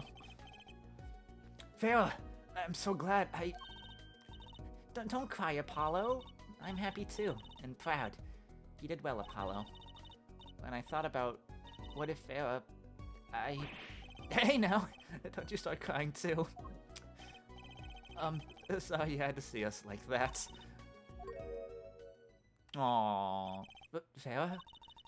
Thank you so much, Apollo. Thank you. No, I'm sorry. I shouldn't have pressed you like that, and if you had never would have bitten your nails, and... No, I was wrong. Staying locked inside like that, clinging to my good luck charm.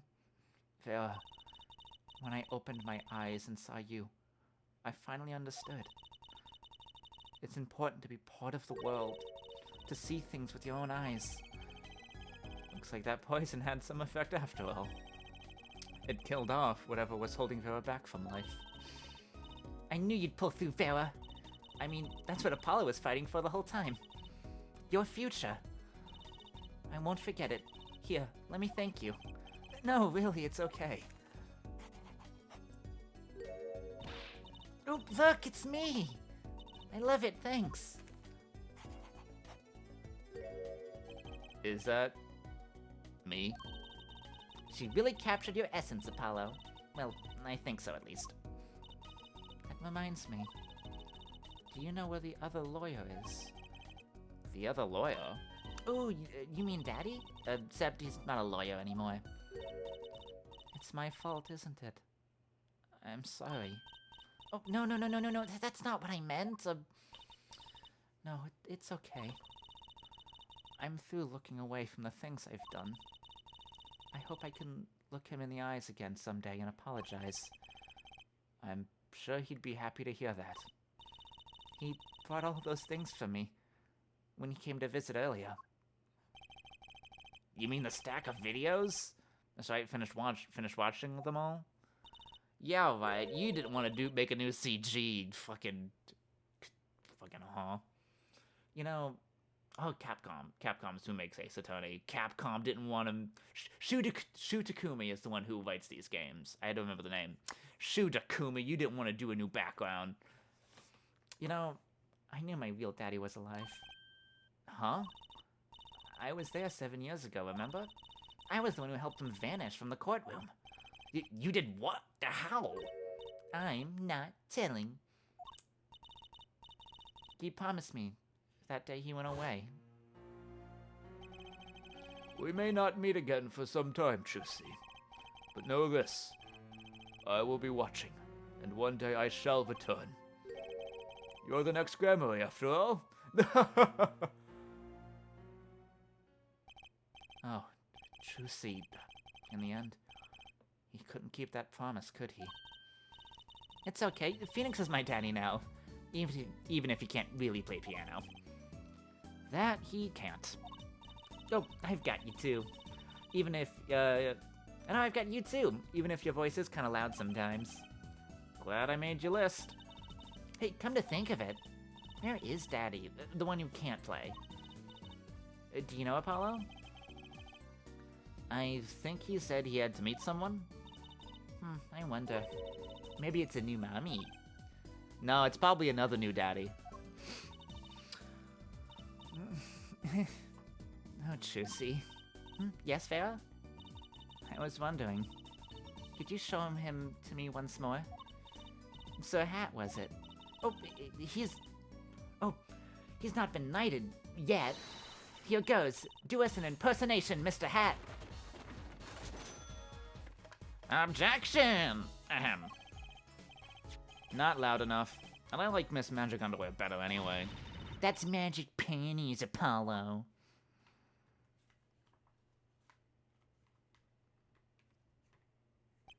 So, your memories returned. Mr. Wright, was this all part of your plan too? I don't know what you're talking about. When I lost my memory, I was reborn as Lumiere. But you knew my true identity, did you not? That is why you chose me as one of your jurists. You're thinking into it too much. Besides, there was no guarantee that forgetting your memory would make you happy. Of course it's a happy thing. For so long, I thought I was alone. But now I know I have children. 2 dear children. I'm so proud of them. This too, I think, is thanks to you. Are you going to tell them? They do not know? Nope. They don't know their mother. They don't even know their siblings. I will go to them when the time is right. Until then, Don't worry, I'll take care of them for you. They are very important to me too. A little annoying at times, but still. I have to keep an eye on her at least. Because I'm the only one who knows how she really feels on the inside. Your bracelet. Yes? I've seen a lot of mysterious things these past 7 years. But your bracelet's one of the strangest of all. I remember meeting him half a year ago now, in Christoph Gavin's office. And then I met you. 2 fates destined to intertwine. I was there when they crossed, and I never forgot that. Such a small thing, that bullet. Yet it tore who I was away.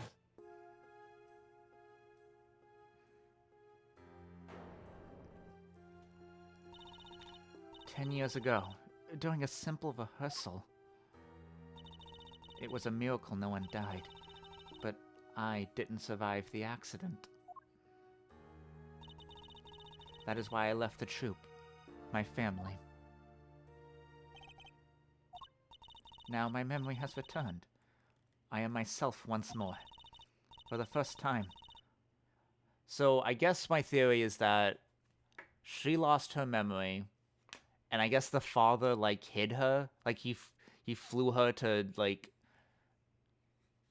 some small Russian-adjacent country. And I'm like, here, I'm gonna drop you off at a bar. I don't know how to cure your amnesia. Have a good life.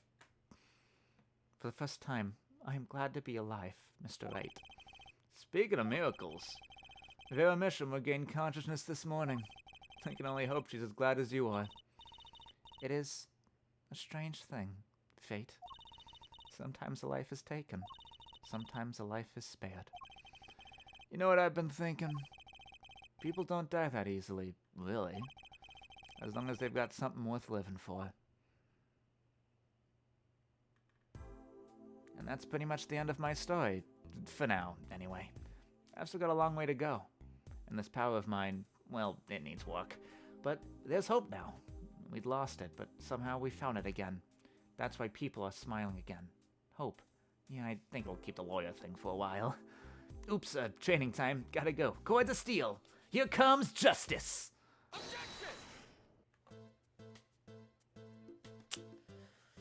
Mitsuru Endo. Good game. I'm glad you're staying with the agency, Apollo. It's like I found my long-lost big little brother. Oh, and don't you worry about Troop Grammary. Trucy's on the case. Now that I have this, thanks to Daddy. Trucy Grammary? Frankly, I got my doubts about Hatton Grammary. Now that'll pack 'em in. Gonna have to focus on the epilogue. But great game, honestly. Some of the logic. It's not every day you get the child that rocks harder than one of your gigs, yeah? That's why it's over. The Gaviniers are breaking up. The news caused a run on tissues at supermarkets nationwide. You're the real stars now. I look forward to our next jam session. After all the scandals, that makes sense.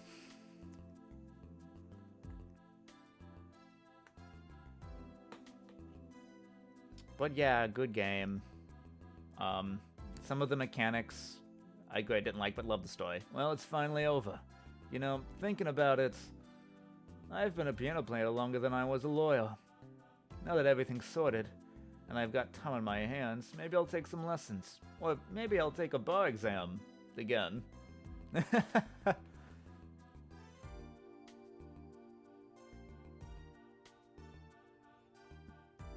So I guess Darian wasn't at all more involved. Gavin just wanted to cheat and didn't want to get caught and was pissed about the change. Interesting. Oh, right, Emma. So I was standing around eating snackoos the other day when I got this crazy idea. What if they were golden? You could augment the crunch, or better yet, make them ding. Ah, the power of science. Although preservatives might not be 100% safe. Wow, way to be extremely one note, Emma. I miss Gumshoe.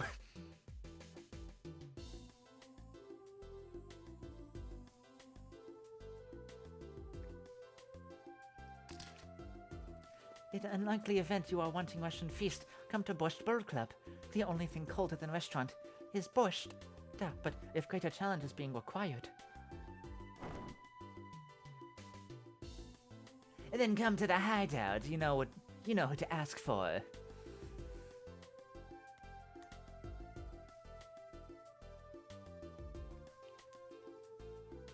Ba ba ba ba ba ba. Usually I skip credits, but I want to voice all the epilogue stuff.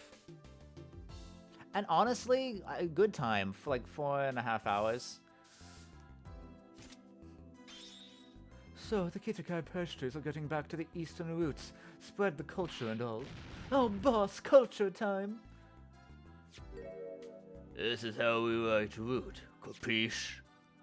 Oh, but we're still about giving back to the people. Oh, yo, boss, PR time! Oh, and this is how we write people, alright? Now that Waki's paying any attention, whew, kids. Kids. I want to see Eldoon.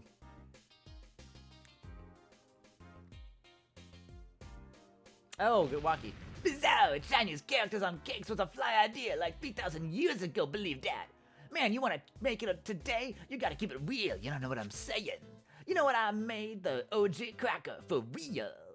You know, I don't like no cracker, G. Wait, you want me to call it the OG muffin? Eh.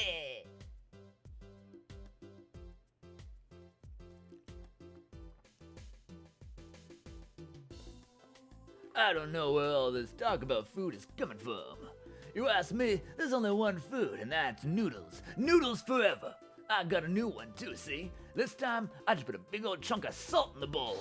I pretend Elden's noodles are spouts the salt. Salt forever.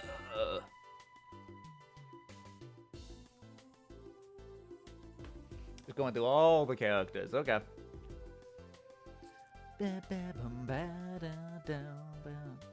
Oh, no, we can skip you. We can... Wait, that grandma's still there. My exceptional inquisitive naturally was won me an unequivocal adoration. You see, they used to call me Wesley Stickler and Wesley Sticky Hands. But no longer. I have a new name, one that reflects my true academic nature. Wesley Sicko reporting. Yes, curiosity is a sickness, and I am the cure.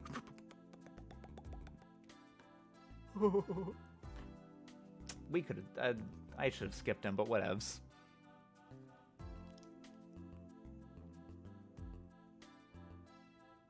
Bam, bam, ba, ba, boom, bam.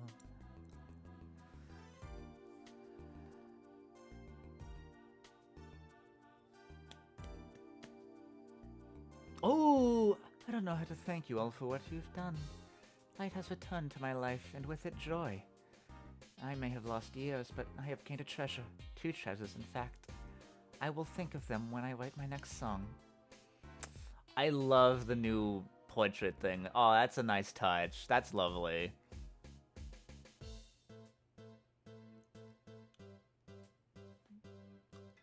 Oh yeah, brush here, back on the beat with another interview. I'm in jail. How do I feel about how things turned out? No scoop yet, but journalist confidence in mint condition. And Kwong!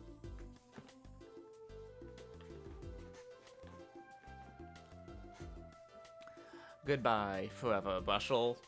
Imagine if Bushel was in the next game. I've decided to keep painting. Originals only, of course. I suppose I'll have to see a bit of the world outside to find what to paint, but I know that there are good people out there now. I've met them. The door is open. The world is waiting. Thank you.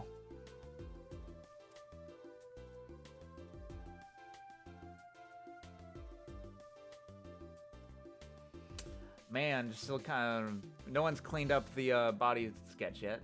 Oh, that's cute. That's cute. I love that. I like them being brother and sister. That's fun.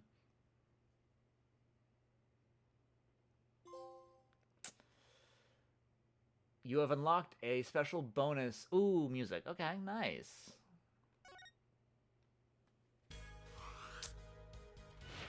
Ah.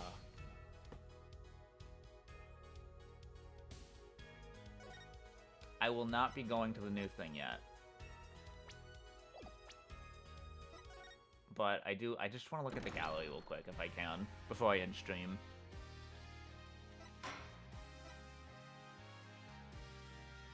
Audio, gameplay, language, reader, is there like a gallery? Oh, game selection and museum.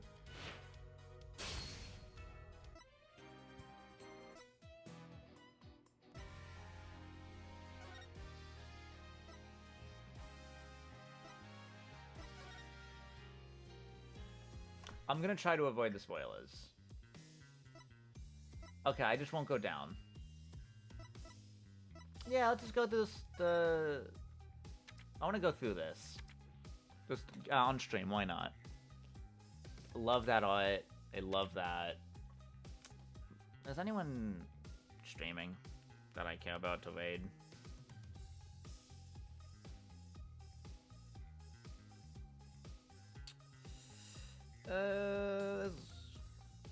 Not really. So let's just look at art. Maybe someone would be streaming that I care about. And if not, I can end. Good first case. This one was a little rough, but fine. Had some good bones, but kind of bad. Pretty bad. This case was honestly really good.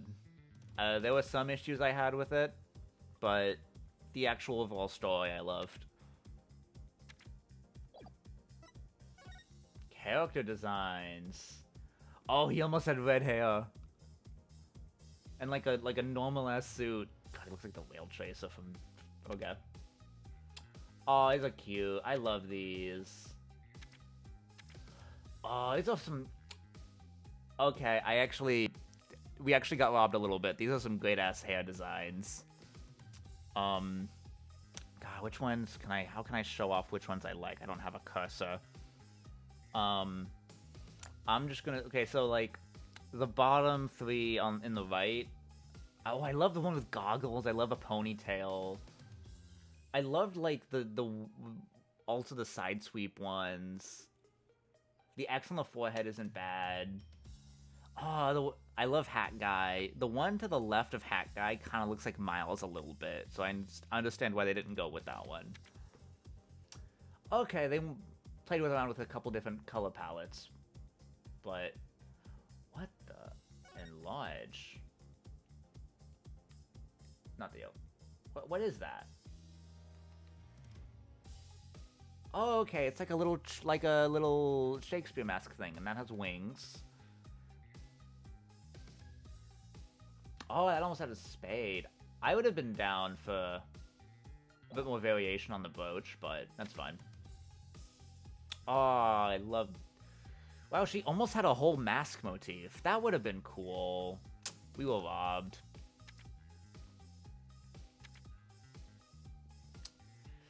It's always a little hurtful when you like the concept art of the designs they didn't go for a bit more than the actual designs. Oh, a braid? I love that. That's so... Oh, that's adorable. Oh, they almost actually saw the man to make it, like, more believable. I love how it's like, oh, we have, like, all this cool, interesting art. Should we go with it? I'm like, let's go with it, but make it more boring first.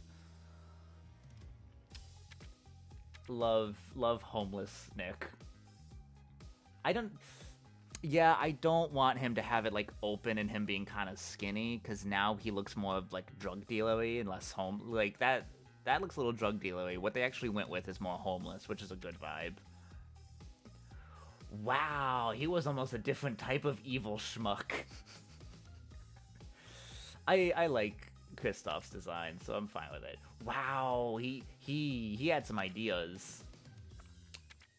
His two designs were really fun. Oh, he almost had a beanie and headphones, hell yeah. Oh, he was almost like a little prep boy.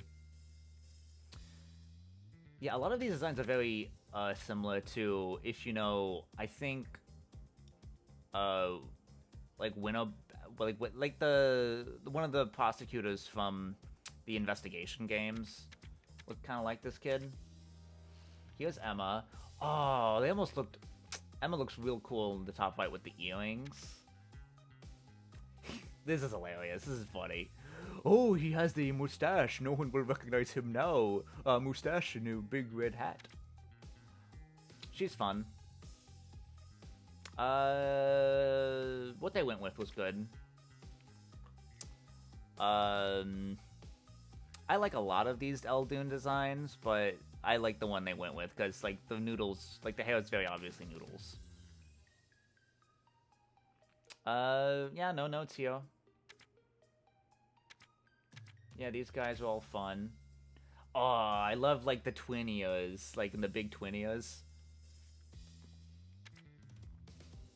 Okay, she's just kind of a pretty solid design. Wow, his design almost went a couple places. He almost became way more of a likable schmuck, but... Yeah. I don't know. I don't think there's any way to make that schmuck likable. She had a pretty consistent design. Yeah, they could have gone a few more places with his design. His was pretty kind of... wasn't good. Hey, I love this guy's design. I think what they went with was definitely the best with the Shrike hoodie, but still really good.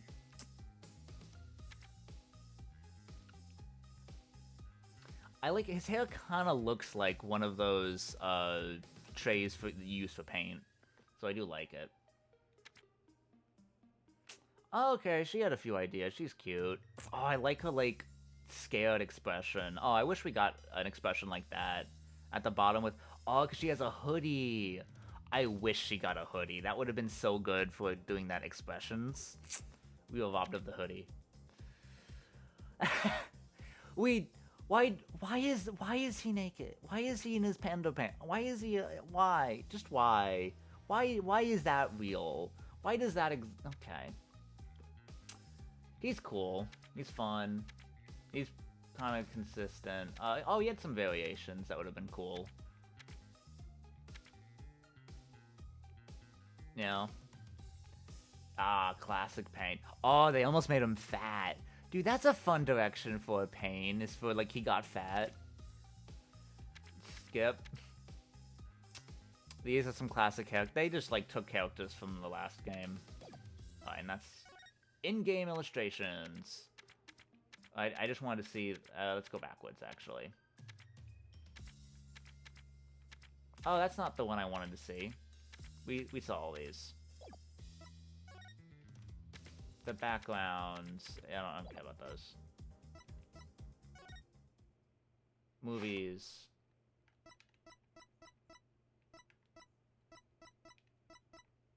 Okay. Alright, yeah, no, I'm done.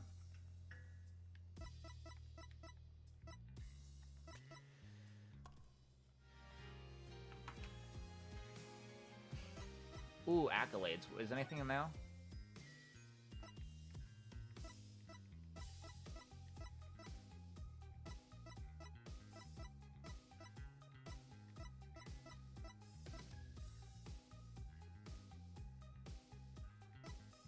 Oh, okay, this is when Dual Destiny starts.